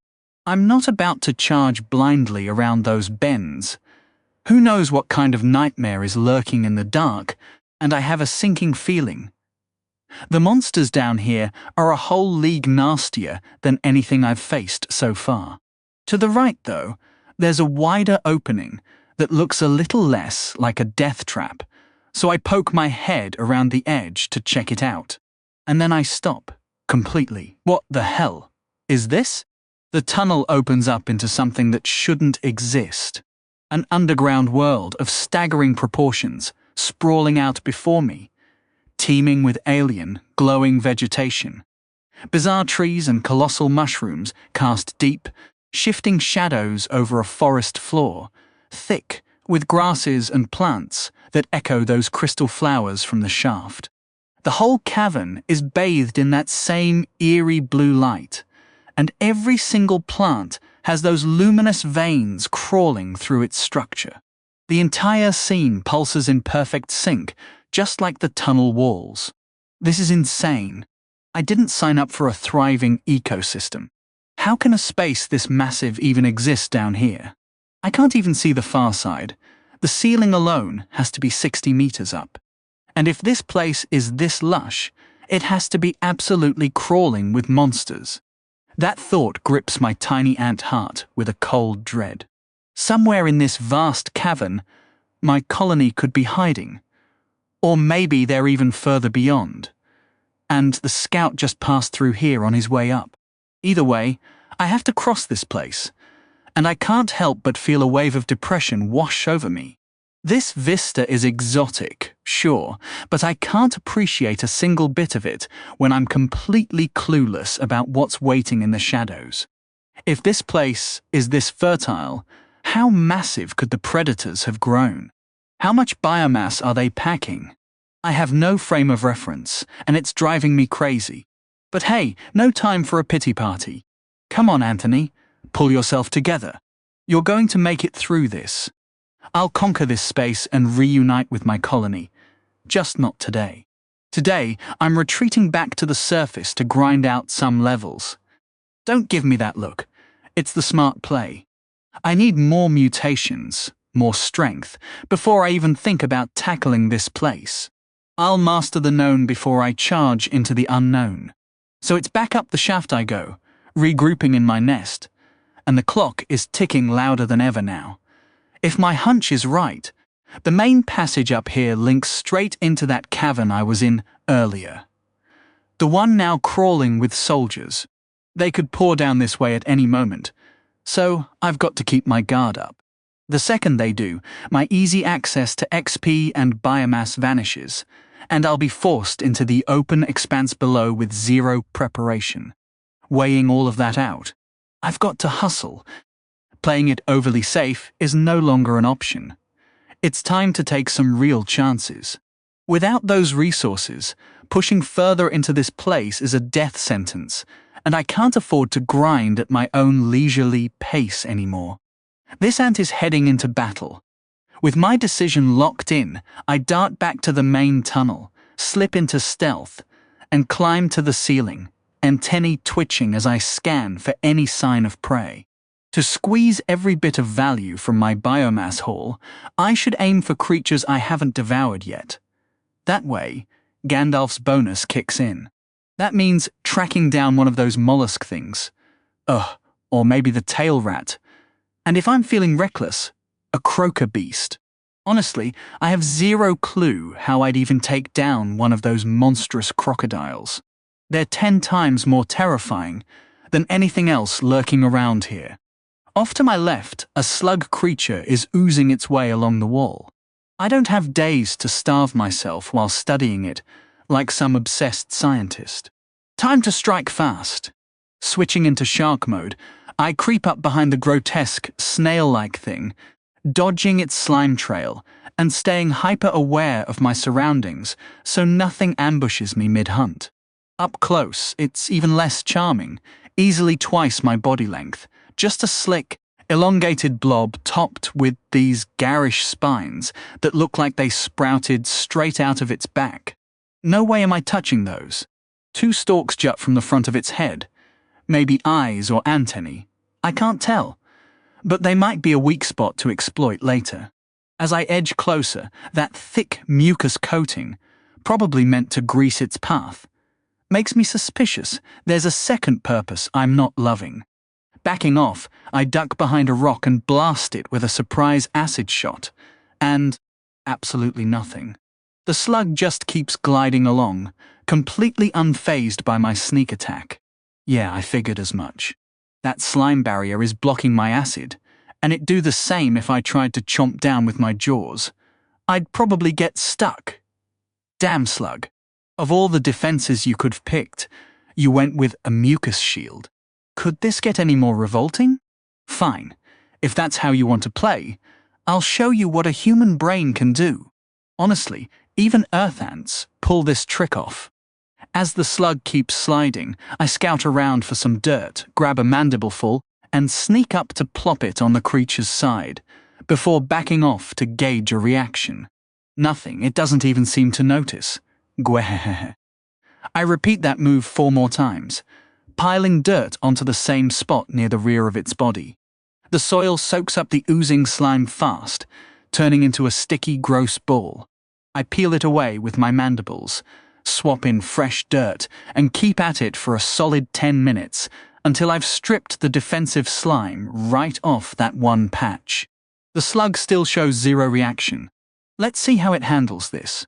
I retreat to a safe spot, spin around to present the B-zone, and fire off another acid blast. The moment it hits the slug's soft, spongy flesh, the creature jolts with surprise. Felt that one, didn't you? How about another? Pow! Direct hit again. Now the slug's writhing, its body recoiling from the burn, and I can't help but grin. The monster's sticky flesh hisses and steams as the acid chews through it. Nasty stuff. The slug yanks its front half off the wall with a wet, sucking sound, twisting toward the source of the burn. Its foot, that rippling muscle all slugs rely on, dangles and squirms in the open air. The eye stalks, way longer than any normal slug's, thrash around like blind antennae hunting for the culprit. That's when my instincts kick in, and a wild thought zips through my head. How does a slow, gooey beast like this even feed up here? No plants to munch on, so does it hunt other monsters? Before I can finish the idea, I bolt from cover, scrambling across the rock as fast as my tiny legs allow. Glancing back, I see the slug pulling itself into a tight coil, its front half bunching up, and then a mouth splits open through the slime. A nightmare of jagged fangs. It lunges like a released spring, hurling a thick glob of mucus that splatters against the wall behind me, bubbling and fizzing as it eats into the stone. Whoa, sticky acid, and judging by the way it's melting rock, way stronger than mine. I keep moving, scurrying up to the ceiling, and weaving through the crevices before I dare look back. The slug is furious, its eye stalks sweeping the area as it reorients and starts crawling my way, that terrifying maw snapping at the air. That is one seriously pissed off slug. I really should have thought this through before poking a monster that turns out to be an acid-spitting nightmare. But hey, no point crying over it. Ants don't have tear ducts anyway. The only way out is to take this thing down. Problem is, my acid reserves are limited, maybe 3 or 4 shots at best. I haven't figured out the exact recharge time between blasts, so after one more hit, I'll be guessing. My mandibles are useless against that slimy hide, so acid's my only weapon. I've got one plan in mind, but it's risky, and I hate it. Why did you push me into this, Gandalf? If I had more time, I'd never even try this stunt. Clenching my jaws, I drop from the ceiling to the wall, creeping toward the slug while staying low in the rocky folds. How long do I have to crawl around on walls before that skill levels up anyway? Maybe it only counts when I'm fighting up here. No time for that now. Battle's on. The slug slithers through its own acid without a scratch, that protective slime shielding it from harm. It probably hunts by burning its prey with this goo before moving in for the kill. Here goes nothing. I've closed the distance to about 10 meters, and while it's likely spotted movement, it can't pin me down. I take a breath and commit to the plan. Rising up tall, I turn around and present my backside to the slug, wiggling it right in front of those bewildered eye stalks. Take a good look, slug. Like what you see. Apparently, even a 2-meter-long monster doesn't know what to make of an ant shaking its butt. The creature freezes, stunned for a second, then rears back with its toothy trap wide open. Now, fire! A perfect shot. Even Gandalf would give a nod of approval. The liquid blasts out of my gaster at full speed, a solid stream of death arcing through the air. The slug bunches up to lunge and spit again, but my acid lands right on its face. And better yet, straight down its throat. The reaction is instant. The slug twists violently, peeling off the wall and smacking against the stone floor with a sick, wet thud. It keeps thrashing as the acid eats through its insides, the rocky ridges along its back scraping and grinding against the ground with harsh, rasping noises. I just hope nothing heard that and comes snooping around. A flawless plan, right? The idea was to bait the beast into opening its mouth so I could land one perfect, fatal shot. Since the slime barrier protects the rest of its body, the inside is the only weak spot. I keep watching my prey squirm under the effects of my attack, hoping I actually nailed it. Finally, victory. The slug goes limp, a 2-meter-long sludgy mess of a mollusk sprawled out before me. Now comes the real challenge, eating it. Wait, do I actually have to do this? If an ant could throw up, I'd be on the verge right about now. Stop being dramatic, Anthony. People back on Earth ate snails and slugs all the time. You can't afford to waste any source of biomass, so shut up and dig in. Ugh. As I approach, I see the slime layer still coating most of its body.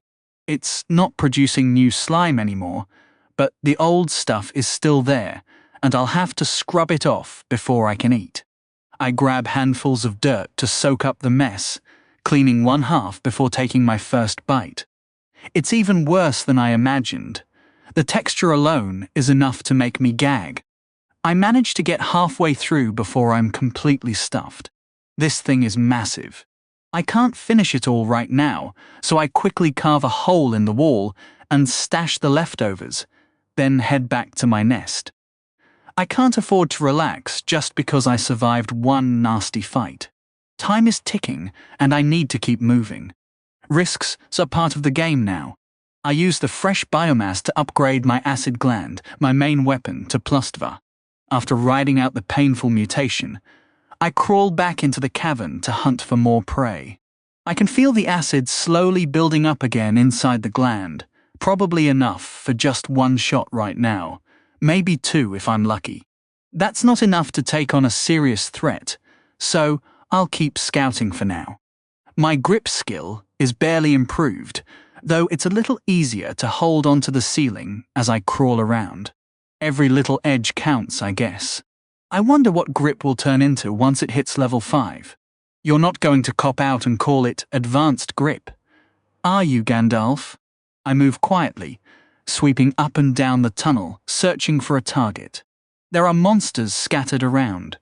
A pair of lizard hounds sniffing the air, a group of claw centipedes crawling over rocks and scaling the walls. Out of the corner of my eye, I catch a flicker of movement and turn just in time to see a familiar shape slip between 2 stone outcroppings. Well, if it isn't my old friend, the thorn lizard. I almost feel a pang of nostalgia for my very first hunt. I haven't seen one of these since that day at the water pool. Looks like the next prey is decided. I can reuse some tactics from the first encounter. I'll stick to the walls and rely on my acid to fight. No traps this time. I'll face it head-on with mandibles and acid to see how I hold up. I position myself above, where I last spotted the lizard, and track it down. With my upgraded antennae and eyesight, I finally find it tucked against a rock, resting. Those biomass investments are really paying off. Now that I've located it, I carefully scramble across the ceiling, searching for the perfect footholds to line up my shot. I only have 1, maybe 2 rounds in the tank, so I have to make it count. I crawl to the other side of the lizard, opening up the angle to its face, then creep forward 1 leg at a time, getting as close as I possibly can. With the lizard completely still, I manage to creep within 15 feet of my target, exercising such painstaking patience that nearly a quarter of an hour slips away before I'm finally in striking range. Holding my body motionless for that stretch demands enormous focus, and by the time I'm set, I feel completely drained. My previous fight had been reckless. This time, I'm stacking every advantage in my favor. Slowly rotating to angle my acid gland toward the creature, I steady my head, take careful aim, and fire. Boom! Dead on! At this close range against an immobile target, the corrosive stream lands square across the thorn lizard's face. The beast snarls, squeezing its eyes shut and raking at its skin with frantic claws to wipe away the burning fluid. Seizing the opening, I rush in from above while it's still distracted. Its long spines thrash wildly through the air as it whips its pained head side to side, desperate to shake off the sting. I edge forward cautiously, dodging the poisoned barbs, then lunge in with a fierce bite. Let's be honest, my mandibles aren't exactly built for combat. As a worker ant, they're designed for excavating soil, hauling debris, and gripping objects, not slicing through flesh. The inner edges of my jaws are frustratingly blunt, completely useless for tearing or ripping. Some ants, like bull ants, sport long, razor-sharp mandibles that look like they mean business. Others, such as trap-jaw ants, have explosive locking mechanisms that snap shut with devastating force. I have none of that. My bites are more like a persistent, annoying squeeze than any real damage. But hey, if I can't make each attack count, I'll just overwhelm with volume. Take that! And that! I dart forward again and again, relentlessly crushing the blinded creature's head between my jaws. Another level 4 skill. Fantastic. The thorn lizard flails blindly in response, jabbing wildly with its deadly spines, but its movements are sluggish and painfully predictable. Without a clear sense of where I am, it's forced into broad, sweeping strikes that I can read from a mile away. Before long, the creature collapses, defeated. 20 offense is deafened silence had become a rare luxury for Commander Titus over the past several days. This expedition had been thrown together on short notice, completely outside the standard rotation, leaving an avalanche of logistics to sort out before departure. The Queen dispatching her personal guards had been an unexpected bonus, though. The Legion had braced for regular frontline soldiers to fill the gaps. Capable fighters, no doubt, but nowhere near the caliber and discipline of the Guard unit. The moment they arrived in their gleaming ornamental armor, polished to a mirror shine, they started barking orders to speed things up in the Queen's name. And suddenly, everything moved twice as fast. Titus ran his fingers across the smooth stone surface of his desk. Remarkable material, this stone wood. It sprouted from the dungeon floor just like a tree, yet it was solid rock through and through. The speckled, dark grain had always appealed to him, so much so that he'd carried this slab up to the surface himself, just to craft this very desk. His hand drifted to the desk's underside, near the wooden drawers mounted beneath. He pressed down and waited. A soft click followed, and a small, rectangular panel of stone lifted from the surface, its seams utterly invisible moments before. With one hand, Titus raised the panel to expose a small, cloth-lined hollow inside. Within lay 6 tiny glass vials, capped with twisted silver etched in precise, intricate runes. 2 sat empty, but the other 4 held a brilliantly luminous liquid, its blue glow flooding the dim office instantly.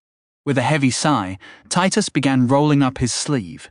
As the sleeve slid past his elbow, strange markings surfaced on his skin. Intricate, circular patterns that seemed less like ink, and more like something alive, faintly pulsing beneath the surface. Titus grabbed one of the vials and pressed its silver cap against the center of the design. At first, the symbols barely moved, but soon they began to spin, faster and faster, glowing with an eerie light. The liquid inside the vial drained steadily, feeding the spiraling marks until the glass was empty. He unclenched his jaw, returned the vial, smoothed his sleeve back into place, and pressed the stone cover down until the seams vanished completely. The effect was immediate. A weight lifted, a tension he hadn't even noticed slowly loosening from his shoulders. He grimaced, hoping he wouldn't need another dose anytime soon. Enough distractions. A legionary belonged in action, not standing around brooding. He rose abruptly, crossed to the corner of the room, and grabbed his oversized battle axe with one hand, hoisting it over his shoulder with practiced ease. He'd need to get it sharpened before the next fight. Elsewhere, Donalan was staring at a group of prisoners being marched past. "Any idea why they're dragging those condemned souls down with us, Mirin?" he asked. Mirin shook her head, equally confused. A dozen ragged figures, all under death sentences, were being escorted into the dungeon by a squad of senior legionaries. It made no sense. The two trainees had just hit level 30 in their respective roles, she as a ranger, he as a fire mage. That milestone meant they were eligible for full legionary status. But the ceremony itself was shrouded in mystery, set deep within the dungeon for reasons no one explained. Mirin felt the excitement buzzing in her chest, but it was tangled with nerves. What exactly were they walking into? The full legionaries stayed tight-lipped, and that silence only fueled her curiosity. She couldn't help but notice how little ordinary people truly understood about the Deep Legion, a private army that had stood for 3,000 years, ever since the dungeon's opening nearly wiped out civilization. The Legion was a name everyone knew, but its inner workings were locked away. She clenched her fists, resolve hardening. Soon, those secrets would be hers, and she'd guard them fiercely. The two were stationed in what the trainees affectionately called Newbie Cave, a cavern filled with the weakest monsters the dungeon had to offer. Perfect for learning the ropes, but even here, Wanabe mercs got themselves hurt all the time. No matter how many times veterans warned them that dungeon monster levels were nothing like surface ones, the rookies never listened. A level 1 down here could flatten a level 10 up top. And those cocky thrill-seekers? They were a constant headache for the Legion's rescue teams, who had to swoop in when things went sideways. Everyone wanted monster cores and loot, but few thought about the cost. Preparations for the expedition had been dragging on all day and night, supplies funneled into the cavern and dropped through a hidden shaft in the wall. Donalan had explained how the Earth mages had peeled back their illusions, shifting the rock to reveal a supply elevator. A rope and pulley system that could lower gear deeper into the dungeon, to be picked up at another concealed spot later. Mirin was just starting to wrap her head around the logistics, when a confident voice cut through the noise. "Are you prepared for the expedition, trainees?" She recognized the voice instantly. Tribune Aurelia. Both of them snapped to attention without a second thought. "Our gear's been inspected and polished. Tribune!" Donalan blurted out, barely containing his excitement. The seasoned officer let out a low chuckle, clearly amused by his eagerness. "I wasn't referring to your kit, rookie. Every soldier under my command keeps their equipment flawless at all times." Her icy blue gaze swept over them, a silent warning that any lapse would be met with swift consequences. "I'm talking about what's in here," she said, tapping a finger against her temple. "The dungeon doesn't care how shiny your armor is. It's claimed plenty of veterans who thought they knew better, myself and the commander included. We've survived this long because we respect what's down there. You two get your promotions once we're below, and that's a milestone worth celebrating, but don't let it cloud your focus on the mission. Understood, Tribune." They snapped crisp salutes in unison. Mirin then spoke up. "Tribune, when do we move into the dungeon?" The older woman shook her head with a knowing smirk. "Anxious to get going, huh? I remember that fire. It'll be a few hours yet, Then we'll clear the upper levels and establish a forward post in the forest expanse. Chapter 21. Eye for an eye. What a whirlwind of a day. They always say high risk brings high reward, and sure, that's true, but I wasn't exactly itching to test that theory. Circumstances pushed me into a corner, forcing me to play aggressively, and thankfully, it's paying off big time. I pull up my status screen, and wow, what a sight it is! Name, Anthony level, 4 might, 15 toughness, 12 cunning, 25 will, 18 HP, 28 MP, 0 skills, digging level 4, acid shot level 5 grip level 4 bite level 4 advanced stealth level 1 tunnel sense level 3 mutations, ice plus 3 antennae 2 acid species, hatchling ant worker, formica, skill points, 1 biomass. 4 after taking down the thorn lizard and scavenging what was left of my coral slug, I had 2 biomass banked. I decided to push my luck and hunted down another lone coral slug. I executed the same maneuver as before, landing a direct hit inside its open mouth for massive damage.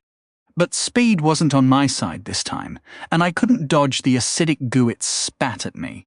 Getting coated in that sticky mess was unpleasant enough, but the burning sensation that followed was something else entirely. A chunk of carapace on my thorax's back partially melted away, and I watched my HP drop by D-set before the searing finally stopped. That single splash of acid cost me 1/3 of my health. I'm seriously tempted to invest in upgrading my carapace for better defense, but there are just too many competing priorities. Luckily, after spending a good while consuming the slug, I regained 8 HP, mostly restoring myself to peak ant condition. All that acid usage in battle finally paid off, though. Acid shot hit level Piet. It's ready for a rank up. There are a few basic skills I'd still like to grab, but I can't overlook boosting my strongest offensive tool. Improved acid shot. Cost. This upgraded version sharpens accuracy with ranged acid attacks, while also extending my effective range. Buy!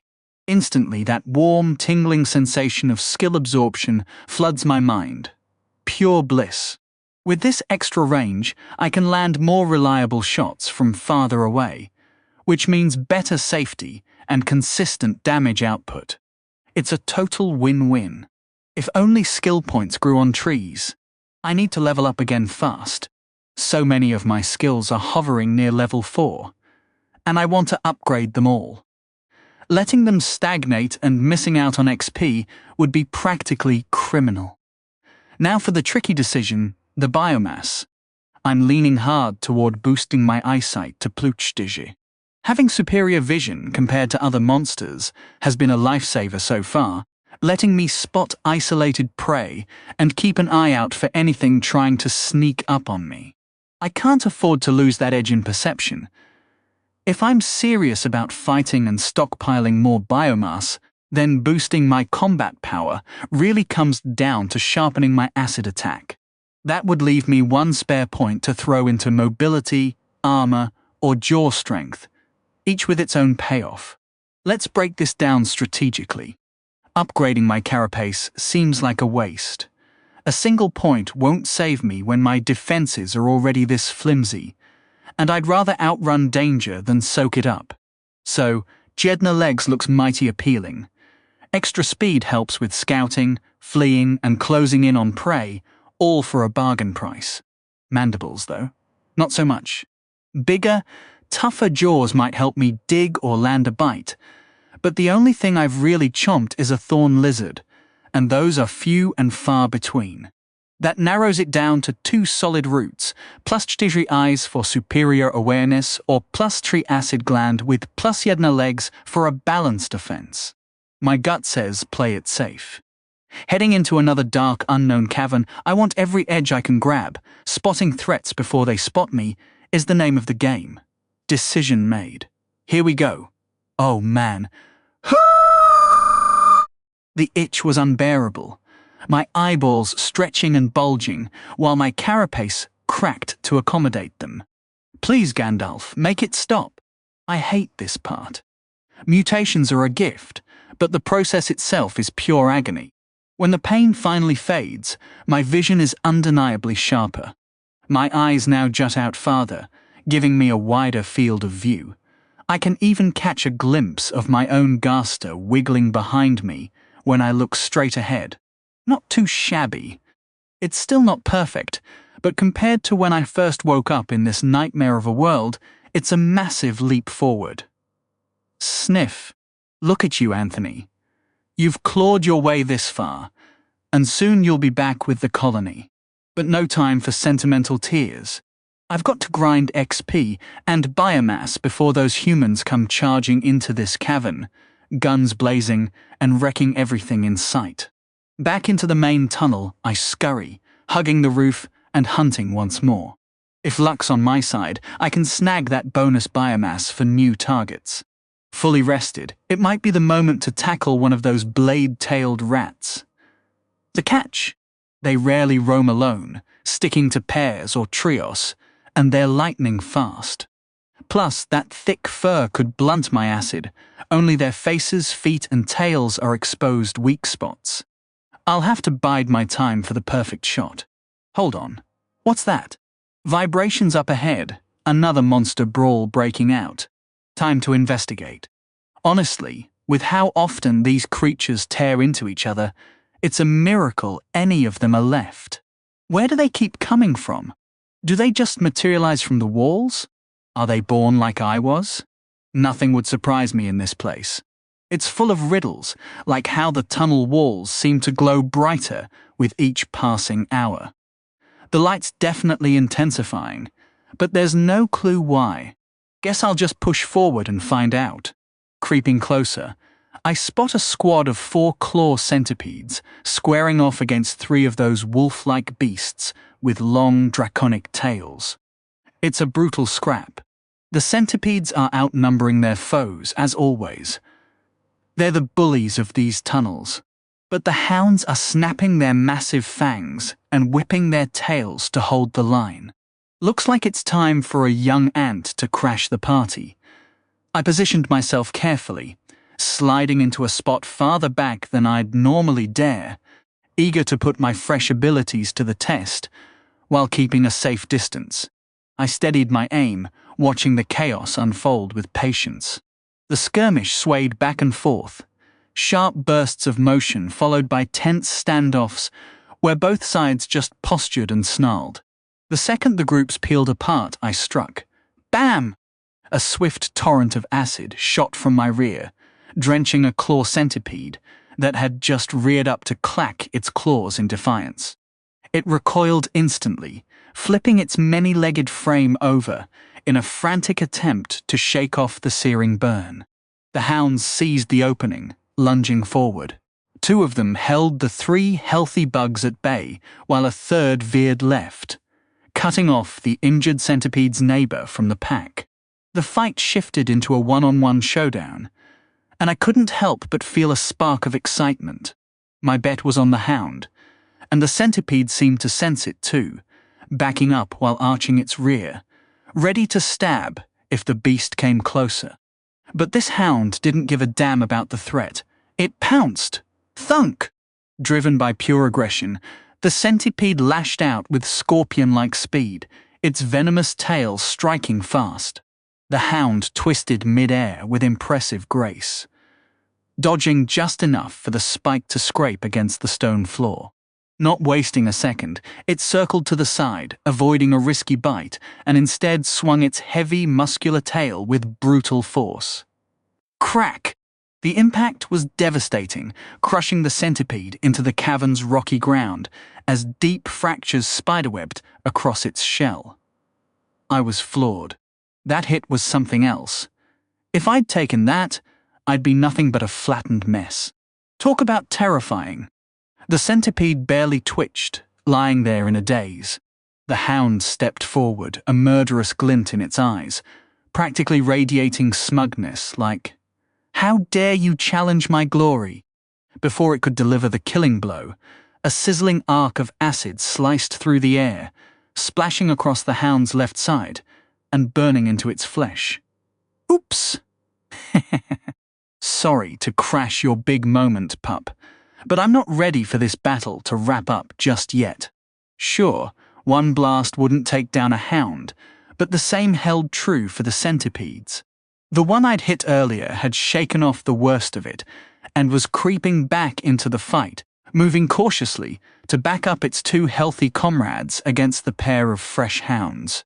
This was the turning point. With one centipede nearly out, and the odds split between a wounded hound and a healthy one, the scales had balanced. Still, the bugs seemed hesitant to press their luck, posturing aggressively, but holding back from any real moves. The hound I'd singed was hurting but not out, and it shook off the mystery attack to rejoin its pack. Then, splash! Another fierce wave of acid flew out, nailing the wounded hound square in the flank. It let out a miserable howl, rolling and clawing at the rocks to escape the sticky burn. That was the opening. The three live centipedes surged forward, their countless legs skittering so fast they looked like they were gliding over the ground. The hounds, caught off guard for a split second, reacted a beat too slow, and one found itself snared in the claws of an advancing centipede. With a furious snarl, the hound whips its head side to side, desperate to shake off its attacker, then lashes out with its powerful tail to send the centipede flying. But it's already too late. Another centipede seizes the opening and drives its venomous stinger deep into the hound's flank. Meanwhile, I slip off the roof and down the wall, creeping closer to the edge of the chaos. The poisoned hound lets out a guttural howl of rage and hurls itself at its foe, claws and fangs tearing through the air. When a third centipede tries to flank, it's brutally swatted away by a sweeping tail strike. With one hound likely dying from venom, and another scorched and battered, the pack is clearly losing ground.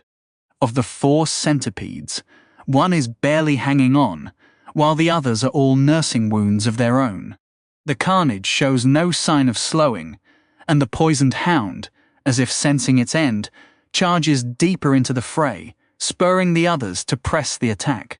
A few quick snaps of mandibles finish off the nearly dead centipede, and I quietly drag its carcass into a hidden crevice in the rocks. The battle on the other side is reaching its boiling point now.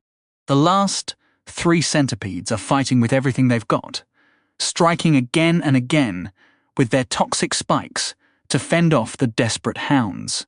The poisoned hound is slowing, its movements growing sluggish as the toxin works through its veins. The final hound, already torn by claws and bites, stumbles at a crucial moment, and a centipede catches it square in the shoulder with its spike. A fatal blow.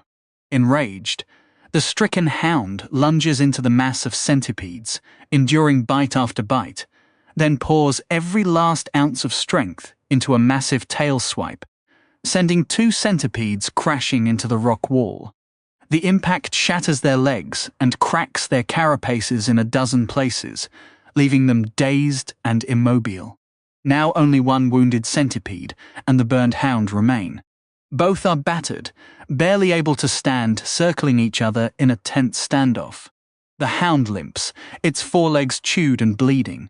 The centipede isn't in much better shape. Several of its legs are crushed, slowing its every move.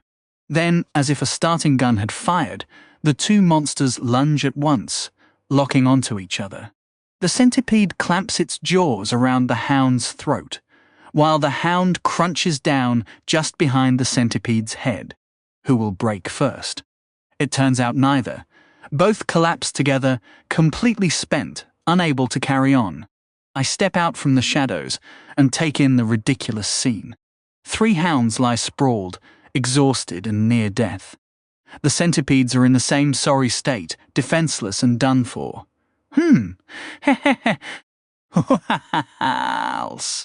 You were all dancing right in the palm of my mandibles the entire time. Even having watched it all unfold with my own eyes, I still can't quite wrap my head around how perfectly this has played out. Every one of these creatures is sitting on a sliver of health, effectively 1 hit point. This is an absolute jackpot of XP and biomass. Funny how quickly a person's perspective can shift, isn't it? Not so long ago, I was just an ordinary guy. I lived in a normal world, never once considering harming another living thing. I'd never even been in a real fight in my past life.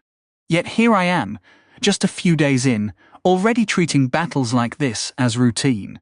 Being forced to kill your own food changes your outlook on the sanctity of life in a hurry. Maybe I tell myself they're not people. They're monsters. But then again, isn't that exactly what I am now? I'll worry about that later. Right now, I need to land the finishing blow on these hounds before the poison steals away my XP. Moving swiftly, I leap from one hound to the next, my mandibles slicing through with rapid bite attacks until that familiar, calming hum of Gandalf echoes in my thoughts.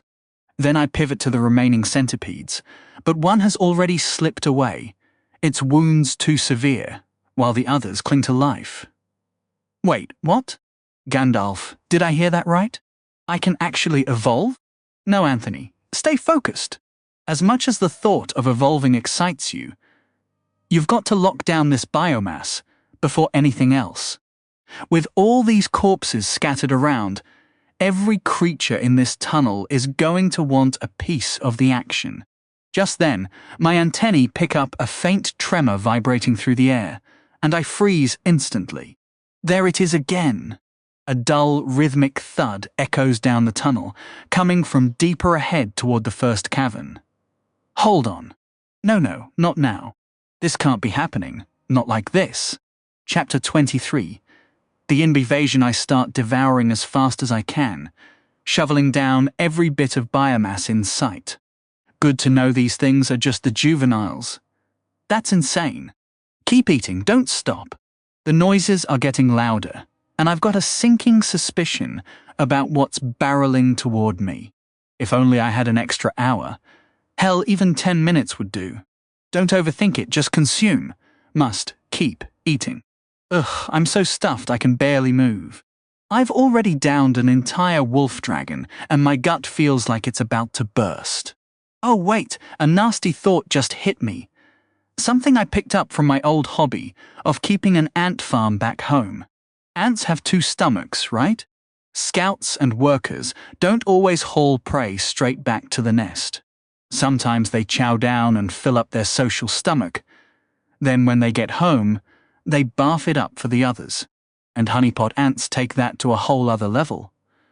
Some workers turn into living storage tanks, their gasters ballooning to insane sizes, while they chill in the nest and feed the whole colony. So, if my personal stomach's maxed out, time to load up the social one. I dart over to the centipedes and start scarfing down food like there's no tomorrow. The booming sounds are like a crack of a whip at my back, pushing me to move faster. I can hear it clearer now. The clang of swords and the roar of flames growing nearer with every second. Just one more biomass and I'm out of here. Come on, finally. Yes. Move. I've got to sprint back to my nest and drop down that shaft before it's too late. I try to bolt at full speed, but my rear end is way too heavy, dragging along the ground under all that weight. No way! Don't do this to me. I scramble as fast as my tiny legs can manage, hauling myself toward the wall and starting to climb. I'm so ridiculously heavy. Climb, you fat ant. Slowly, I pull myself up and make a beeline for the side tunnel where my nest is. Monstrous roars are deafening as they crash into battle against the human soldiers who are tearing them apart. I spot my nest just 10 more meters away. And something else too. Soldiers are starting to flood into view. Advanced stealth. I need you now. Haul it, Anthony. Haul your sorry self up this wall. More and more troops are pouring up the tunnel, advancing in tight formations, blasting every monster in sight with coordinated fire, sweeping into side passages with magic and arrows before sending pairs of soldiers in to ensure nothing's left behind. This is a full-on extermination. Finally, I reach my tunnel and scramble toward my dirt wall. I slip through the gap I left near the ceiling, and I'm stuck. My back section is too fat to squeeze through. Damn it! I've got way too much junk in the trunk to fit. Pull, man. I mean pull, ant. Grip the wall with all 6 legs and drag my body through that narrow opening. With a loud pop, I break through, the sudden burst of momentum making me lose my grip and tumble off the ceiling, landing flat on my face. With this brief window of opportunity, I decide to burn through my biomass and drag my oversized ant rear down the tunnel. Here goes nothing. The sickening wave of mutation hits me immediately, especially in my acid gland. But I refuse to wait for it to settle. The sheer terror of being discovered keeps me scrambling forward. I waste no time diving into the shaft, though my extra bulk makes each step heavier than I'd like.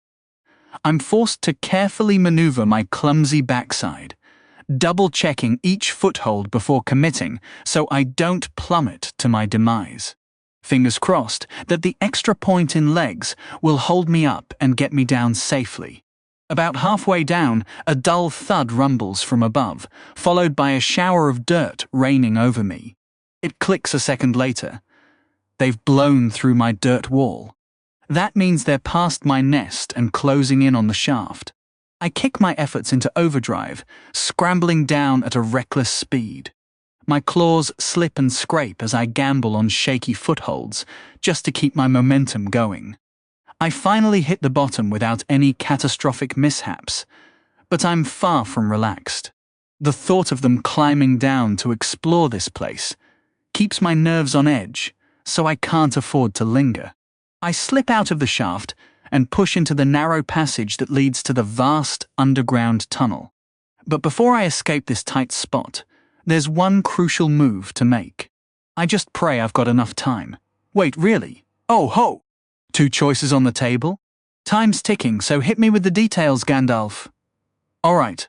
The first path is to evolve into a mature worker of this wood ant species, which would give me a solid stat boost. I'll shelve that for a moment. The second option, though, is way more intriguing. Monster cores are actually a real deal in this world, after all. Even better, it lets me store MP.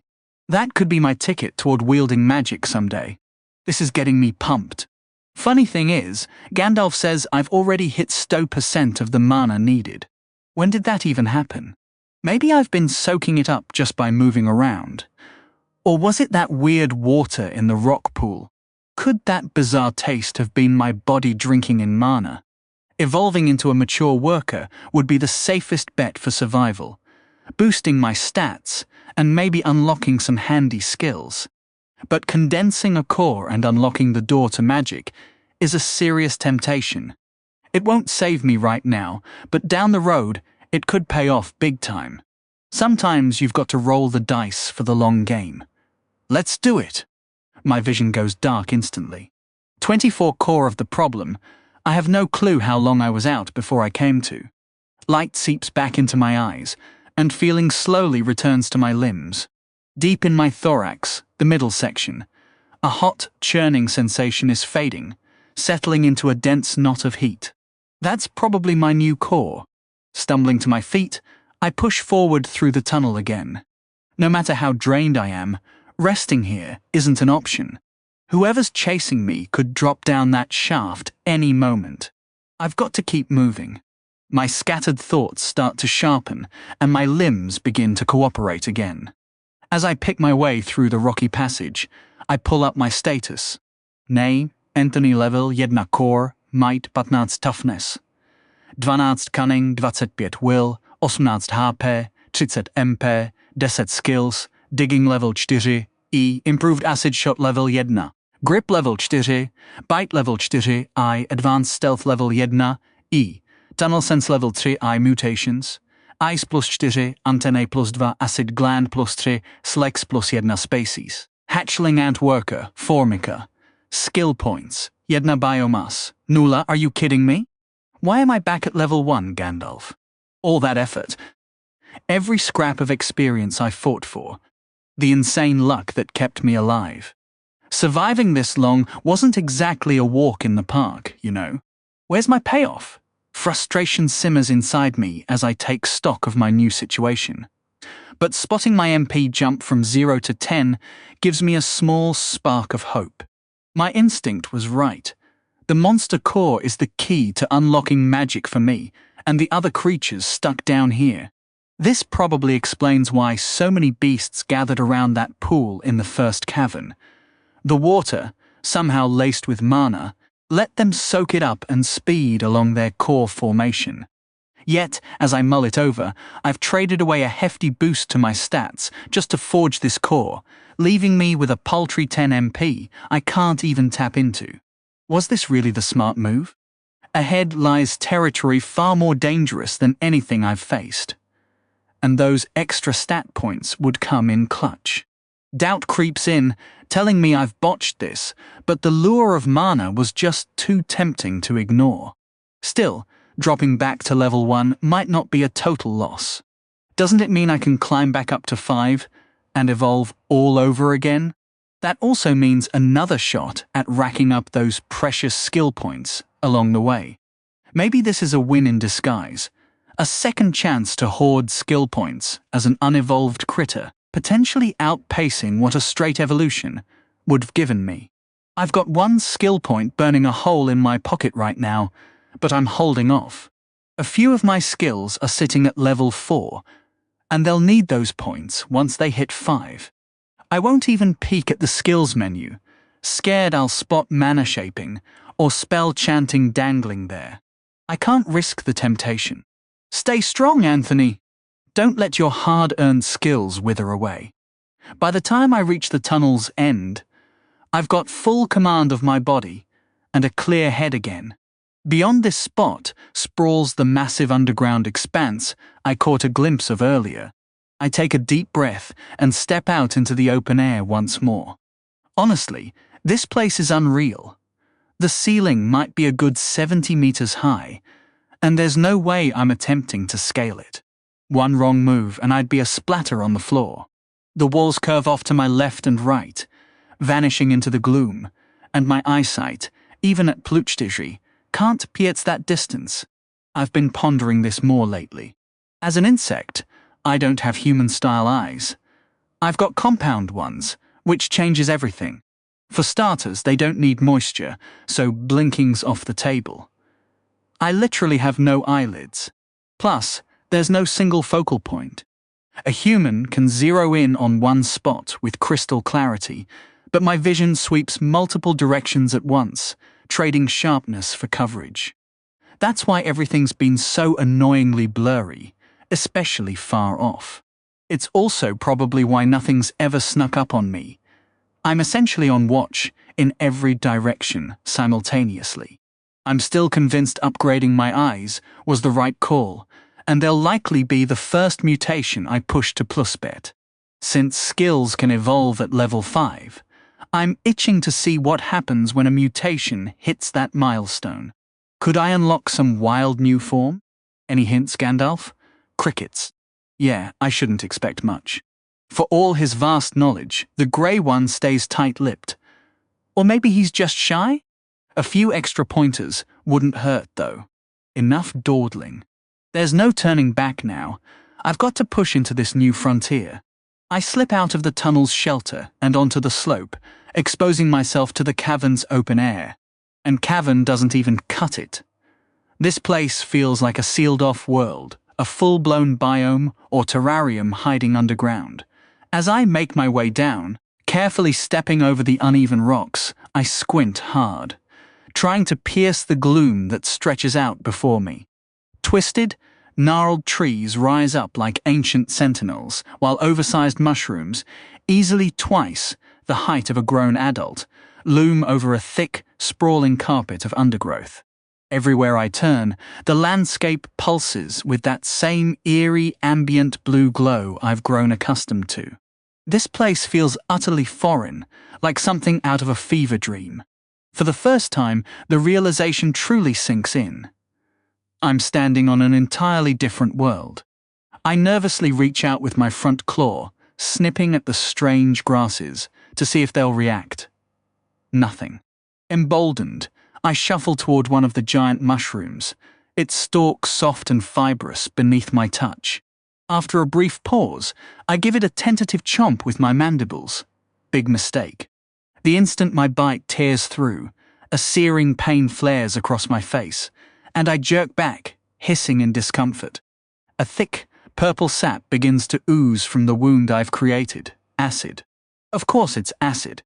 I check my health bar. Minor damage, thankfully. It might seem foolish to lose HP over a mushroom, but honestly, every little bit of intel I gather about this place makes me feel a little less lost. Note to self, do not bite the flora. Encouraged in the strangest way by having my face burned, I decide to stick close to the rocky wall, skirting the edge of the forest. I need to put some distance between myself and the shaft, just in case the humans come poking around down here, but I want to stay near the stone so I can carve out a hiding spot further along. I won't feel truly safe until I have a bolt hole ready. After about 10 minutes of creeping along, I start to wonder if anything actually lives down here. I haven't seen a single creature. Maybe they're all asleep? Craw. Well, there's my answer. A piercing, ear-splitting cry cuts through the air and bounces off the cavern walls. I don't hesitate. I shove myself between a cluster of rocks, pressing my body low, trying to blend into the shadows. Seconds later, the source of that terrifying shriek reveals itself. One shape peels off the ceiling, then another, then another. Massive wings unfold as they drop like falling stars, plunging into the forest below. Each creature sports a wide, fanged maw and grasping claws at the ends of their feet. 7 of them in total hit the ground like comets, and within moments, the sounds of scuffling, roaring, and tearing fill the air. They're fighting something big. After a frantic few minutes, the flying predators rise above the tree line, but they're clearly struggling. Their prey comes into view as they haul it into the air. A colossal centipede, easily twice the size of the ones I'd seen in the tunnels above. Its body is torn open with savage claw wounds, and it barely has the strength to thrash, as the victorious hunters carry it off to their hidden nest in the ceiling. I stay frozen, heart pounding, long after the echoes fade. Okay, I'll admit it, I was getting a little cocky. With my skills sharpening and my core condensed, I'd started to feel like I could take on whatever this world threw at me. Maybe not devour everything in my path, but at least hold my own. Yeah, that thought aged well. Did you see that centipede? It was a monster. Clearly the evolved version of the creatures I'd dealt with before. How is that fair, Gandalf? If I'd evolved into a mature ant worker, would I be 3 meters long and 2 feet thick? Just imagine the biomass that thing was worth. And the worst part? It didn't stand a chance. Death literally rained down from above the second it exposed itself. I shudder to think what would have happened if I'd been crawling around on the ceiling, or wandered deeper into that forest. But I refuse to let fear paralyze me. The creatures down here are bound to be tougher. I knew that when I chose to invest my evolution into my monster core instead of boosting my stats, there has to be something in this vast underground world I can hunt. Something I can overcome. I steel myself, clenching my mandibles. Advance, Anthony. There's no turning back now. Relying on my natural stealth and heightened senses, I'm confident I'll make it through. I refuse to let this place's sudden show of violence scare me off. So I push forward into the woods, moving quiet as a shadow, of course, weaving through the underbrush beneath these bizarre trees and strange fungi overhead. I could almost pretend I was back on the surface, since the rocky ceiling is completely hidden from view up here. The foliage itself is what really catches my attention. These trees clearly don't need sunlight to thrive.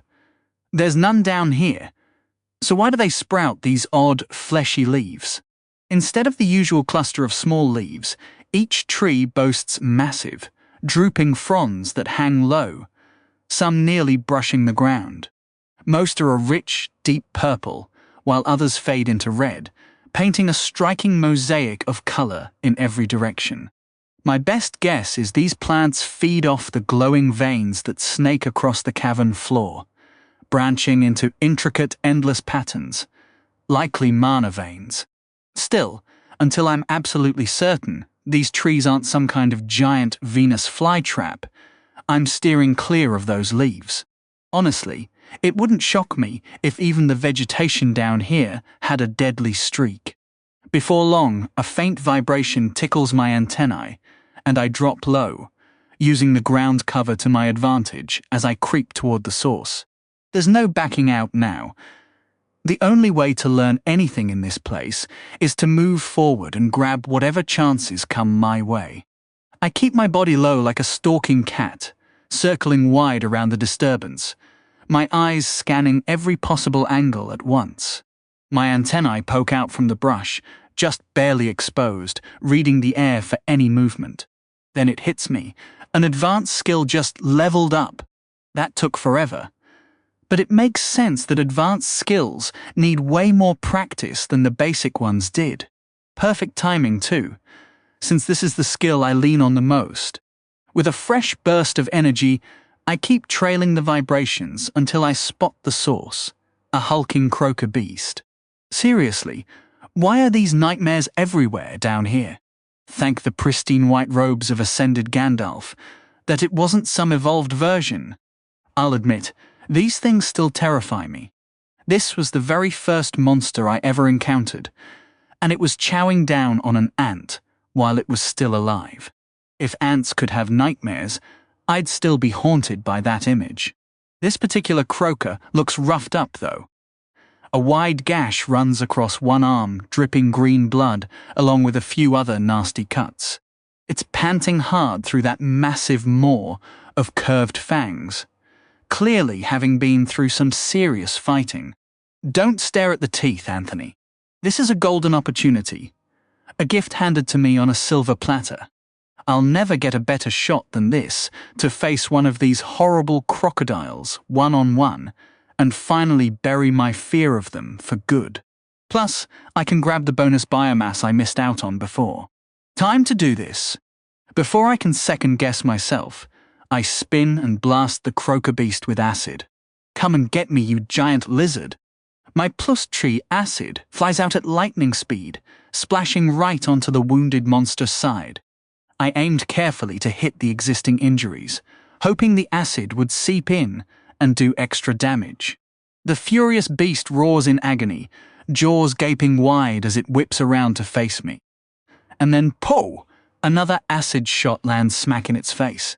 About half of it sprays into its open mouth, while the rest sails past. But honestly, I'm pretty pleased with the result. How do you like that?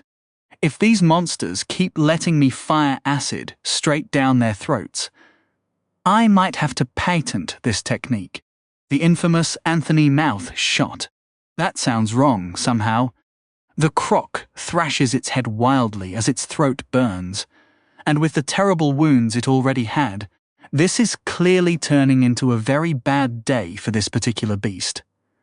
Once the croc pinpointed the source of the ranged attack, it charged forward with all its massive weight, its green scales catching the light like polished armor.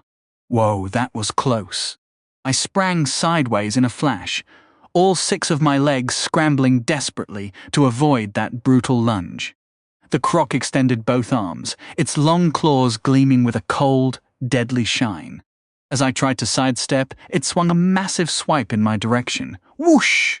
I threw myself flat, feeling the air rush past from the near miss.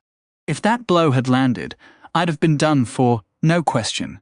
Clearly this croc had more fight left in it than I'd given it credit for. Stay sharp, Anthony. There's no backing out now.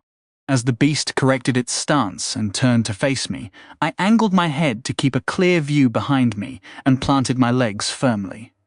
Fire! But the creature surprised me, predicting my move and dodging left, just as the stream of hissing liquid shot through the air. Smarter than you look, aren't you? If it hadn't been wounded, it might have avoided the attack entirely. But, with its reactions slowed and its body fighting against it, the croc couldn't fully escape the spray. The bubbling acid chewed into its chest, adding to the damage from my earlier shots. I doubted it had much left in the tank. I kept moving, knowing that if I stayed still, this larger predator would have an easy time closing in for the kill. In a head-on brawl, the advantage was clearly theirs. The croc was struggling, but pure murderous intent radiated from every inch of its body as I circled it from a distance. What a terrifying monster! Though it stood shorter than an average human, it was undeniably heavier, its frame packed with dense muscle. And for someone like me, barely reaching a person's knee, it loomed like a giant. The intimidation factor was off the charts. Sensing its time was running out, the beast let out a fierce growl and charged, trying to cut off my escape. I had to dodge, but which way? My 6 legs kicked into overdrive, moving so fast they nearly blurred. I feinted left and right, trying to throw off the creature's relentless advances as it built up terrifying momentum. The croc reared back with its right arm, claws fully extended. If I took that hit directly, I was dead. Where could I go? My heart pounded so hard it felt like it might burst from my chest. Yet somehow I kept my cool. In a sudden flash of inspiration, I made a decisive move in a direction the croc never expected. Straight forward. Its claws swooshed over my head, catching one of my antennae and slicing part of it clean off. The searing pain made my stomach turn, but I pushed through and bit down hard on the croc's leg, using all my strength and weight to drag it off balance before it could recover. Not now. Gandalf. Wait, scratch that. Now, Gandalf, now! Quick! Before the croc could react, I pulled back and prepared to chomp down on its leg to deal damage and yank the creature off its feet. Then something unbelievable happened. My mandibles started to glow faintly, and a surge of new power built within them. Was this my new skill? Some kind of active attack? Finally. When I bit down with everything I had, the crunch of scales reverberated through my jaws. This bite was way stronger than before. The success of my strike stunned me for a split second, and the croc seized the opportunity. Sacrificing its own balance, it twisted and fell, swinging its tail in a wild arc that caught me square in the body. Bam! The impact sent me flying 3 meters, pain exploding in my side. I shoved the agony aside. I couldn't lose this fight. I wouldn't lose this fight. I'd taken a serious beating. My carapace was cracked in several places, and I suspected one of my legs was broken. As I staggered to my feet, I checked my status. Yep, my HP had been cut in half. The croc had to be hurting just as badly. This was the final showdown. And sure enough, my opponent was barely holding on. Still reeling from my earlier acid attacks and the internal burns in my mouth. I've also left the croc with a nasty gash on its leg, thanks to my crushing bite. The beast is scrambling to get back on its feet. But I'm not giving it a second to breathe. Dragging one useless leg behind me, I lunge and dart forward, keeping the pressure on so it can never steady itself. That croc has clearly developed a healthy respect for my mandibles. It's not letting me get close for another chomp, instead swiping with its claws and snapping its jaws in defense. Time is my ally here. As long as I keep my distance, I can outlast it, and the croc knows it too. Rolling and twisting, it whips its tail around, one last time the long appendage slicing through the air toward me. Jump! With just 5 functional legs, I launch myself as high as I can, tucking my limbs tight under my body. The tail grazes the air beneath me by a hair's breadth, the sheer force of the swing sending the croc sprawling onto its face. Opportunity! I dart forward, scrambling onto its back where its claws and teeth can't reach, and bite down with everything I've got. Don't think, just chomp, chomp, chomp!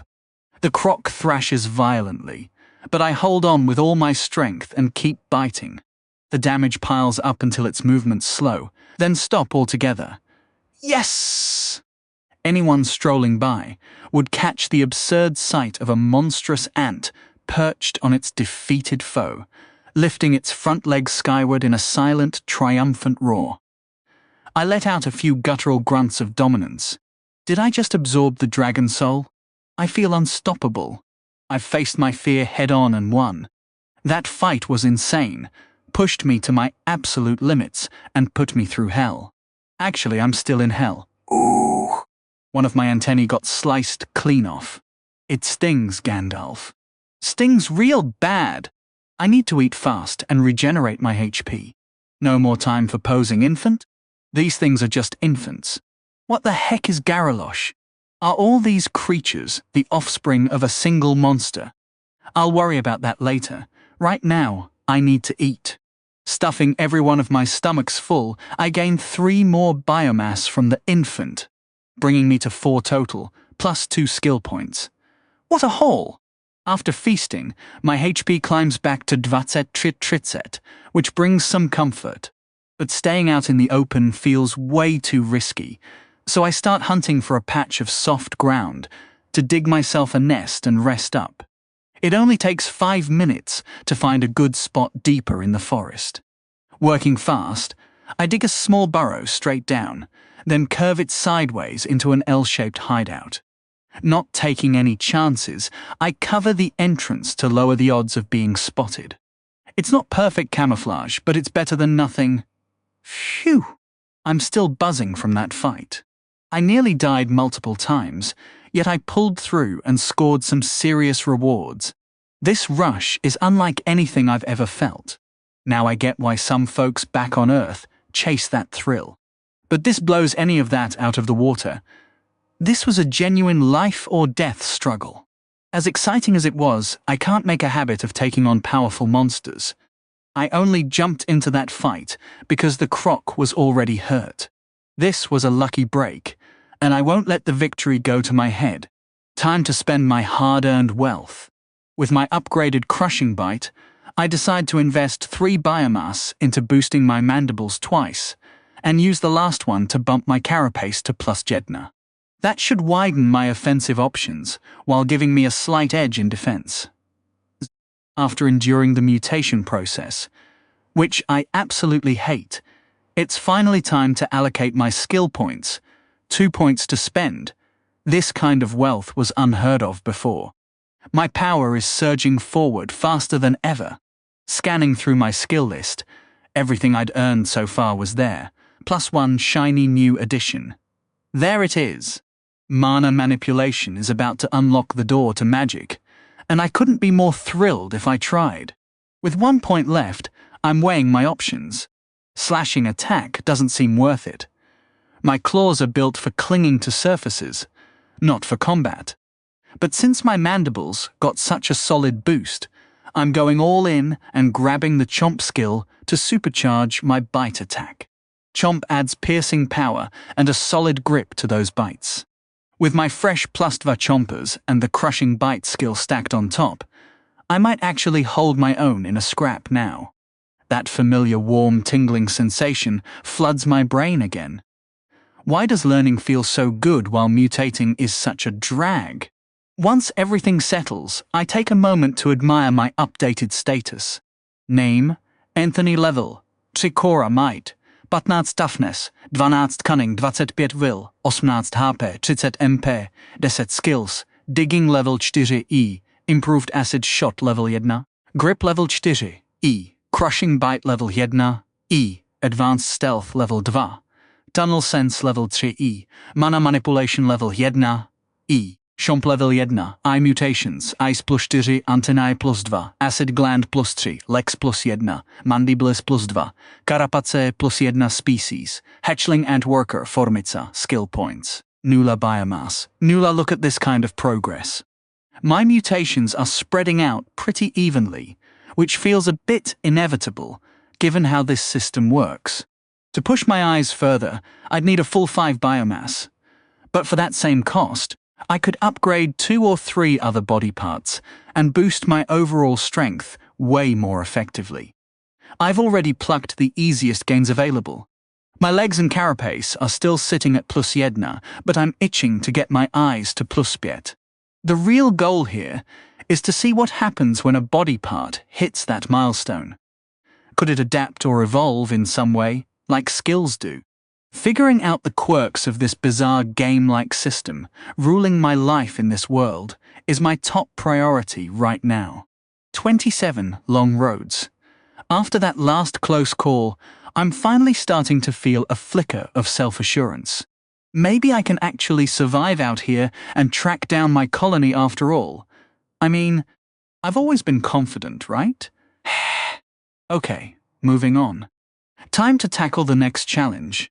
Picking up mana manipulation came with a crash course on how to use it, all neatly planted in my head. It's a little unsettling to realize that buying a skill literally rewires my brain and memories.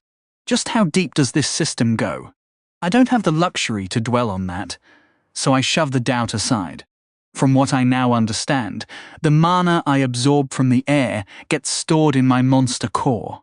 To actually use it, I have to pull it out and shape it. That's where mana manipulation comes in. This skill is my ticket to doing something cool with my MP. Time to give it a shot. As I concentrate, I can feel the core inside me, right at the center of my midsection. It's like a tight, warm knot, pulsing faintly with energy. That's my mana. Before I try to draw it out, I need a clear mental picture of what I want. Keep it simple for the first go. How about releasing it as a mist from my mouth? Just a harmless puff of mana, easy enough. I pour all my focus into that core, sinking deep into myself. It's still tiny, really the size of a grape. I figure I'll get chances to expand it later. With only 10 max MP right now, I doubt I can do much, but that's fine. My mind locks onto the core and pulls inward. It feels like I've stepped into a crystalline realm, with fractal patterns bouncing light in every direction. In this space, the mana floats lazily, drifting in slow, gentle circles, with no external force to guide it. This is the state it will naturally hold. I can sense the exact instant when the energy inside starts to respond to my presence. Slowly it begins to stir, drifting in the direction my thoughts push it. This is absolutely brutal. Throwing every ounce of my mental strength into it, the mana reluctantly drags itself out of my core and travels through my body. The pressure builds in my throat like water stuck in my esophagus. Opening my mouth wide, a tiny puff of glowing see-through gas escapes and vanishes into the air. Gasp! That was incredibly tough. I'm completely drained from that single act. I understand that my ability to channel mana is about as weak as it gets, but I'm utterly wiped out after one harmless little breath of it. Magic is no joke. Checking my MP usage, I've only burned 2 points. All that struggle for just 2 points is a bit disheartening. Still, the more I repeat this, the quicker my skill level climbs, and the easier each session becomes, which speeds up my training more and more. It's a cycle of exponential growth. The faster I push through these early stages, the quicker my future progress will be. Gathering all my resolve, I focus my mind on my core once more, attempting to duplicate the effect. RNG! Puff! Gandalf, this is insane. How did you ever master these mystical arts? Do I need a beard and a staff to make it work? I managed to push through 3 more attempts, draining every bit of my mana. On the final try, my mental energy gives out, and I can't force the mana out of my body, so it just fades away without effect. I'm so worn down by this that I decide to catch some rest with my eyes open to recharge. I really wish there was a way to track how much time is passing. Being born here with a smartphone would be way too convenient. When I wake up, I figure it hasn't been too long, maybe 3 hours. I'm guessing based on how full my stomach feels. Digesting all that crock meat is going to take a while. I've also recovered 6 out of my 10 MP. I won't bother trying to burn through it all until I'm back at full capacity. If I tried another 3 rounds right now, I'd just be exhausting my mind before heading out, which is way too dangerous. Even after draining all my MP from practice, I still haven't gained a single level in mana manipulation. I can already tell that mastering magic in this world is going to be a long haul. I can only take on that challenge if I manage to stay alive. Time to get moving and scout the area. Crawling out of my hideout, I take a moment to hide the entrance by plugging it with dirt and leaves, which puts my mind at ease. I might not even come back to this spot, but if I can set up a few safe zones as I travel, it'll boost my odds of survival. Once that's done, I take a quick scan of my surroundings. There's no sign of any creatures nearby, and my antennae pick up nothing either. Luckily, as I've been digesting my biomass, the damaged antenna has started to regrow. If I keep securing food, my sensory organs should get back to full strength. Right now, they're only working at about 70% capacity. I can't complain too much, though. That fight gave me so much that the cost was totally worth it. The main goal here is reconnaissance, not fighting. Unless I spot a truly golden opportunity, I'll skip it in favor of gathering intel. I've had enough risky moves for now. Confident that nothing's lurking nearby, I move out, staying low to the ground. This massive cavern is just breathtaking. Such an insane amount of open space underground doesn't make any sense. I mean, I'm not sure how large caves were back on Earth, but you could probably fit a whole city in here, as long as you cut the tops off the buildings. It just doesn't seem like something nature could create. Sliding through the underbrush, my eyes are locked in every direction. The last thing I want is a surprise visit from those awful gargoyles soaring overhead. The terrain in here isn't perfectly level. Scattered across the expanse are rolling hills and jagged rock formations that stretch upward toward the distant ceiling. It wouldn't shock me if a host of creatures had carved out homes in these elevated spots, since nesting in a safer, higher location is always a smart move, though it also tends to draw unwanted rivals. For now, let's give them a wide berth. Being inside such a vast space really highlights the limits of my vision. My compound eyes are excellent for tracking movement in every direction at once, which helps guard against surprise attacks, but they fall short when it comes to picking out distant details, the way a human could. Even with the boost from my plush mutations, the range still isn't enough to take in the whole scene from a high perch, like a tree or an open gap in the canopy. Instead, I have to creep closer and piece together a mental map of the area bit by bit. That's exactly where this skill comes in handy. By keeping a firm grip on my sense of direction, I can roughly track where key landmarks sit relative to one another. About time you finally leveled up tunnel sense. Some skills just take forever to grind out. Wait, something's approaching. And it feels big. The vibrations are pulsing through my feet and antennae. I sweep my gaze across the landscape. Thick, pale mushroom stalks jut straight out of the rocky ground here and there, supporting the vivid, multicolored caps overhead. The odd, twisted trees fill the gaps between them, their gnarled roots spreading across the floor like a knotted carpet, burrowing into the stone itself. I can use those. Rather than bolting and risking being spotted, I'll lean on my stealth to keep me hidden. This creature might have razor-sharp hearing or pick up on the air currents my running would stir up. It could also be lightning fast and chase me down in seconds. I just don't have enough info. Better to play it safe. I slip over to a dense tangle of roots and worm my way through them, tucking myself against the dirt and behind the strange wood. By angling my head just right, I can peek out and glimpse what's happening nearby. Thud. Thud. Those heavy footsteps are getting closer, louder with each beat. This is definitely something massive. When the creature finally comes into view, I nearly faint. What in the world is this thing? 28 true lords of the domain, an enormous, scaled hand slams onto the hard ground. Each scale is a glossy dark green that seems to radiate with the forest's reflected glow. Vicious claws tip every digit, curved blades that taper into deadly points.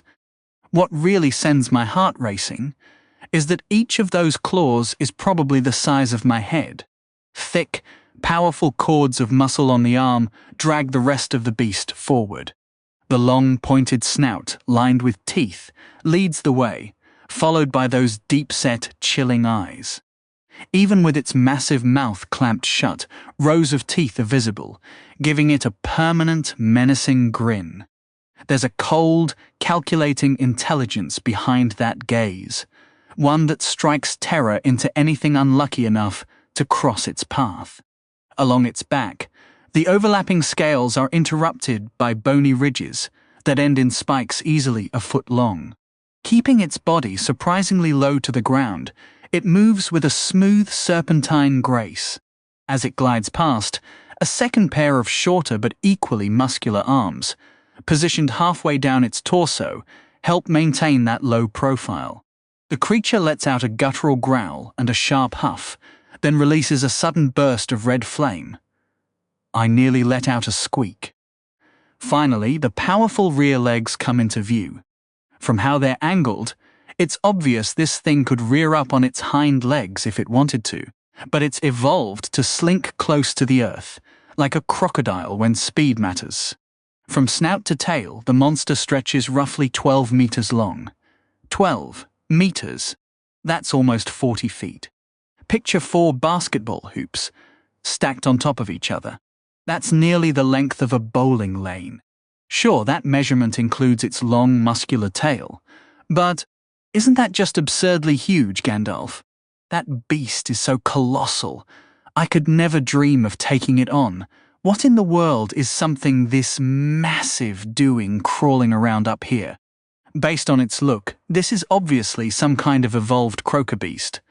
But I refuse to call that hulking monster a baby. The crocodile traits are unmistakable, yet I never counted on the extra pair of arms, the fire-breathing, or the absurd jump in scale.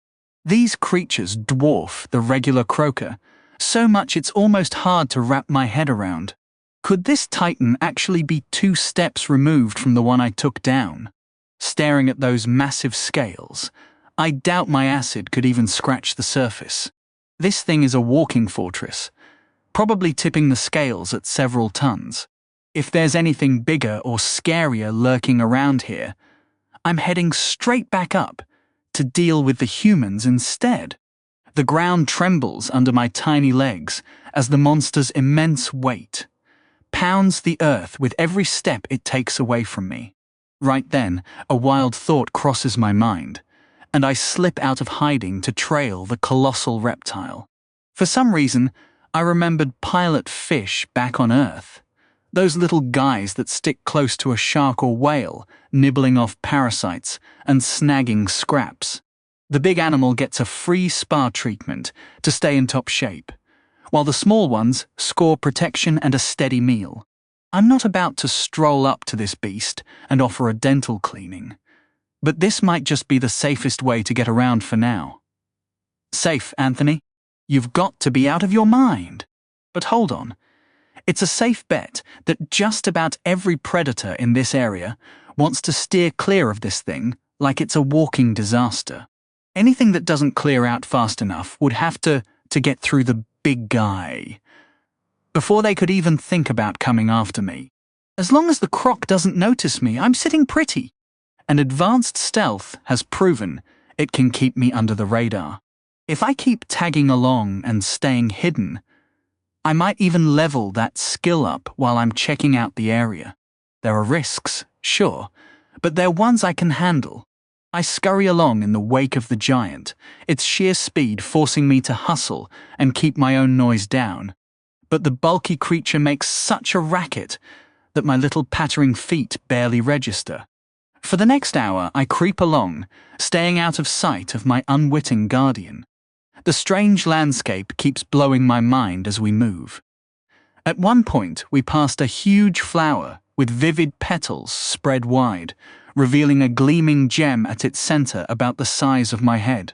I was totally frozen by the sight, but the croc just stomped on by without a second glance. I didn't get a chance to examine it closely, but something about it felt off. The petals lay thick and overlapping on the ground, with the bloom facing straight up. Those fleshy leaves gave me a creepy vibe, almost like a welcome mat rolled out to lure someone closer to that dazzling, diamond-like core. I got an unexpected bonus, too, when a giant centipede darted out of the bushes right in front of the Titan croc, as I'd started calling it. One of those evolved centipedes would have been a rough fight for me, maybe even a losing one. For my new buddy the Titan croc, barely a blip. Hardly slowing, the croc smashed a claw down on the centipede, flattening it into mush instantly. What shocked me most was that it didn't even stop to eat the precious biomass. It just kept marching without a pause. That's when I remembered what Gandalf had mentioned in the evolution menu. The more advanced a creature gets, the less biomass it gains from lesser ones. The centipede might have been useless to the croc, but to me, it was a golden opportunity. It's probably a sad commentary on my current existence, that I'd happily scurry over to the squashed remains of a giant bug for a meal. The claw's sheer force had flattened the poor thing like a human stomping on a beetle, with its insides splattered everywhere. Ugh, my appetite's taking a hit just thinking about it. But hey, I'm not about to pass up free biomass. Remember the golden rule. When you're on the brink of giving up, you eat to survive. Interestingly, this makes me wonder if the claw centipede has other evolutionary paths it could take. I chew thoughtfully for a moment, pondering that idea, but I've barely scarfed down a quarter of the carcass when I realize my protective shield is drifting too far off. Time to hustle. Just as I'm about to bolt, something catches my eye glinting in the remains. Tucked near the base of the monster's skull is a tiny shimmering orb that looks like a gem. No way, is that what I think it is? I dart closer and grab it with my mandibles. It is! A monster core. I don't have time to dwell on what Gandalf mentioned. My ride is slipping away by the second. Reinforce my core. The sphere dissolves into thin air, and a scorching mist of energy surges through me before spiraling down into my core. The energy whirls faster and faster, sinking deeper while my core heats up like a furnace. When it's all absorbed, I'm still burning inside as I chase after the Titan croc, checking my stats. Name, Anthony level, 3 core might, 15 toughness, 12 cunning, 25 will, 18 HP, 30 MP, 9 skills, digging level 4 I, improve acid shot level 1, grip level 4 I, crushing bite level 1 I, advanced stealth level 2 I, mana manipulation level 1 I, chomp level 1 I, tunnel sense level 4 I, mutations, eyes plus 4, antennae plus 2, acid gland plus 3, legs plus 1, mandibles plus 2, carapace plus 1 species, hatchling ant worker, formica. Skill points, Nula biomass, 2 chapter 29 croc landing. What a breakthrough. I can devour monster cores from other creatures to bolster my own, which boosts my max MP. Awesome. That means I get 1 extra round of practice during my mana manipulation sessions. It also reveals another layer of the system that governs my growth here. If I want to expand my MP pool, I'll need to hunt down monster cores. That sounds like a huge hurdle, though. A monster only develops a core after hitting max level, and investing in an evolution. By that logic, such creatures are bound to be formidable. Not the kind I can usually tangle with. I got lucky this time, and I can't count on snagging more cores so easily down the road. Enough overthinking. Time to catch up with the Titan croc. Even at a leisurely pace, that beast's massive frame covers ground quickly, and I have to scramble to slip back into my spot behind its enormous tail.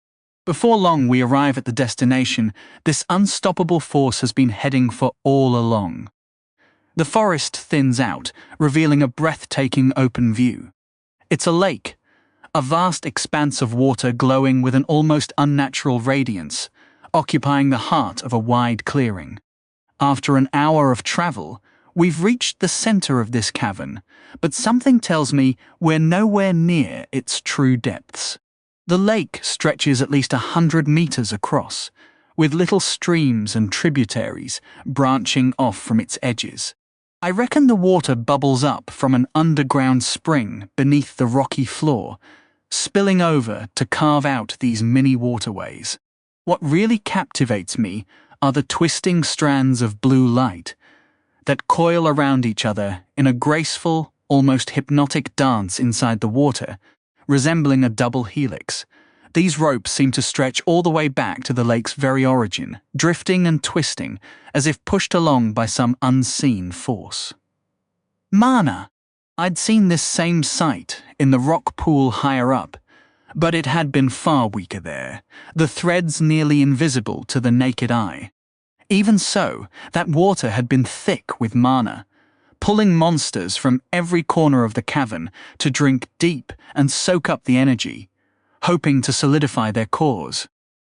This water must be absolutely saturated with mana. Sure enough, a whole crowd of creatures had gathered here for the same reason. A good number of them had probably already formed their cores and were simply topping off their spent MP. I need to test that theory. Over here, a massive tangle of common centipedes writhes together, and somewhere in that mess, there might be a mutant variant. Something off about its coloring or build, but it's buried deep in the squirming mass of the ordinary ones. No way to tell for sure. Maybe it's nothing. There's an evolved wolf-dragon cub here too, bigger and more imposing than before, with what looks almost like a lion's mane wringing its neck, thick and proud fur that practically screams dominance. I could swear its eyes were literally burning. It's tough to see clearly, but the air around its face seems to shimmer with a heat haze. No, that can't be right. There are other beasts here I've never laid eyes on. A gorilla-like thing with enormous, thick arms and a face like a bat, with smaller monkey-like critters swarming and shrieking around its feet. Over there, a few of those gargoyle-type monsters that dropped from the ceiling. Past them, what I think is an evolved thorn lizard. Not much bigger than the standard version, but packed with denser muscle. Its spikes looking far more dangerous. Another creature resembles some kind of armored bison, built low to the ground, with thick plates of rock-like substance, shielding its face and back. The more I looked, the more new species I spotted ringing the lake. The sheer variety was overwhelming. Just how many different kinds of monsters are lurking down here? Keeping track of all this was going to be a genuine headache. Unfortunately, most of them look way too powerful for me to handle. I'll have to keep picking my fights very carefully. As the giant titan croc lumbered toward the water's edge, the other monsters wisely cleared a path. The spot it settled into was a wide, flattened, muddy bank where the beast could stretch out its entire length and lap up the mana-charged water at its leisure. Must be nice being the king of the hill. Even with all these different species gathered around the lake, none of them looked like they could go toe-to-toe with that monster. What kind of creature was Garalosh to produce something this terrifying? Since the water seemed peaceful here too, I edged a little ways around from the croc and crept up to the shoreline for a taste. Zap! Whoa!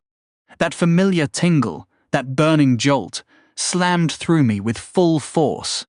But this time, after the feeling surged through my whole body, it pulled back, like ocean waves retreating from the sand, drawing deeper and deeper until it settled right into my core.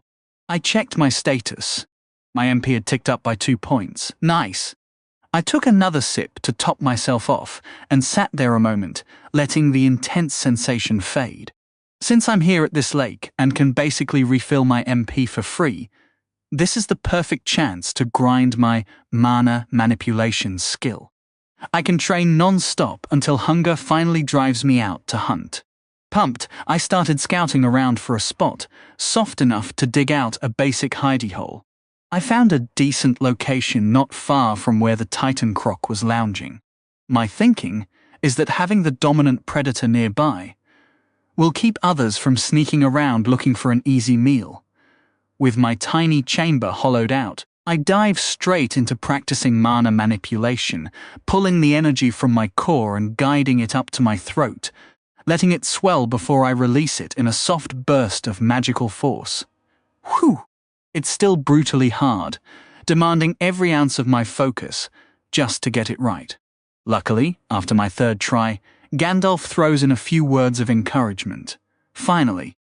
I've been dying to hear that. I jump back into my routine with fresh energy. There's a slight, almost unnoticeable shift in how easily I can draw the power out and steer it where I need it to go. One extra level was never going to be a game changer, I guess.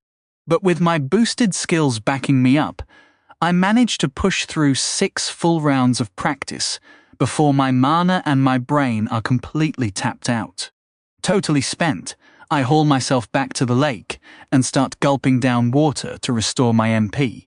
It takes a while, since absorbing mana from the water hits me like a wave of intensity every single time.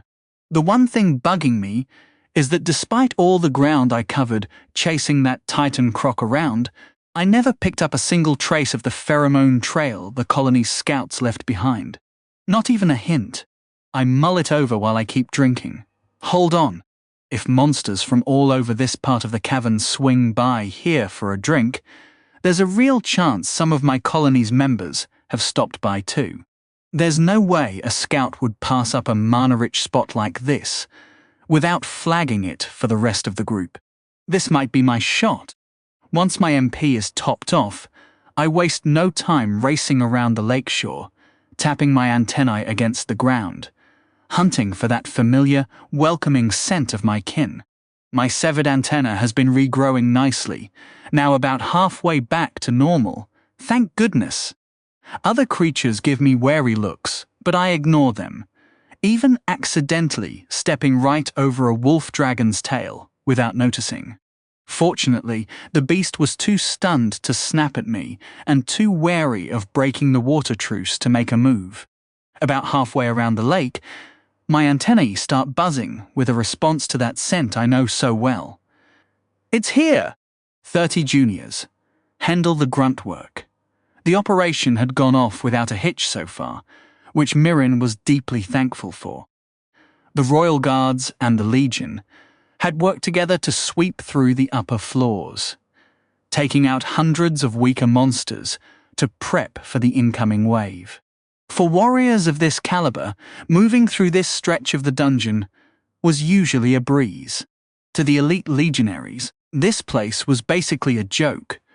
They could probably stroll through with half a dozen monsters clinging to them and barely break a sweat. Still, being thorough meant checking every side tunnel, every hidden passage, and every offshoot, which ate up a ton of time and energy. With 2 forces as sharp as the Guard, who only recruited the cream of the crop, and the Deep Legion, who thrived on this kind of action, the job got done as fast as humanly possible. "Look at them! Just lounging around," Donnellan muttered, nodding toward the senior legionaries, leaning against the tunnel wall, laughing and shooting the breeze. "I wouldn't stare if I were you, and keep it down," Mirren whispered back, her fingers resting on her crossbow and her eyes locked on the tunnel ahead. Word is Aurelia's got insane hearing. If she catches you griping, you'll be digging latrines out of solid rock until the wave hits. It's just not fair that us lower-ranked trainees with the lame assignments have to do all the heavy lifting while the full legionaries stand there looking pretty.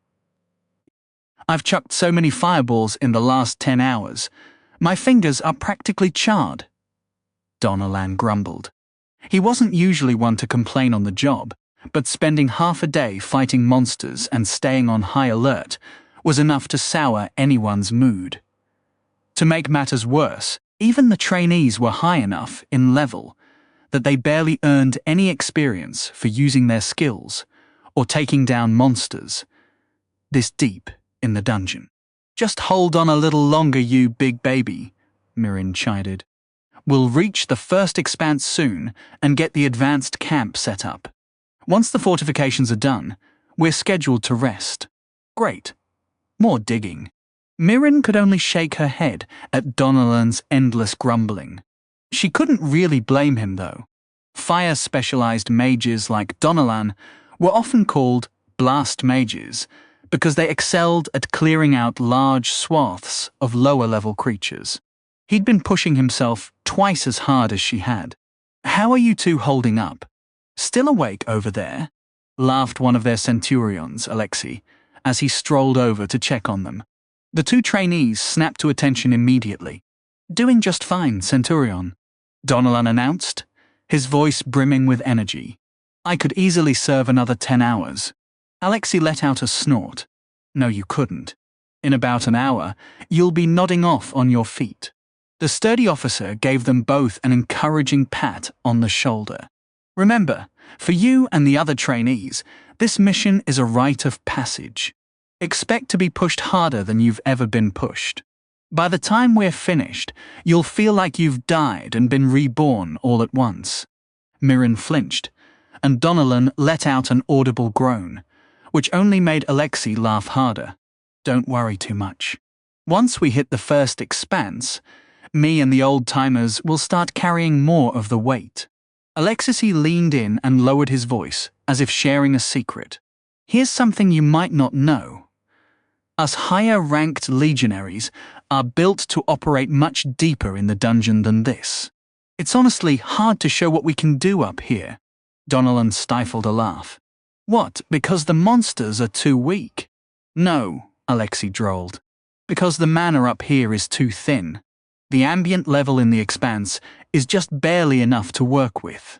You'll see some impressive stuff then. And keep an eye on the commander. He's a living legend for a reason, you know." "Alexei," a sharp voice cut across the tunnel. The three of them snapped to attention instantly. "Yes, Tribune Aurelia."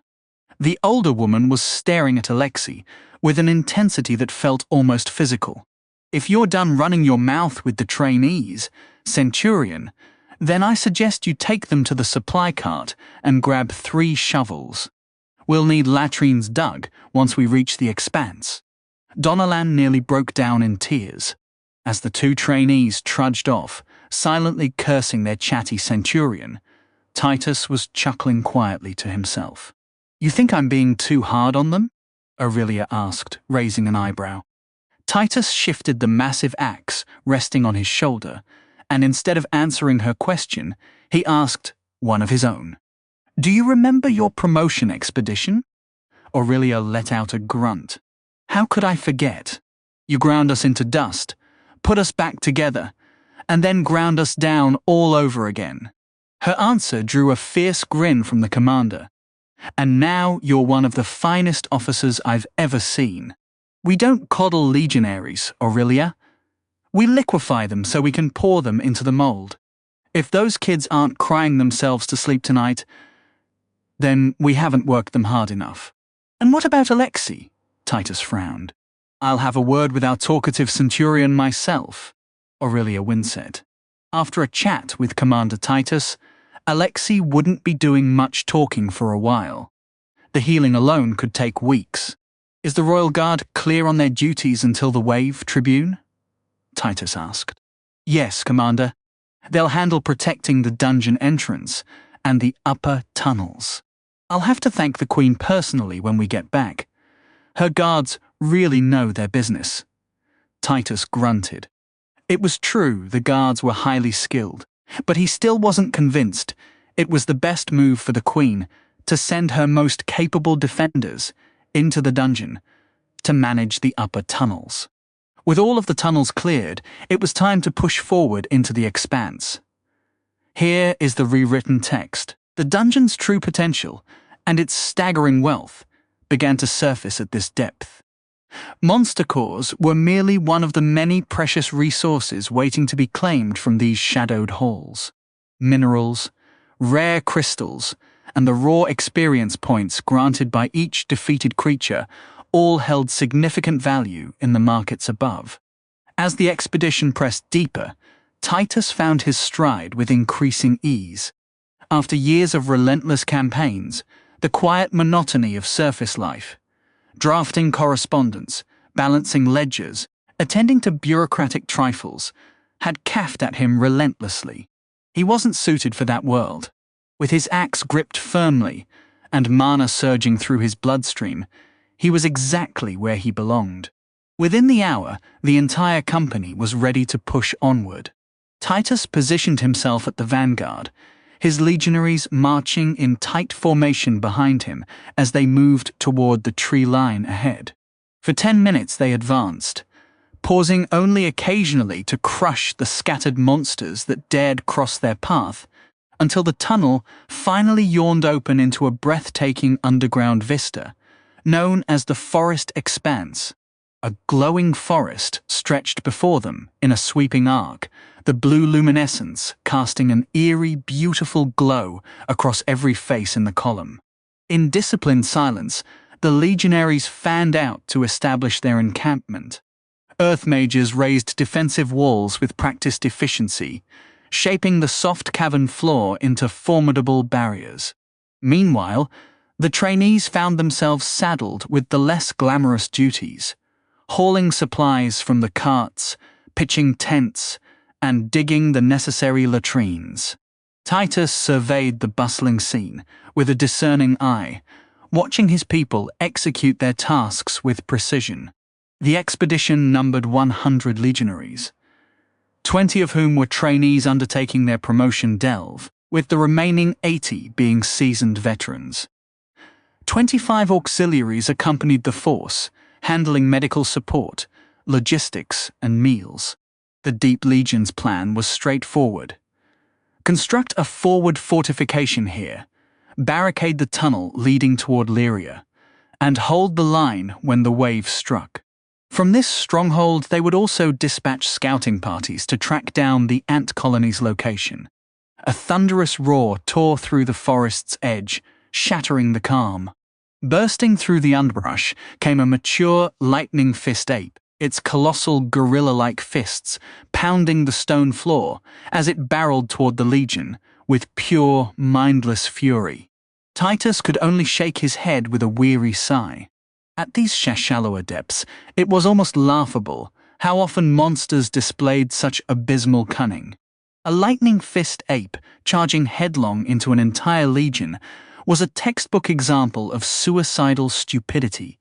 Of all the evolutions available to the Spark chimp, this particular branch was the only one that actually lost intelligence in exchange for raw power. What it gained, however, was formidable might and a potent command of electric mana shaping, typically unleashed through devastating punches. As the beast thundered closer, the legionaries remained eerily calm, their commander stepping forward to meet the charge alone. The monster lunged, its foul breath washing over Titus's face, and then he moved. With a single hand, he hauled back his legendary axe, a blade so massive it resembled a slab of forged steel more than a refined weapon, and brought it down directly in the creature's path. The impact against the rock sent a deep, resonant thud echoing through the cavern before a colossal roar erupted, as if a meteor had slammed into the earth. When the dust finally settled, a 30-meter-long groove had been carved into the cavern floor, and the ape's severed corpse lay split in two, cut cleanly between the eyes on either side of the gash. Chapter 31 Unwelcome Guests. The trail has been detected. Members of my colony have visited this lake after all. This is remarkable. I could simply wait for them to return and follow them straight back to the nest. Staying near the water's edge, I tap my antennae against the ground, tracing the path away from the shore. A solid trail has definitely been established here. The more frequently ants, traverse a particular route, the stronger the pheromone reinforcement becomes, solidifying the path for future travelers. This route hasn't seen particularly heavy traffic, but the colony has certainly passed through here on multiple occasions. I retreat to the safety of the lake and can't resist a little victory jig. Nearby monsters are giving me strange looks from the corners of their eyes. I doubt they often witness an amateur ant breakdancing. My new family is almost within reach. After days of solitude, it'll be such a relief to see another being that doesn't want to devour me. I'll finally meet my mother in this other world, the Queen. I wonder how massive she is. Back on Earth I barely saw her. I was mostly on my own. Hopefully, this time I can pitch in more and we can collaborate. Ugh. I'm way too pumped. I need to chill to rein it in. I mustn't forget where I am. This place is insanely hazardous. If I wander around distracted, I'll end up dead. I scan the area for a few minutes until I spot a decent nesting spot, dig myself my signature L-shaped chamber, and seal the top. In the pitch black, I start the grueling routine of honing my mana manipulation again. Puff. The space briefly lights up each time I release a small cloud of mana from my mouth. Puff. Eventually, I let out my mana, but my final attempt to steer the energy fails because my mind is wiped. There's still a long road ahead. Once that's done, I choose to rest, slipping into torpor, the insect version of sleep. I'm growing more used to this kind of downtime.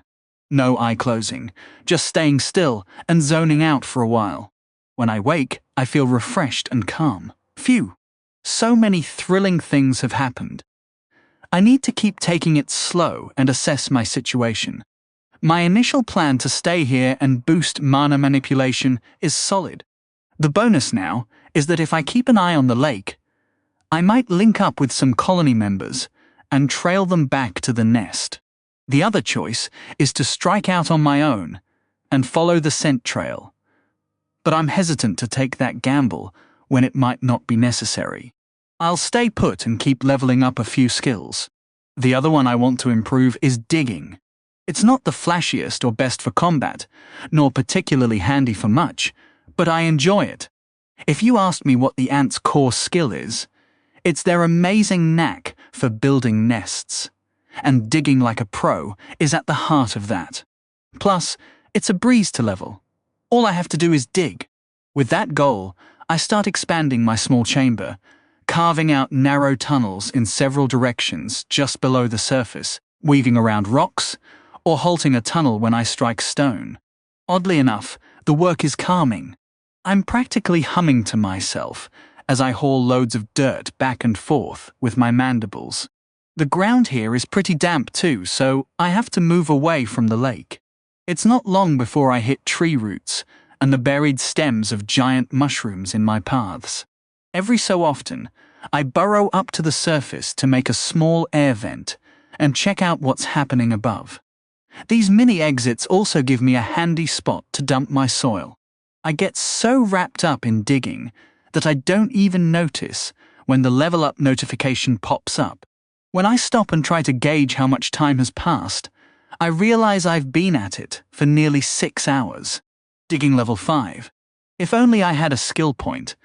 I'd love to see what this skill evolves into. Speaking of which, I'm getting a bit peckish. Maybe it's time to think about hunting for some grub. I should also peek to see if my colony has swung by for a drink. Excited, I hurry back to the lake, hoping to spot my kin grabbing some refreshments. Sadly, no luck. There's a whole mix of creatures, but not a single ant in sight. Oh well, hopefully next time. At this point, my options are pretty much limited to either trying my hand at hunting or sticking around to keep honing my mana. But, hold on, what in the world is that? Off in the distance, I spot silhouettes cresting a small hill that overlooks the lake. From here, my vision isn't perfect, but I can make out enough to get a solid guess at what they are, and they definitely aren't monsters. Without a second thought, I bolt into my tunnel and scramble away from the lake. not stopping until I'm tucked safely beneath the roots of a tree. What are humans doing all the way out here? Those shapes were unmistakably human. Did they somehow track me down already? That seems impossibly fast.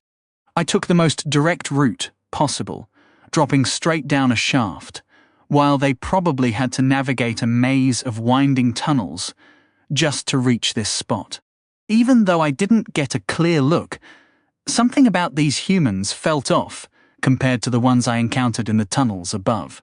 Maybe it was their posture, or the way they carried themselves. I can't quite put my finger on it. I'm caught in two minds. One part of me wants to creep closer and investigate, while the other is screaming to get the heck out of here. Ugh! I can't just keep fleeing every single time a human shows up. Sure, they might be dangerous, but my stealth has to count for something, right?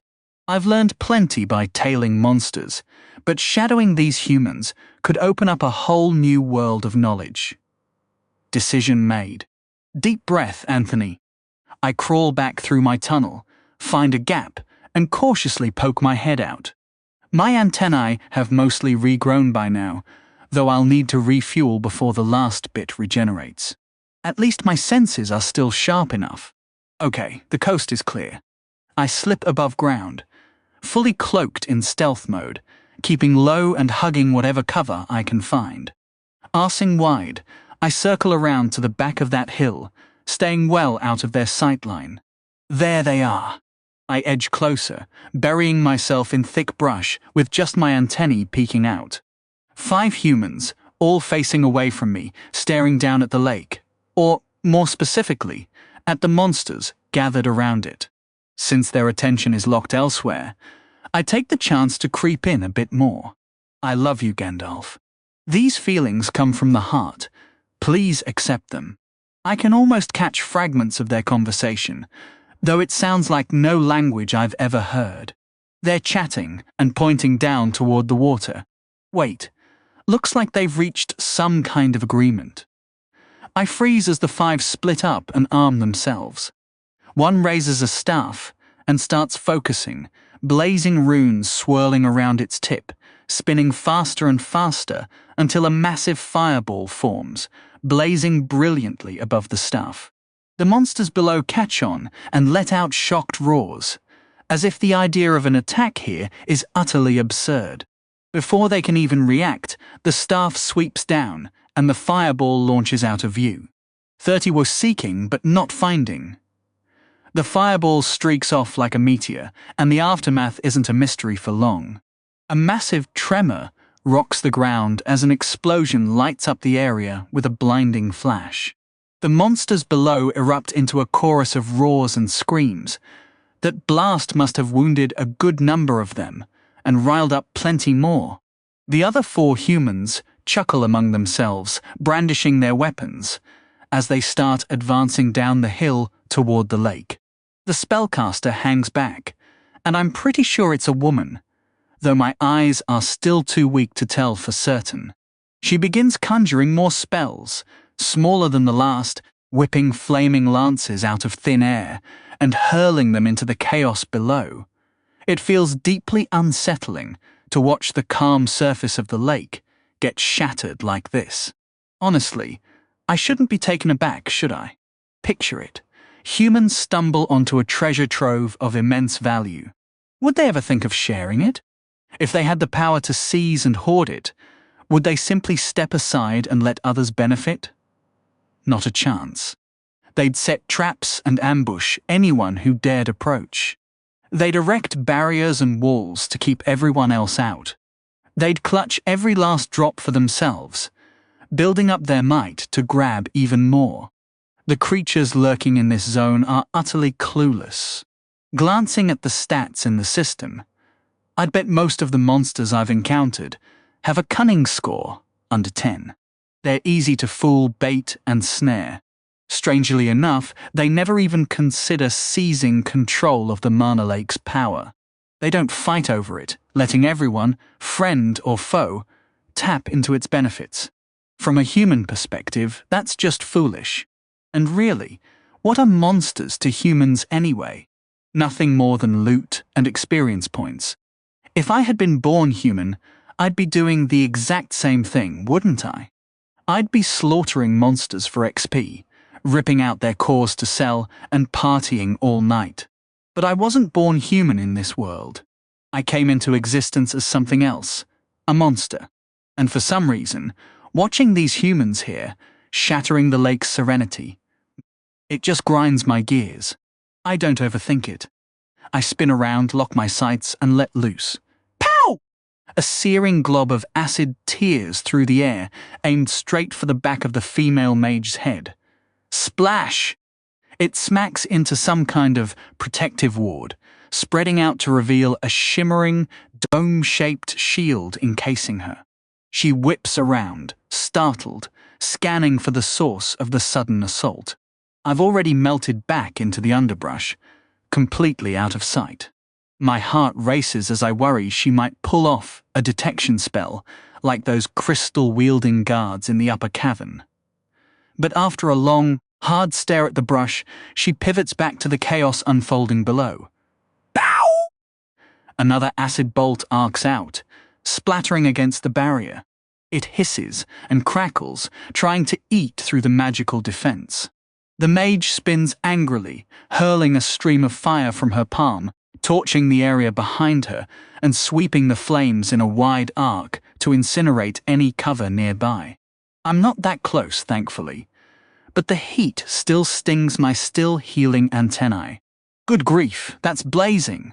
Honestly, I'm not even sure what I'm hoping to accomplish by meddling here. I just wanted her to stop raining destruction on the monsters below. Well, mission accomplished, I suppose. So, Anthony, what's your brilliant next move? The mage is still glaring at the smoking remnants of the trees, hunting for the pesky culprit behind those acid shots. And I'm certainly not about to reveal my charming face. She's clearly peeved, but her focus snaps back to the fight below. Her crew probably depends on her magical support, and she can't afford distractions. With back turned, I slip out of my hiding spot and dart a bit farther away, nestling among the roots of a nearby tree to reassess. She's back to summoning those blazing lances of fire, hurling them at her targets. Each one starts as a dense orb of flame before shooting forward, accelerating into a spear of pure heat. Just as she winds up for another cast, I take aim and fire. Nice! From this longer distance, my accuracy slips a bit, but most of the acid still splashes against that invisible shield, wearing it down. What happens next catches me completely off guard. With a sharp, cracking sound, the barrier shatters, and the acid clinging to it drops straight through. A chunk of it landing right on the mage. She screams in fury as the acid gnaws into her robes, frantically swatting at the burning substance, while trying to shield herself from more harm. To be honest, I never thought I'd actually land a hit on this mage. Watching my acid chew through a human is far more unsettling than I anticipated. With the magical barrage from above now silenced, I figure the other 4 fighters down by the lake are probably struggling without that support. My main goal is already achieved. The mage has stopped her spellcasting. I decide to slip away and check out the scene near the water. Moving cautiously, I creep out from my hiding spot, circling wide to stay clear of the mage and the path her allies might take when they regroup. As I loop around the hill and edge back toward the lakeside, the sight hits me hard. It's total chaos. Dozens of monsters lie dead along the shore, some clearly having tried to storm the slope, only to be cut down by the mage's 4 companions, without making any progress. The creatures on this side have been scattered. Those brave enough to fight are gone, while the smarter ones bolted at the first chance. The humans are now rummaging through the corpses, pulling long knives from their leg straps to slice open the beasts, hunting for cores. They curse when they come up empty, but chuckle with satisfaction when they pocket the shiny, gem-like treasures. The mage has already descended to join her allies, and they're laughing as she gestures angrily toward the hill, no doubt venting about my sneaky attacks. One of them, a hulking warrior type, yanks a flask from a pouch at his hip and hands it to her. She takes it gratefully and gulps it down. Maybe a healing potion? After they finish harvesting the cores, the 5 of them bunch up and head over the ridge, their silhouettes fading into the distance, until they vanish over the peak. The shoreline and the hillside are littered with dead monsters, and I feel a strange numbness creep in. As someone who used to be human but now roams as a monster, what's the real moral code here? I can't quite wrap my head around it. Still, there's a ton of biomass lying around, and no self-respecting monster would let that go to waste. I'll eat first and sort out the philosophy later. 30. A mutation sensation. Before the bodies dissolved and were absorbed by the dungeon, I managed to scoop up 7 biomass, an incredible haul. Part of that comes from sampling 3 brand new creature types, which netted me 3 bonus points, plus another 4 from filling my stomachs. Combined with the 2 I'd saved earlier, I've got 9 biomass ready to spend. Eager to mutate without interruptions, but still jittery about those hunters circling back, I head to my pre-dug nest, though I have to squeeze and widen the entrance a bit to fit my bloated rear through. Once inside, I take my time sealing the opening before I start spending. My original plan was to push my eyes to +, keeping my edge in vision over the local monsters, but also to see what the system would unlock once I hit level 5. Skills evolve at that milestone, and I have a hunch body parts might too. The thought makes me anxious, and then, instead of that annoying itch, Gandalf's deep, comforting voice echoes in my head. So level 5 is a real turning point after all, just as it should be. I've dumped 15 biomass into my eyesight, so reward me more. The system rattled off a huge list of vision upgrades, and wow, the options are overwhelming. Heat-sensitive vision, motion-sensitive vision, mana vision, see-through vision. Some of these sound absolutely incredible. Sorting through the list takes me forever, and I lean on Gandalf to break down each option before I lock anything in. Sure, some picks are seriously tempting. X-ray vision sounds like a total game-changer, but I settle for something more practical that patches a weakness while sharpening what I already do well. Focused compound vision. When Gandalf spelled out what this mutation actually does, I couldn't hide my excitement, because it's something I'd been craving for a while. Picture an insect's compound eyes. Instead of one big, movable lens, you get hundreds of tiny ones all locked on the same angle, unable to shift. That setup has already given me a killer edge, letting me monitor nearly every direction at once, especially now that my upgraded eyes stick out farther from my head, almost letting me peer behind without twisting around. The catch? My compound vision isn't great at locking onto distant targets like a human eye can. This mutation fixes that. Each of my eyes gets a small patch of lenses that can focus way out, creating a narrow window of sharp, long-range sight. I still can't swivel my eyes, so shifting that focus means turning my whole head, but combining far-off clarity with all-around awareness? That's the best of both worlds. The ultimate eye setup.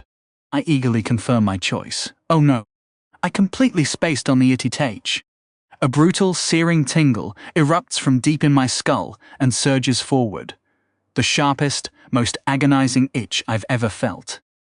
10 times worse than any prior upgrade. It's like needles stabbing right through my head. My eyes, FGAP! I'm thrashing on the ground, legs flailing wildly, scratching at nothing. Nothing dulls it. It drags on and on and on. Finally it stops. No, damn it! The acid mutation isn't as excruciating but still rough. Since hitting +, on an upgrade brings such huge payoffs, I want everything maxed out, ASAP. Acid's already at +3 and serves as my main attack, so I'll bump it next. Wait, until I actually evolve, I can't push any mutation past plus yet, right? Makes sense. Just 2 more levels, and I'll hit that evolution milestone. And hopefully it won't take too long. With my biomass all spent, I choose to lay low and grind mana manipulation, puffing out tiny bursts of energy from my mouth until my mental reserves hit 0. But the effort pays off. I pull up my status to admire the gains.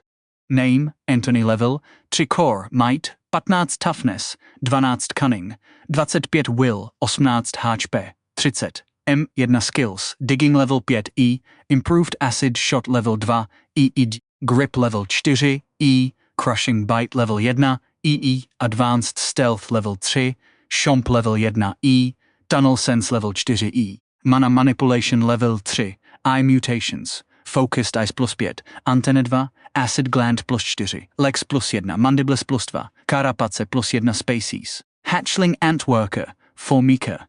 Skill points, Nulla biomass, Nulla. With my mana drained and mutations done, I plan to chill here for a bit before any next move. These new human monster hunters have made the area way more hazardous, so I need to stay sharp. When I wake up, my mana's climbed back to 4 points, and I've digested a solid chunk of my last meal. Peeking out of my hideout, I don't spot any humans, so I crawl out fully and test my fresh eyes. Whoa. This is going to take some adjustment. The middle of my sight has a weird, almost magnified patch compared to the rest, and the long-range zones blend smoothly into the closer ones. No harsh blur, just a seamless shift. There's a clear, unmistakable line between these 2 levels of sight, which makes sense when you think about it. My upgrade only sharpened a small cluster of my compound eyes, and those lenses don't really overlap with the rest. Whenever I move my head, that magnified patch glides across my view, staying locked right in the center. Honestly, juggling 2 different tiers of vision takes some getting used to. Still, I'm genuinely thrilled with how this turned out. I just need to adapt fast. With this boosted perspective, I can sweep across the far shore of the lake and study whatever's lurking there. That Titan croc is still lounging around, probably dozing off in the sun. I take a quick look to see if any of my colony's ants have wandered over, but no luck. Still nothing. A heavy sigh escapes me. Since I'm here anyway, I might as well sip from the water to speed up my MP recovery and map out my next move. I'm not exactly eager to stick around, knowing there are human hunters roaming nearby who could torch me at any second. But I need XP, and I need to evolve. With the extra stats and raw power from my next evolution, my odds of surviving, and my ability to gather biomass, should climb significantly. Once that happens, I'll feel a whole lot braver about following that pheromone trail deep into the woods to find my colony. Right now, gathering intel is still the top priority, along with hunting for a decent meal. It might sound crazy, but I think I'll head straight for the humans' camp before anything else. Given how dangerous they are, it seems backwards to rush toward them, but that's exactly why I want to know where they are and what they're up to. With these new upgrades, I can spot them from way farther off, which is the only reason I'd take such a risk. I'm not entirely sure what I'll do once I actually find them, but at minimum, I'll know where the threat is lurking. Alright, decision made. Off to the human camp I go. Camping out, I creep away from the lake with extreme caution, because let's be real. Out here, I'm basically an open buffet, and plenty of monsters would love a bite of this tasty treat. In this fight for survival, stealth remains my sharpest weapon. I've scraped together a decent pile of biomass, probably more than most creatures at my level ever see. I've been playing the scavenger role, swooping in to collect leftovers after someone else did the heavy lifting. Unfortunately, that approach doesn't do much for XP. Aside from that totally insane clash between the wolf dragon pack and the claw centipedes, I've had to be extremely picky about which fights I take just to earn experience points. And that's still the case. It'd be amazing if this trip I could pull off a hunt entirely on my own and take down an opponent one-on-one. I need the confidence boost just as much as the XP. I can't keep relying on stumbling across wounded prey forever. Staying as invisible as possible, I dash from one bit of cover to the next, keeping every sense on high alert. After that last big meal, my HP is back to full. My antennae have fully recovered from the beating they took in my previous fight, and my leg healed up ages ago. This forest is seriously bizarre. Every time I turn a corner, I run into something I've never seen before, like this bright orange fern-looking plant. Each branch tip has a thin, almost web-like tendril that droops all the way to the ground. Definitely not touching those. Out of curiosity, I flip a pebble at the plant with my mandibles, but nothing happens. My suspicion doesn't fully fade, though. It's possible the thing only reacts to organic contact. Rather than standing around staring at a fern, I push forward. On my way in the direction the hunters went, I run into a few other creatures, including a big troop of small ape-like critters gathered around a massive tree. I give them plenty of space. If only I had more of my own kind to back me up out here. Watching those massive packs of lesser monsters prowling around honestly bums me out in a way I can't quite explain. A few wolf dragon cubs were also lurking nearby. Another group I knew better than to tangle with. Feeling boxed in by my own limitations, I decided to try something I'd never dared before. Climbing a tree to get a better lay of the land. Spotting a sturdy one, I dug my claws in and used the raw power of my grip skill to haul myself up fast. Whoa. The view from up here is a total game changer. My upgraded eyesight lets me see for miles now. Off in the distance, there's a hill with some weird shapes on top. Could those be tents? If so, that might just be the camp of those 5 hunters. Time to check it out. With that goal locked in, I crept forward, keeping my senses sharp and my movements quiet as I made my way toward the distant camp. The last thing I needed was to stumble into a fight while those hunters were still around. If they caught wind of me, I'd be dead meat in seconds.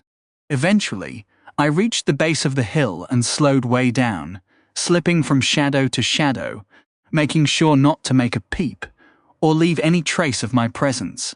About halfway up, the hunters came into view at the summit. They were sitting in a loose circle, on chunks of stone and rough-hewn logs they'd turned into makeshift seats. Looked like they were gathered around a fire pit, or maybe a cookpot. 3 tents were pitched in a neat semicircle behind their little hangout, with a few bulky backpacks scattered around alongside some monster remains they'd managed to stash. A line stretched between 2 poles caught my eye. At first, I thought it was for drying clothes, but squinting harder, I realized they were stretching out monster hides to cure. This crew was clearly in the business of hunting monsters and hauling cores and materials back to the surface to sell. Figuring it was smart to observe, I hunkered down in a good spot. Now that I knew exactly where their camp sat, a wild idea started brewing in my head. For a monster, patience is everything. It's the first rule of my creed. After a few hours, the hunters started gearing up, strapping on armor, testing their blade edges, and joking around with each other. Then something caught my attention. They all stepped out of the camp together, and once they were about 30 feet out, they halted while the mage focused on her staff. Runes began to spiral around the head of it as she concentrated hard. Then she tapped the butt of the staff on the ground. A few stones I hadn't even noticed before flared up at the camp's edge, glowing bright for a split second before fading out. With that done, the whole group headed off toward the lake. So that's their play. They're farming the lake, ambushing the monsters that gather there, then coming back to wait for the place to repopulate, before doing it all over again. Efficient, I guess, if you're into mass monster murder. Just to be safe, I trailed them long enough to confirm they were really heading for the lake. Then I looped back toward their camp. You folks must have a nice little stash of monster cores by now, huh? Sure would be a shame if something happened to them. Still, I wasn't about to mess with that barrier spell they'd left behind. I'm pretty sure tripping it would either set off an alarm or turn me into a puddle of goo. Neither sounds appealing. Walking over it? No way. Digging under it, though. Now that's a plan. Time to put my level 5 digging skill to work. I went at it like a machine, my mandibles chomping through the dirt at lightning speed. With my digging boost, each bite moved a shocking amount of earth, and before long I'd carved a tunnel right under the magical boundary and popped up inside the camp. Mwahahaha! Curious as I was, I knew the clock was ticking, so I wasted no time poking my head into the tents to see what they had.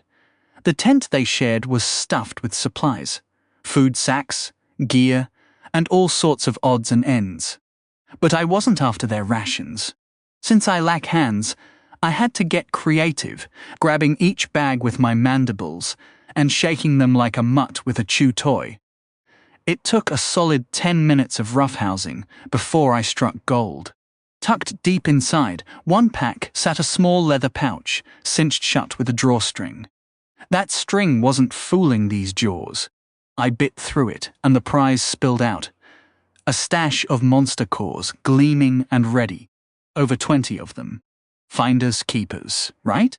I dove in, absorbing one after another, feeling that familiar surge of power. But on my 4th core, the wizard cut my celebration short. Seriously? 17 cores left, and he's pulling the plug? I couldn't help but mourn the fortune sitting right in front of me as the clock ran out. Desperate, I shoved the remaining cores into a pile and tried to scoop them up with my clumsy mandibles, but my jaws are too big and the cores too small, only 4 fit. My heart ached, but it was that or nothing. Time to vanish. I slipped back through my tunnel, dashed down the hill, and disappeared into the tree line, clutching my loot. Once I found a massive tree with exposed roots, I dug a deep hole and stashed my treasure, covering it up with care. I'll swing back for it once I evolve. Too bad I can't grin, or I'd be beaming ear to ear. Thanks for the donation, you clueless humans. Now I've got even more reason to grind for levels. Evolve first, reclaim those cores, and boost my own power. The longer they sit buried, the more I worry. What if those hunters use some magic trick to sniff them out, or another beast stumbles across them?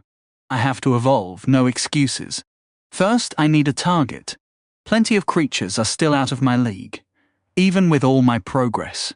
My heavy focus on vision and other skills hasn't exactly turned me into a fighter, and my upgraded core, now holding Dvarset MP, burns brighter than ever, pulsing like a warm stone in my gut. It's grown too, which feels oddly comforting. But what's the point if I can't use that MP? My mana manipulation is stuck at level 4, and until it hits 5, I'm stuck with acid and my jaws. I do have one idea, though. They're tough, they never play fair, and they're nearby, centipedes. Back at the lake, I spotted a cluster of those basic claw centipedes. If I can lure a pair, maybe 3, away from the bigger evolved ones, I might stand a chance. Those larger beasts would crush me in a heartbeat. So I circled back wide, avoiding the camp entirely. I'd love to see their faces when they find their stash gone. I crept around to the far side of the lake, where that giant croc still lounges, doing absolutely nothing. What's his deal? Doesn't the guy ever hunt? Honestly, it wouldn't shock me if he'd already made his move while I was gone. Either way, this guy clearly has a talent for doing absolutely nothing. Lucky for me, there's another heap of centipedes waiting at the lake, and I can't stand the way they pile up, twisting and squirming, like they're trying to tie themselves into a knot. I work my way around the massive croc, grab a few quick sips of water to top off my mana, and settle in to wait for the creepy crawlers to make their move. After what feels like an eternity, the tangled mass finally breaks apart, and the centipedes bolt from the shore at full speed, all heading in the same direction. I nearly lose them, caught off guard before I scramble to chase after them. These things are seriously fast. At least I don't have to stick as close as I did before to keep tabs on them, but the pace makes me nervous. At this speed, staying hidden from anything nearby is basically impossible. They're traveling in a big pack, but I'm flying solo, and that thought has my stomach in knots. It doesn't take long before we reach a raised mound in the middle of the forest, about 6 feet high, with several openings scattered around its base. Without even slowing down, the entire caravan dives into the mound and vanishes, leaving behind a silence that feels almost deafening. Okay, so I guess I found their nest. I circle the area from a safe distance, keeping a sharp eye on those holes. None of them look big enough to fit one of those massive, evolved centipedes, but I'm not about to let my guard down in case a giant decides to show up. I keep scanning both the nest and the surrounding forest, half expecting a hunting party to sneak up behind me at any moment. After a full loop, I estimate the mound is about 15 feet across, though the real nest probably stretches deep underground. There are at least 8 of those things in there already, and I'd bet my life there are plenty more hiding below. Just picturing the tangled mess of legs and claws down there makes me queasy. I absolutely hate these creatures, which is exactly why I'm going to hunt them down. My plan is simple. Wait. I'm definitely not diving in and trashing the place, getting myself eaten in the process. I'll bide my time until a smaller group peels off, either heading to the lake or out to hunt. The odds won't be in my favor, but I'm counting on my human smarts and superior mutations to pull me through a 2-on-1 or even a 3-on-1 scrap. I find a perch up in a tree where I can stay perfectly still, boosting my stealth bonus while keeping my eyes locked on the nest. When the right number of centipedes finally leaves, I'll be ready. Yep, any minute now. Come on, you stupid bugs. After hours of staring at this mound, absolutely nothing has happened. What the heck are they even doing in there? Actually, scratch that. I don't want to know. Then 10 minutes later, a sound breaks the silence, and my heart jumps. At least until I spot a group of 6 centipedes coming back from the forest. Great. After that, 5 head toward the lake, 7 head out to hunt, and then nothing. They all come back, and still nothing. Are you seriously messing with me, you idiot centipedes? What are you so scared of?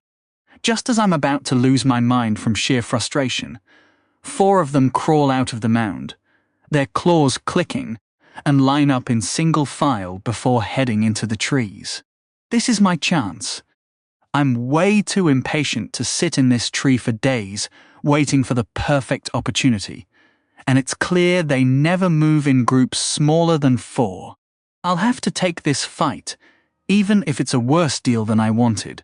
I climb down carefully and give chase, relieved that the targets aren't moving at full speed.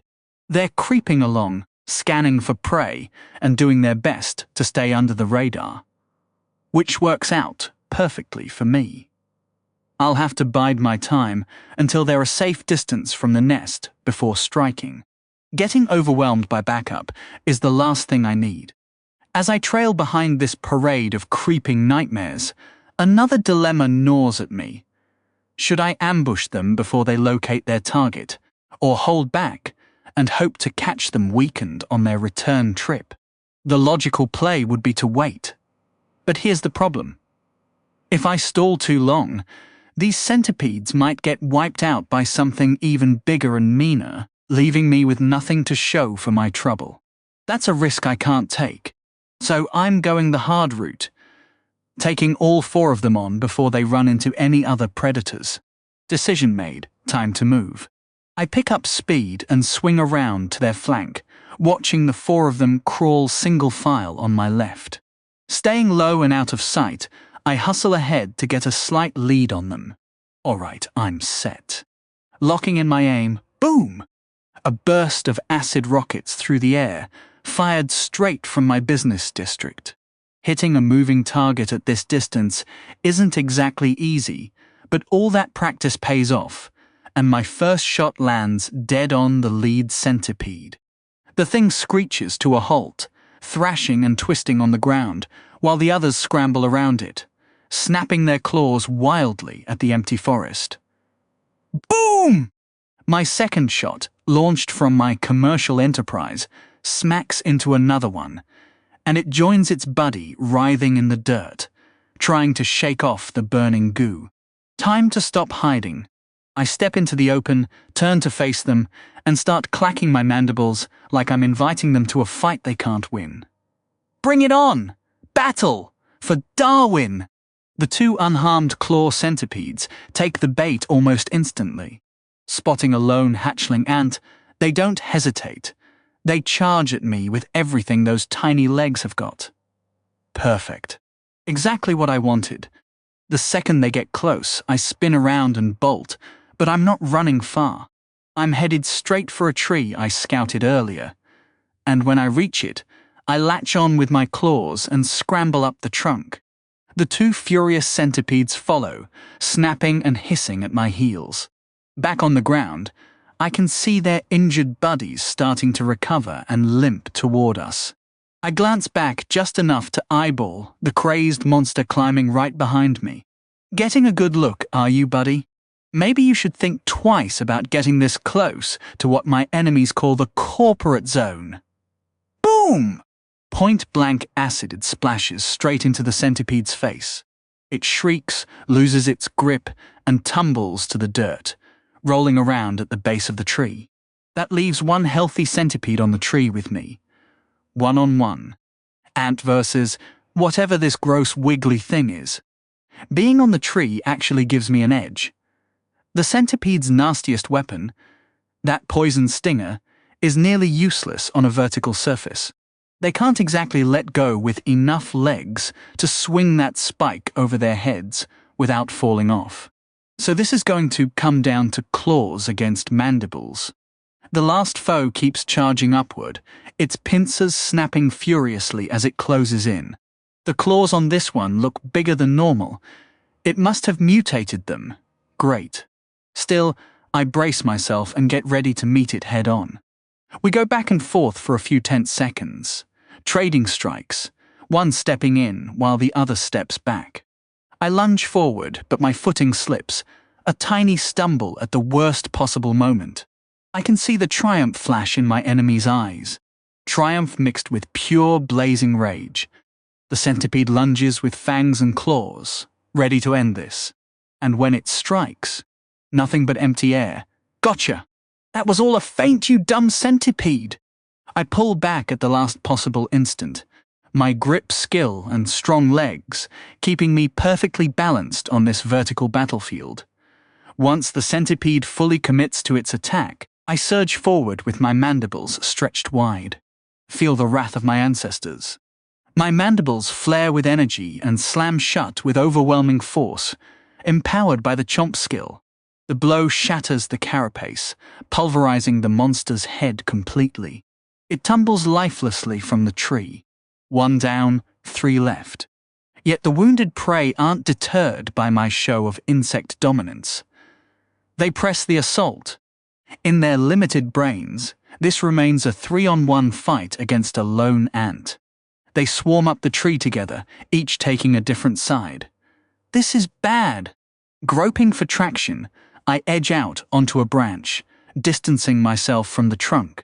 Above all, I can't let myself be encircled. The branch is too thin for a secure hold. Keeping my grip is nearly a full-time struggle. Fortunately, only one enemy can follow me onto this limb, leaving its allies circling the trunk and hissing in frustration. My new dance partner creeps along the branch, claws poised. It's only now that I start to fret about our combined weight. Crack! Just my luck. The branch lurches violently, rocking both the beast and me off balance, but I recover first. Take this, centipede. My mandibles snap wide and crunch down on another head, yet this time I fail to land a killing blow. Snap! The branch breaks clean off, sending me into freefall, with a massive centipede clamped in my jaws. Twisting mid-air, I use the momentum to slam the creature into the ground, before hitting the earth myself with a jarring thud. Ugh! Something's broken. I landed hard on my side, but at least my legs stayed intact. Get up, Anthony. No time to lie around. Shaking off the impact, I scramble to my feet and lock onto the centipede that fell with me. It couldn't shield itself during the crash, and seems to have mangled several legs on impact. Seizing the opening, I dart forward and end it with another bite. 2 centipedes remain. The survivors are losing confidence, but they have no choice but to fight. They need to come down the tree to flee anyway. Their movements tell me they plan to attack together, and I'm not sure I can stop that. Fingers and mandibles crossed. This is where it gets rough. The remaining foes descend cautiously, claws raised, ready to strike at the slightest twitch. I track their every move, biding my time for the perfect moment. Both hit the ground simultaneously. I spin and bolt. Run. My sudden retreat seems to baffle them for a heartbeat before their hunting instinct kicks in, and they tear after me at full speed. Idiots! Pow! Another acid blast erupts as they close in, searing and dissolving the nearest pursuer. Ha! Didn't think I'd have another shot ready so soon, did you? Lucky for me, you're foolish enough to fall for the same trick twice. While the scorched centipede rides from its second dose of plushtige acid, the other squares up for a fight. I've carved out another one-on-one. I need to finish this before the wounded one recovers and joins in. I opt for a high-risk move. I refuse to drag this out and give them a chance to bring those dreaded stingers into play, the one thing that could take me out in a single hit. My foe advances, feinting and posturing with jaws and claws. I charge straight at it at full speed. Bring it on! The startled centipede reacts fast, lunging forward with its claws. One snags my leg while the other scrapes a gash across my face. But my momentum won't be stopped. With my bigger, stronger mandibles, I dive in and unleash my crushing bite. The centipede claws at me frantically, dealing damage, but it's not enough. Crushing bite! The final centipede, already battered by my 2 acid blasts, could barely put up a fight. A few quick bites did the trick, and Gandalf's triumphant melody echoed in my head once more. Victory! I'd actually pulled it off. 4 against 1, and you pathetic crawlers still couldn't win. Huh! I did my best victory dance, though my injured legs made it more of a clumsy shuffle. My HP had dropped to Dvartset, but I wasn't sweating it. After I chowed down on that biomass, I'd be back to full strength, or close enough. Speaking of which, those nasty grubs weren't going to devour themselves. I worked through the lot, taking a breather halfway, and managed to snag 4 biomass, plus an unexpected bonus. I'd finally consumed enough of those things to unlock the intermediate profile, huh?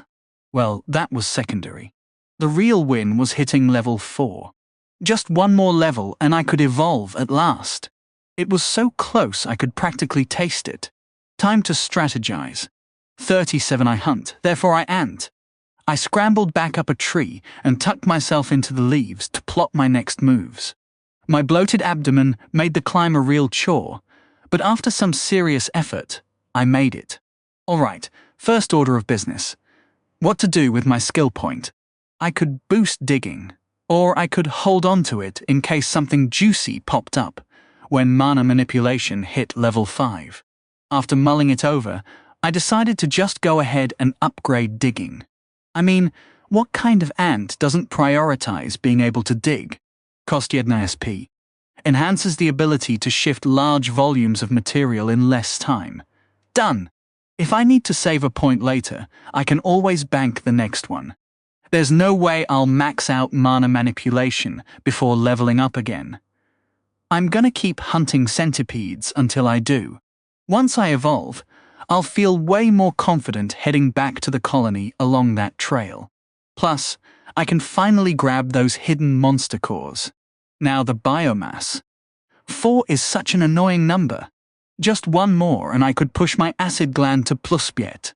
Or I could use it all to bump my mandibles to +. Ugh. In the end, I went with the mandibles. That last fight wasn't exactly a cakewalk, and I didn't want to walk into the next one without a real edge in combat. Go for it, boss. My face instantly felt like it was on fire. Seriously, why? When the mutation finally settled, my mandibles were noticeably bigger and more intimidating. These chompers just keep getting deadlier. What kind of upgrade awaits at +? I couldn't wait to find out. With my biomass spent and skill points used up, I was just about ready for action. All I needed was for my digestion to kick in so I wasn't dragging a huge sack behind me. While I waited, I practiced mana manipulation a few more times, leaving myself breathless and nursing a headache. It was getting a bit easier to move the mana around, but only barely. Since I was already well hidden up here, I figured a quick nap would get me back to fighting shape. I woke up hours later, ready for round 2. I crept back to the centipede mound and took up my usual spot high in a tree. Honestly, if I spent any more time up here, I'd turn into a weaver ant. Those clever little builders bend leaves and stitch them together for nests, even using their larvae to spit out a sticky glue. Nah, I'll stick to digging. For now, it was back to the waiting game. There wasn't much action. No sign that the colony was even bothered by 4 of their own going missing. I figured it wasn't unusual for a hunting party to vanish now and then, never to be seen again. After several long hours of waiting, watching some groups head out and others trickle back, another squad of 4 crawls out of the mound and heads toward the lake. Oh! Off for a sip of that tasty mana water, are we? Hope you enjoy it, because it's going to be your last. Once the targets are a safe distance from the nest, I climb down and start trailing them. I'm not too stressed about staying close, since they're heading for the lake, where the odds of them getting picked off by something bigger are pretty low. My plan is to set up a trap and hit them on their way back. Following the path, I spot a massive tree with a clear line of sight down the route the centipedes took. I want to see them coming, so I settle in and get comfortable for the wait. While I'm perched up there, I figure it's a good time to check out the intermediate profile of the claw centipede. Maybe there's something useful in there? Huh, so those are its base stats? Might and toughness are pretty close to mine, but cunning and will are practically bottomed out. I guess I shouldn't be shocked. Not every newborn ant is walking around with a cunning stat like mine at 25. My guess is that high number comes from the system recognizing my human brain. That's my real edge. Without the ability to think ahead and plan, I'd have been dead ages ago. Plus, it makes it way too easy to outsmart these dumb critters. About an hour later, my patience pays off. The 4 centipedes are heading back, and lucky me, they're moving in a neat little single file. Oh, a visitor? Stay a while. Stay forever. Pow! With my solid footing and aim bonus, there's no way I'm missing a long target moving in a straight line. The acid arcs through the air and lands right on the back of one of them, a clean hit. The centipedes lose it immediately, hissing and posturing around their writhing buddy. Pow! Another direct hit. A second centipede is down, twisting on the ground as my acid eats into it. After 2 shots, I've basically announced myself to the ones still standing. I clack my mandibles and wave my antennae like some kind of insect taunt. Basically the bug version of, "Come at me, bro." And just like last time, these idiots take the bait, charging forward to tear into this annoying ant. They hit the base of the tree, latch on with all those legs, and start climbing straight into my next shot. Pow! Another one gets my acidic surprise. the poor thing tumbles out of the tree and lands with a heavy thud. So far, the plan's working out even better than before. Only one target left on the tree with me.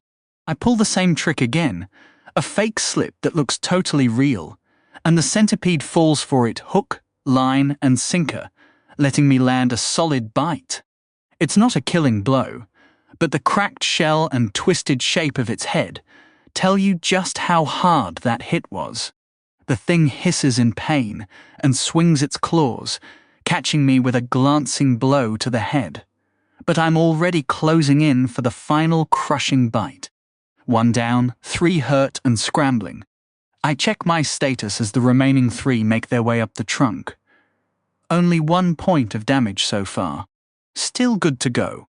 They charge up together this time, but I don't run for a branch. I still don't want to get surrounded, so I pull off another risky move. When the lead centipede gets right in front of me, I just let go of the tree. They can't react fast enough. All they can do is watch as I crash right into one of them. We both tumble out of the tree, locked in a mess of claws and bites, and hit the ground with a heavy thump. I scramble to avoid the stinger, using my momentum to roll away and get back on my feet. My opponent is still trying to flip itself over, so I charge in and slam it with my mandibles. Crushing bite! The mysterious white energy floods my jaws as I clamp down with every ounce of strength my face can summon. And then there were 2. Now for the tricky part. The last 2 centipedes stick close together as they crawl down the tree trunk. I don't think I've got another acid shot ready just yet. This is going to have to be handled up close and personal. The moment they hit the ground, the 2 monsters split apart, flanking me from opposite sides. Lucky for me, keeping an eye on both is a piece of cake. Thanks to my compound eyes. Not about to hand over the momentum, I spin and charge the one on my left. The centipede rears up, claws and jaws flashing in warning. Then I stop dead and bolt the other way. The creature that had been sneaking up behind me froze, caught completely off guard. While I'd lunged at its buddy, it had raised its rear, showing off the nasty poison stinger at the tip of its tail. The sneaky jerk thought it could creep up on me while I was distracted. Not so easy, pal. After a brief hesitation, the centipede lashes out with its tail, the stinger rocketing toward me at insane speed. I was ready for that. Predicting the move, I dig my claws into the dirt and leap sideways, letting the deadly tail whistle past my left side. Before the monster can pull its tail back for another shot, I spin and bite down hard. Carapace cracks and crunches under the pressure, and the centipede hisses in fury. I've latched on about 2/3 down its body, shredding the muscles underneath. That tail is useless now. Spotting the other attacker closing in from behind, I don't hesitate. I leap straight at the wounded foe, soaking up hits from its frantic claws. Ignoring the pain, I land the finishing blow with another bite. And now it's 1-on-1. Refusing to give the last monster a chance to raise its poison sting, I clench my mandibles against my wounds and charge straight at it. A quick status check shows I've still got half my HP left. More than enough to wrap this up. No games. The centipede and I collide, mandibles smashing, claws scraping and tearing at carapace. But my opponent doesn't stand a chance against my superior mutations and skills. Finally, not quite enough to hit level 5, but at least I've secured another 4 biomass. That was a rough fight. I'm down to just 10 HP. Dents, scratches, and cracks cover my poor carapace. Can't waste a second, gotta eat! Om nom nom. Wait, what's that noise? 38. Rudely interrupted. Maybe fighting and eating here wasn't the smartest move. Right, on the trail the entire centipede nest uses to reach the lake. To my utter horror, 5 more centipedes are wriggling toward me in single file through the forest, heading straight for the water. When they spot me, mouth stuffed with dead centipede, they don't even slow down. They just charge. Hey! Let's all just calm down here, guys. Can we maybe talk this out? A peaceful solution is always the best option, right? Sure, I've eaten a few of your kind, that's fair. But can't we also agree that we're all part of the circle of life? That everything is both predator and prey? Didn't think so. Run. I spin and fire off a quick acid shot, splashing the leading centipede's ugly face before darting into the forest. How in the world am I supposed to handle 5 centipedes? I've only recovered about half my HP. This is bad, really bad. Any backup, Gandalf? Yeah, thanks for nothing, you useless wizard, and your fancy pipe. I'll say it, you're late. Way late. I could try making a break for the lake. Maybe they wouldn't attack me there. But, with my injuries, there's no guarantee I'd outrun them. Looks like I'll have to fight this out, and there's no way I can fight fair. As I sprint, I scan desperately for anything I can use. And there it is, a massive tree with a wide trunk. Before my opponents can close the distance, I bolt around to the rear of the trunk, cutting off their sight line and scrambling up the tree, with every ounce of speed I can muster. Move it, Anthony. Get those tiny legs pumping. Hot on my trail, the 5 centipedes reach the base, the one I'd doused with acid trailing slightly behind. Without hesitation, they start their ascent after me. I push myself to climb faster, making my way out onto the sturdiest branch I can find that's still within reach of the ground. Once I've secured this shaky perch, I turn to track my enemy's every move. The moment they spot me, they charge forward along the branch. One, skittering underneath while the other races across the top. Right before they close in, I release my grip and hurl myself downward. I hit the dirt with a hard thud, scramble to my feet, and gauge their reaction. Unwilling to take the leap themselves, they begin their slow retreat back down the trunk. The one nearest the ground, still lagging behind the pack, is the same one I'd injured. The instant its head drops into range, I lunge forward and sink my mandibles in. That's one down. Now I'm out of here. As the remaining centipedes descend, I dart off, weaving through underbrush and ducking behind trees to mask my escape. When I spot a thick cluster of vegetation, I dive in and freeze. My best bet now is to let my advanced stealth carry the weight. The others aren't far off, but they've lost sight of me entirely. Maybe their vision is as poor as mine was when I first emerged. Fingers crossed. The 4 of them shuffle past in a tight group, antennae sweeping the ground and claws snapping in frustration. One centipede comes within 5 meters of my hiding spot, but I refuse to budge. I barely even breathe. If they catch me, I'm torn apart in seconds. Come on, you overgrown bugs. Stay clueless. Finding no trace of me, they split up to scout. One veers left, another goes right, and a third heads back toward the tree. The last one lingers nearby, scraping around for any scent or clue of where I've vanished. In a straight-up fight, I'm not scared of these brutes in the slightest. The oblivious thing keeps poking around, spinning this way and that, hunting for that sneaky ant. Once it turns its back, I creep out of my cover, inching closer, closer still, and then I pounce. I leap forward and clamp down hard on its tail with a vicious bite. I can't risk getting stung by that nasty stinger. The centipede reacts sluggishly, and I hit it again, cracking its shell and leaving that appendage useless.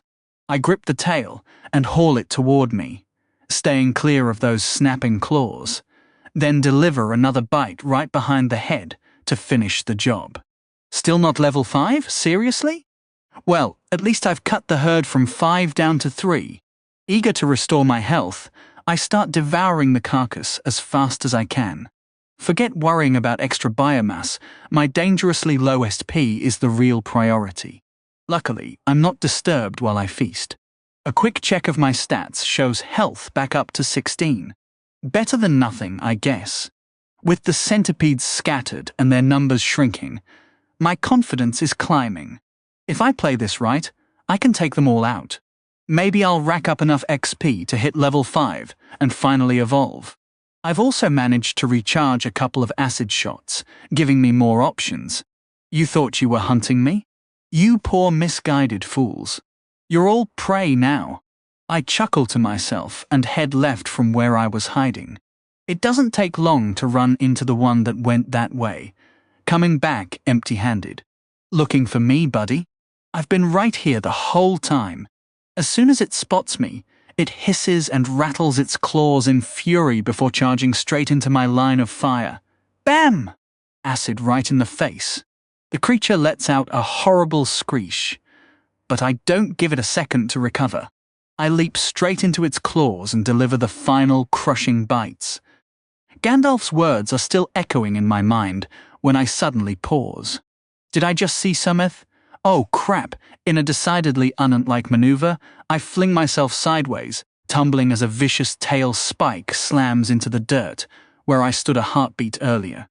One of the centipedes had circled back while I was busy with its buddy. But with its ambush blown, this creature has no shot. Scrambling to my feet, I rush straight in, denying it any chance to wind up for another strike. Using my bigger mandibles, I go right for the skull, clamping down twice to end it. Oh yeah! This is the moment I've been waiting for. I bust out the happiest jig an ant can pull off, and with 6 legs, trust me, I've got some serious moves. Settle down, Anthony. Keep your head on straight. You're not safe yet. Save the party for when you're tucked inside a secure nest. That's the ant way. There's no trace of the last centipede. Not about to let good food go to waste, I dig into the carcass.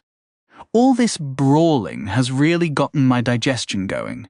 Now that I've got 4 biomass, I'm itching for one more so I can boost my acid gland to +. I'll have to head back to the tree I leaped from, hoping the centipede I took down there is still lying around. I creep through the woods back to the massive tree. Still no sign of the last survivor, but the remains of the one I finished are right where I left them. Thank goodness!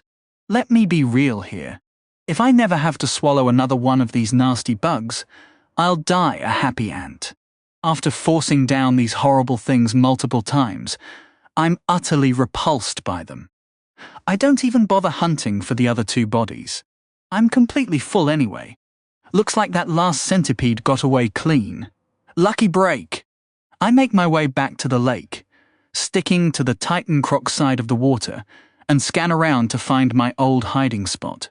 I'm so amped to evolve I can barely hold still. I'm buzzing with anticipation. It's unreal to finally hit this milestone. When I locate my hidey hole, I widen the entrance and carve out the chamber a bit more. I might end up bigger after the evolution, and I don't want to crush myself underground mid-transformation. With the renovations done, I drop in and seal the opening. Time to get serious. 39th evolution, at long last. Finally, I get to evolve. I'm getting choked up here. This road has been brutal. I've had to scrape by on guts and whatever brains I've got, which aren't much. But I pulled it off. Gandalf, I owe you one. Anthony, you absolute legend. All right, let's get a grip and focus. This is a big deal. My first move is to drop all 5 biomass into upgrading my acid. Yes! Sweet! A huge menu of options lights up in my head. So many paths to pick from. Searing acid, concentrated acid, freezing acid. They all sound incredible. I've got one chance at this, so I can't mess it up. Some of these upgrades lean elemental, like shock acid, for instance. I'm not sold on that route. Sure, they sound mighty, but I don't want my acid to be useless against anything with a resistance to a single element. The wolf dragon cubs shrug off heat damage. If I grabbed searing acid, my combat options would shrink fast. There are probably monsters out there that resist acid outright, and I already have one glaring weakness. I'm not keen on stacking a second one. I force myself to set aside those flashy elemental picks and scan the rest. There's an option to make the spray more aerodynamic, boosting my range significantly.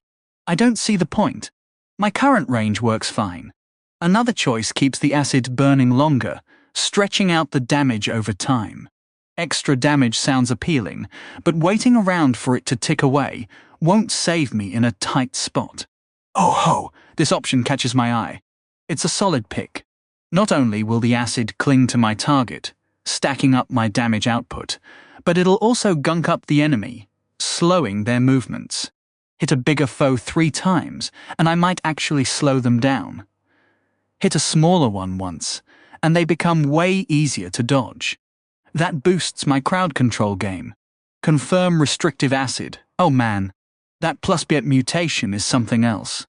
It truly takes the concept of an itch to a whole new dimension. I'll tough it out. I hope, eventually, that awful burning sensation deep in my gut starts to fade. Whew. Alright, time for the main event. Evolution. Hell yeah! A fresh option popped up. What's this about? Did maxing out my core unlock something new?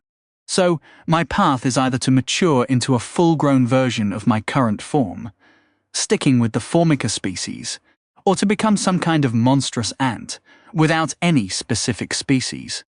I'm not entirely sure what the upside is to losing my species during evolution. That's a path I'm not keen on exploring.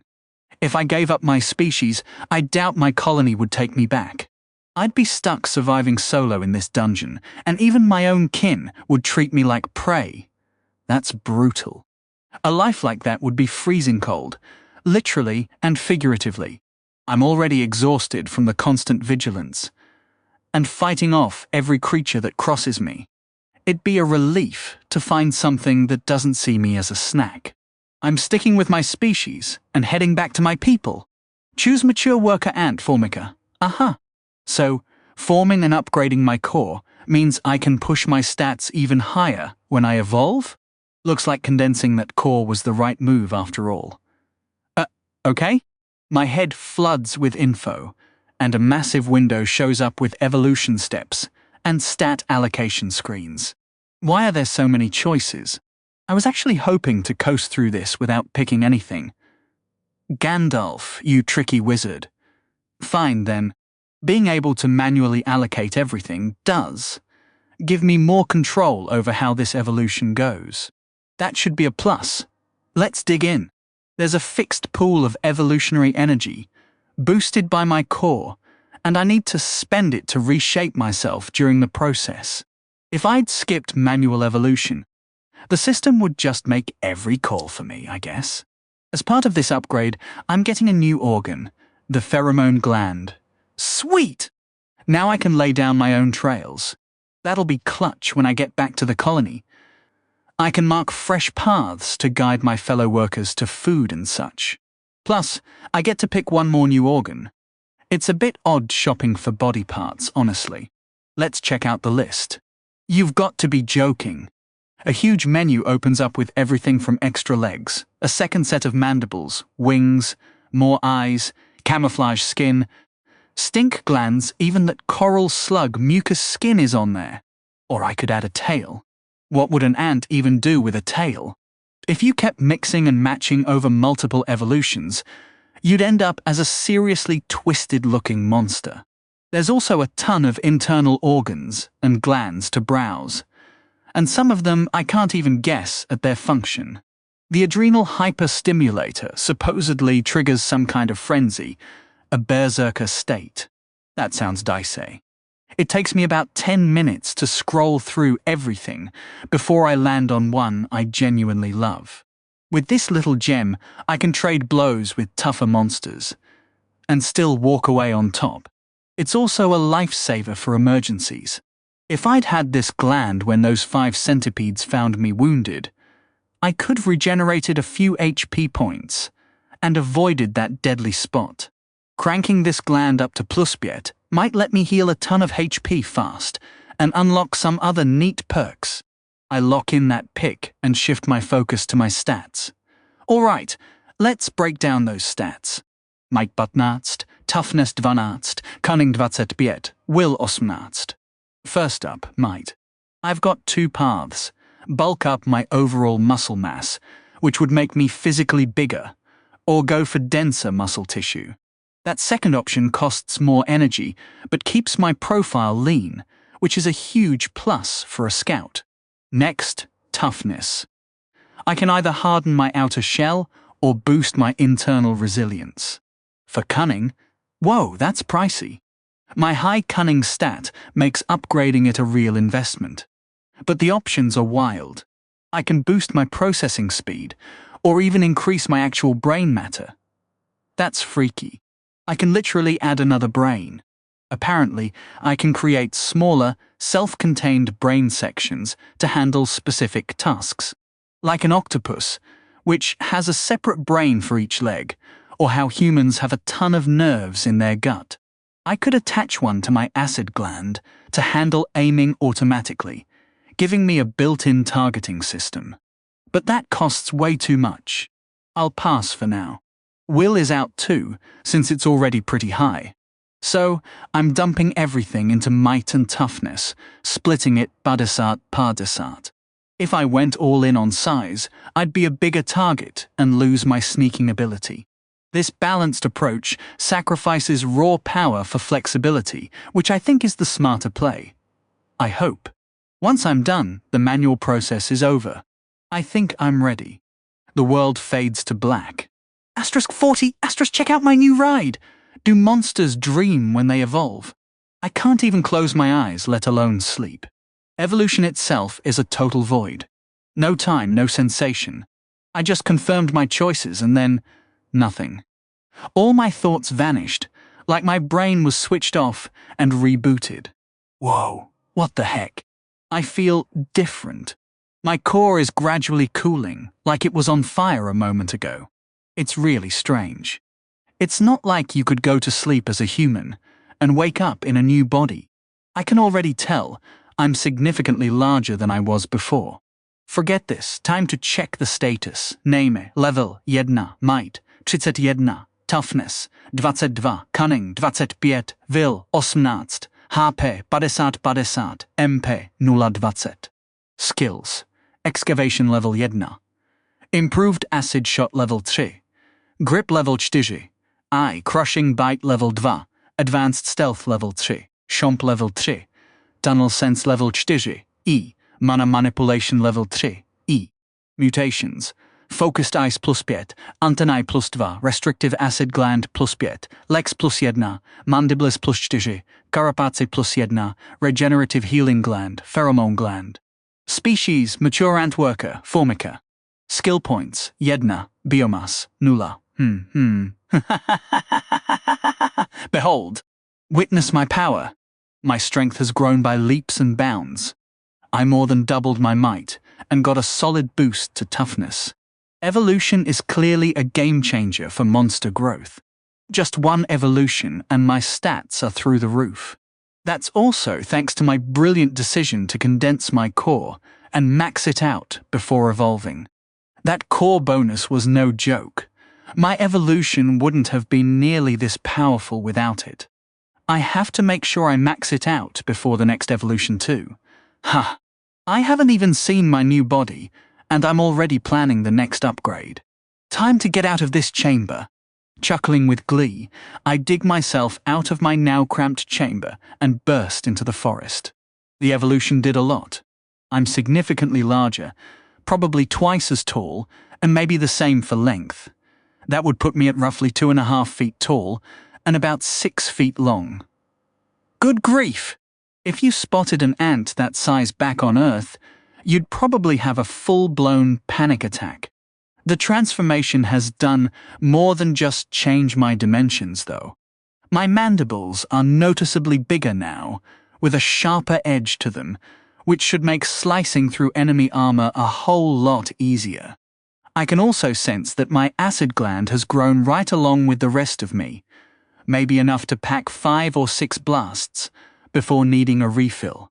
My stomach's likely gotten roomier too, meaning I can shovel in more biomass in a single go. Man, this is a rush! I do a little hop and spin in place, just trying to get a feel for this upgraded shell. I genuinely feel way more powerful than before, and I'm itching to put it to the test. But hey, excitement's fine. I just need to rein it in for a second. When I pull up my status screen, I see my mana's completely drained, so I head over to the lake with the other monsters for a quick sip. The Titan Croc seems to have wandered off while I was busy evolving. I'll need to stay sharp though, since I don't want to bump into him outside this safe zone. I spend about 30 minutes drinking up 5 times, taking it slow and getting used to my new frame. So, what's the game plan? Since boosting my monster core is crucial during an evolution, grabbing more cores should be my top priority. First order of business, dig up the stash I buried. It doesn't take long to circle the lake and make my way back toward the camp. I keep to the shadows, avoiding the exact trail those hunters use between their camp and the water. Eventually, I reach the tree where I hid the cores without any trouble. Good news. Gandalf doesn't object when I absorb all 4 and my max MP jumps to 28. Last time it took 5 cores to hit the cap. For this evolution stage, am I looking at 10 or maybe 20? Whatever it takes, I need to collect them all before I level up. That bonus is way too sweet to pass up. With that done, the obvious next move is to try out my new combat skills. I'm not thrilled about it, but hitting the centipede nest seems like the smartest call. I took those guys down before I even evolved, so the danger level is pretty manageable. Time to see what I'm really capable of. The trek back to the centipede mound takes about an hour, and I climb up into my usual scout tree. I'm a lot heavier these days, so scaling trees is a bit trickier. Though not by much, since my extra weight comes with extra strength. Honestly, I'm not sure how many centipedes I should tackle at once. Before the upgrade, 3 was comfortable, 4 was a stretch, and 5 ended with me running for cover. Let's go with 4. Even though I've been picking off these centipedes left and right, their numbers barely seem to drop. If anything, the place is buzzing with more activity than ever. Swarms of up to 10 are coming and going at a faster clip. What's going on with these guys? Did they have a population boom? I end up waiting a solid while before a group of 4 finally heads out to hunt. The second I see my opening, I don't hesitate and climb down to trail them. I'm moving a lot quicker now with my longer legs and beefier build, easily catching up to the line. Oddly enough, I don't feel that same knot of tension I used to. I tower over these centipedes now. Back in the day, they were almost eye level with me. Now I'm looking down at them, like they're nothing. It almost feels like I'm picking on a bunch of little bugs. Pff, no sympathy for centipedes. Once I get ahead of them, I plant myself right in their path. Say hello to your end, pow! My first shot of restrictive acid flies out dead on, splashing across the lead centipede's back and down its side. Without waiting to check the damage, I line up and fire again. Pow! How do you like that? The second centipede lunges forward to check on its wounded buddy, and I smash straight into it mid-stride. Come get me, you glorified worms! But the others don't rush in like before. They hang back, sizing up this bigger, evolved ant, claws clicking in warning while they stay close to their injured pals. Fine. If they won't bring the fight to me, I'll bring it to them. I've got maybe 3 acid blasts left in reserve, but honestly, it's time to get messy. Sitting back and sniping from a distance won't teach me a thing about my real limits. The 2 I've already hit are flopping around. The sticky, hardening goo, fusing their legs together and searing into their segments. They're out of commission for a while. I charge, building up a head of steam, and the terror in those tiny red eyes is practically thick in the air as I barrel in like a tank on legs. No tricks, no finesse. Just raw momentum straight into the nearest one before it can brace itself. Its claws scrape against my shell but barely leave a mark. I lunge, my glowing mandibles snapping shut. Crushing bite. 1 hit, clean through. I didn't even aim for the head, just shattered its armor and tore it in 2. Whoa. The last untouched centipede creeps in, tail arched high, ready to strike. Instead of backing off, I leap and snatch that tail mid-swing, chomping it clean off with a savage bite, then finish the beast with another. The two acid victims are still squirming, stuck, and helpless. My restrictive acid is a nightmare for these multi-legged freaks. Imagine half your body glued together, and you can't move. I put them out of their misery with one bite each. That was a total demolition. They couldn't touch me. A group of 5, maybe even 6, would be a cakewalk now. That's what one evolution does for you. And that massive adult centipede might actually be within reach. I swore I'd never eat another one of these things. But I'm not about to let good biomass rot. I figure my gains from them are probably cut in half now. The price of being an evolved predator, picking on the little guys. I'll hoard the points until I hit 5 and upgrade my mandibles again. Feeling bolder now, confident enough to follow that pheromone trail. Time to find my family. 41. Follow the yellow brick. Pheromones, I head back toward the lake, practically buzzing with excitement. The combat test was a runaway success. My upgraded acid outperformed every expectation, and my bite power has gone through the roof. If I can push my mandibles to +, who knows what I'll be capable of? Careful, Anthony. Don't let your ego run off without you. Your new family isn't going to find itself. When I reach the lake, I skirt around to the pheromone trail, antennae skimming the water's edge. The usual crowd of monsters is gathered, drinking up that sweet mana juice while keeping wary eyes on each other.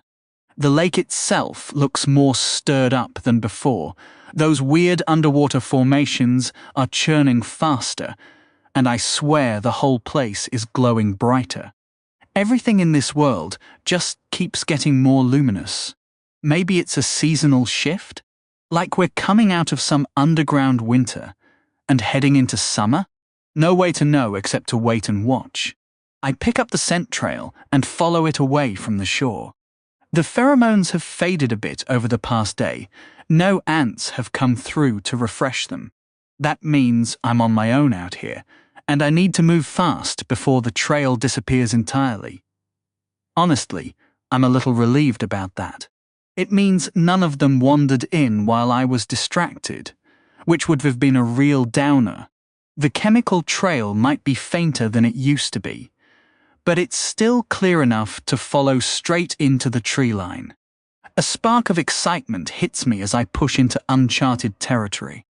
The plant life here keeps throwing me for a loop, though.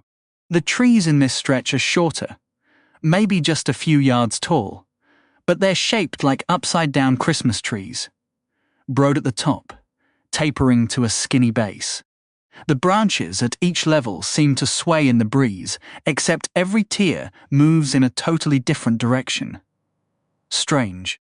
Then it hits me. There's no breeze at all. Just to test it, I chuck a rock at one of them, and I swear the limbs twitch and bat it away. Okay, noted. I'm giving those trees a wide berth from now on. Dealing with regular monsters is already a headache. I don't need to start fighting foliage. Using my stealth, I slip past a few monster packs and stick to the winding path. The scent doesn't run straight. It meanders and loops, following whatever random route the first scout took when they blazed this trail. A thunderous roar erupts nearby, followed by the heavy thud of monsters clashing. Yikes. Something big is going down over there. I creep closer, keeping a safe distance. I don't want to get caught in the middle of a heavyweight brawl. But I'm not above a little peek. When I get close enough to see the action, two creatures I'm still not ready to fight are tearing into each other. One's a titan croc, maybe the same one from the lake, and the other is that massive bat-faced gorilla I spotted earlier, except this one is way bigger. He's enormous. The bat gorilla king, maybe? The croc has reared up on its hind legs, its stubby arms flailing uselessly in the air, looking almost comical. But standing semi-upright, it's still a beast, easily 15 feet tall, matching the ape in height. This is a clash of the freaking titans. There's no way these things only evolved once, like I did. This size has to come from 2, maybe 3 evolutions. How else would it be fair? Right, Gandalf? The croc moves slower on 2 legs, but swings those massive claws in huge, deadly arcs, slicing the air like swords. The bat gorilla is quicker, darting in and out to dodge, but it doesn't seem as tough. The croc's thick hide just shrugs off its hits. Boom! The ape slams both fists into the ground, roaring with all its might, veins bulging. Electricity starts crackling around its shoulders, then races down its arms, faster and faster. Those fists glow with pent-up energy until the air around them hums with raw power. That looks awesome. The legendary lightning fist. The light show is blinding. What's next? The ape bellows, charges forward, and slams its fists into the earth before launching into the air, both hands raised for a massive overhead smash. The titan croc holds its ground, watching with cold reptilian focus, then crouches and gathers energy in its chest, unleashing a searing fireball from its jaws. With a shattering explosion, the ape tanks the blast right in its leathery face, but the momentum carries it through, and it brings both fists down with colossal force, sending rippling lightning surging through the croc's body. Both fighters reel backward after that jaw-dropping clash, and I finally remember to breathe again. That was seriously next level. When do I get to pull off moves that cool? Torching enemies with fireballs from my mouth? Frying them with lightning crackling through my fists? Maybe after my next evolution? Please, let it be after my next evolution. The 2 titans lock eyes, radiating pure hatred. These 2 clearly have a long, bitter history between them. Given how the damage stacks up evenly after that last blow, they settle back into a tense standoff, chests rising and falling heavily.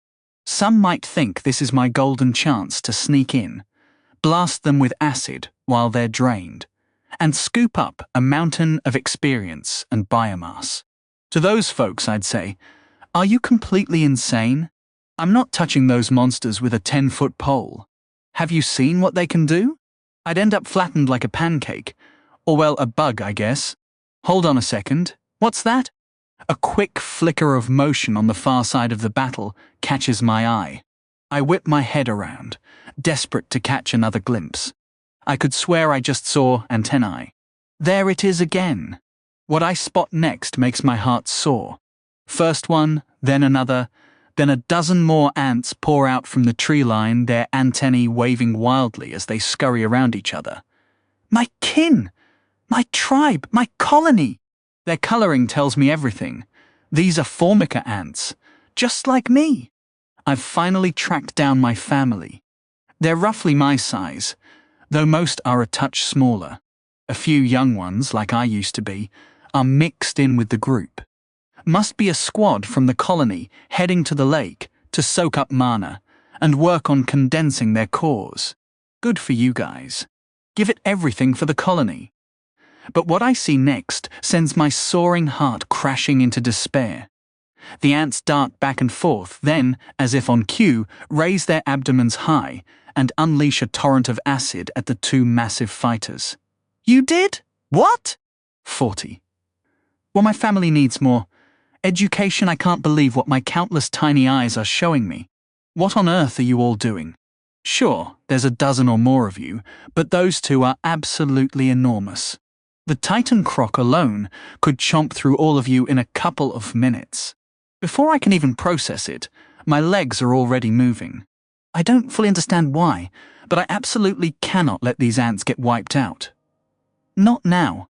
Not after searching for them for so long. Maybe it's some ancient instinct buried deep in my insect DNA, screaming at me to protect my own kind. Maybe I'm just desperate to connect with something that doesn't see me as a snack. Either way, I'm driven to act. They will not die today. Before the 2 giants even register the new threat, I've burst from cover and charged into the open. Planting my feet, I spin around and point my rear at the monsters. Let me introduce you to what I like to call my business district. Bow! Bow! Bow! I fire off 3 quick blasts without bothering to aim. I just want their attention locked on me. Hopefully that keeps my colony teammates from getting squashed instantly. The 3 sizzling streams of acid tear through the air, slamming into the massive beasts and clinging to their flesh, burning deep. Honestly, with targets that big, I don't need precision. Though it would have been smarter to land my restrictive acid on their joints. That might have slowed them down, even a bit. My gamble works. The 2 enormous creatures turn away from the approaching ants and fix their blazing ancient fury on me instead. Hey there! Any chance you 2 are into peace and harmony? These monsters are clearly the top predators around here. I still vividly recall how the Titan Croc shredded an adult centipede with one casual swipe of its claws. Why on Pangera did my ant relatives decide to pick a fight with these beasts? I seriously hope my ant brothers and sisters aren't cursed with the same rock-bottom cunnings I'm dealing with, because I'm starting to seriously question the logic of this whole plan. Pow! Pow! Before they can even think about rushing me, I let off 2 more quick shots, both aimed square at the ape. My hope is that the extra acid will slow it down a bit, since it's clearly the quicker of the 2 by a long shot. At this point, I've just about burned through every bit of ranged ammo I've got. Only 1 shot left in the tank. Since acid works as a damage it over time kind of deal, I'm praying we can all hold out long enough for the effects to actually kick in. My fellow ants are still up there, hosing the monsters down with their own acid sprays, volley after volley. I really don't want them stealing the aggro, so I'm about to do something I'm going to regret almost immediately. I charge. Witness me. With these 2 hulking nightmares looming overhead, I sprint straight at them. The giants are absolutely furious now, dripping with stinging acid, some of it already hardening and clinging to their hides, and they're clearly itching to turn us into paste. The moment they spot me barreling toward them, both react on instinct. The ape moves first, its lightning-fast reflexes on full display as it thunders forward to meet me head-on. The ground shakes under the sheer weight of the beast, its fists slamming into the rock with every stride. That leathery, bat-like face looms larger and larger in my vision, and I can make out the massive, curved fangs jutting from its jaw in far more detail than I'd ever want. Then the ape coils up and launches itself high into the air. I've seen this move before. I throw every ounce of strength into hurling myself sideways just as those colossal fists crash down, shattering the earth with the sheer kinetic force of the impact. My entire body is trembling after witnessing that destruction up close. Even the spray of rock and dirt kicked up by the hit is enough to nearly shred me. Just how strong are you, you overgrown ape? Right as I start patting myself on the back for dodging that, something flashes in my peripheral vision. Is that... jump! I spring away with every bit of energy I can pump into my legs, but a searing heat claws into me before a massive explosion rips through the ground right where I'd been standing. That idiot croc lobbed a fireball at me while I was busy dodging the ape.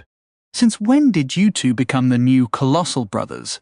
Duo with teamwork that good? That one nearly turned me into a roasted snack.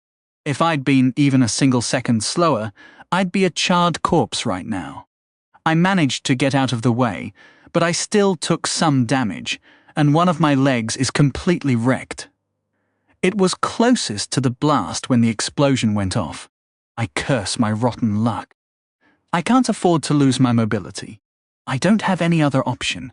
I trigger my regenerative healing gland. Instantly, an icy sensation explodes deep inside me, creeping through my veins and flooding my entire body. Youch! That feels unbelievably weird, like my guts got shoved into a deep freeze. This must be the healing fluid I'd read about. Within a few seconds, the numbing cold has swept through every part of me, and as it fades, I feel better than I did before. The dings in my carapace are sealing up, and my leg is nearly back to full function after being a crispy entree just a minute ago. I check my status. I've gained 5 HP back from where I was. It stings to have to burn it this early in the fight, but the regenerative power of this new organ is seriously impressive. I'm pretty happy with this purchase. All told, I've only bought myself about 30 seconds so far. I really hope that acid is doing some work, because otherwise we're all dead meat. The giant monsters almost seem stunned to see their much smaller opponent still standing after that combined assault. I guess these guys don't usually have any trouble hunting around here. Nothing else in this forest even comes close to their strength. My fellow ants are still spraying acid from above, but a few of them are starting to descend, ready to jump into melee range. Are you guys seriously kidding me right now? You're going to get torn apart. As a handful of ants scurry closer, the towering beasts spin to face them. No way am I letting that happen. My leg's as healed as it'll ever be. Move, move, move! With the enemies locked on my allies and their backs turned, I surge forward at full speed. Man, I really should have grabbed that dash skill when I had the chance. I've got to be quicker. Charging up behind the ape, I leap high, my mandibles flaring with a brilliant white glow. Crushing bite! My jaws clamp down on the ape's wrist with a sickening crack. If I can wreck that hand, its fighting power drops big time. The creature reacts fast, way too fast, whipping its arm around and hurling me skyward. Lucky for me, I've gotten used to this routine lately. Tuck the legs and roll. I hit the ground on my back, my tough shell soaking up the blow as I tumble end over end, bleeding off the momentum and shielding my fragile limbs. Once I skid to a stop, I scramble back to my feet and dive right back into the fray. There's zero room to slack off.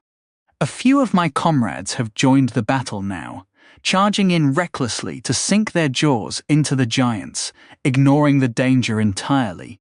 Are you kidding me? The Titan Croc pulls back one massive hand, claws ready to slice down hard. Not a chance. For 43 blood is thicker than Ikor. No. Panic hits me as I spin around, desperate to shield my friends, hoping I've still got something left in reserve. Pow! Another scorching glob of acid rips through the air. By some stroke of luck, my wild shot lands dead on, splashing across the croc's face, where it instantly turns thick and gooey, hardening into a sticky mess. The beast roars in fury, swinging its claw blindly. Thanks to its blocked vision, the strike goes off course. But one ant still gets caught square in the middle and is obliterated on the spot, shredded by those deadly blades. The rest swarm in, gnawing at the croc's legs, a few even scrambling up its bulk to hit other spots. Now why didn't I ever try that? These monsters are still going strong, and I can't be in two places at once. I've given the ants on the croc everything I can offer. Fingers crossed they hold their own for a bit. Time to take this ape down for good. My bite clearly left a mark. Its twisted bat-like face is a mess of rage and agony. Its dark fur, soaked through with burning acid, is peeling away bit by bit, and it's cradling that right wrist, refusing to put any weight on it. This is my opening. I sprint at the ape, snapping my mandibles and puffing myself up, trying to bait its attention straight at me. The creature lets out a scream, different this time, a piercing shriek that rattles my core and stabs into my brain, leaving me and everyone nearby reeling. It's like some insane sonic assault. The vibrations are so intense my entire body shakes. After unleashing that dizzying blast, the monster leaps high, aiming to flatten me while I'm still recovering. But that's not enough. Before it lands, I jump again, this time in a move it never sees coming, straight onto its body. The grip skill works for this too, you oversized idiot. As the ape crashes down with a thunderous slam, I latch onto its upper leg, my tiny claws straining with everything they've got. With my boosted might, I just barely hold on through the impact.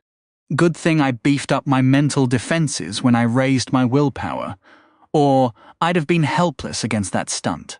If I hadn't shaken off the stun, I'd be ant-paced right now. Hopefully the others made it through. I can't spare a second to check. No hesitation bite. Energy surges into my mandibles, glowing brighter and brighter until I snap them shut with all my force. Crushing bite. The ape lets out a thunderous roar, thrashing and pounding at its own body like a frantic human swatting a pesky mosquito, desperate to crush or fling me off its hide. But I'm way ahead of the game, already skittering around its other leg, lining up another devastating chomp. I sink my mandibles in deep. How's that feel, you oversized furball?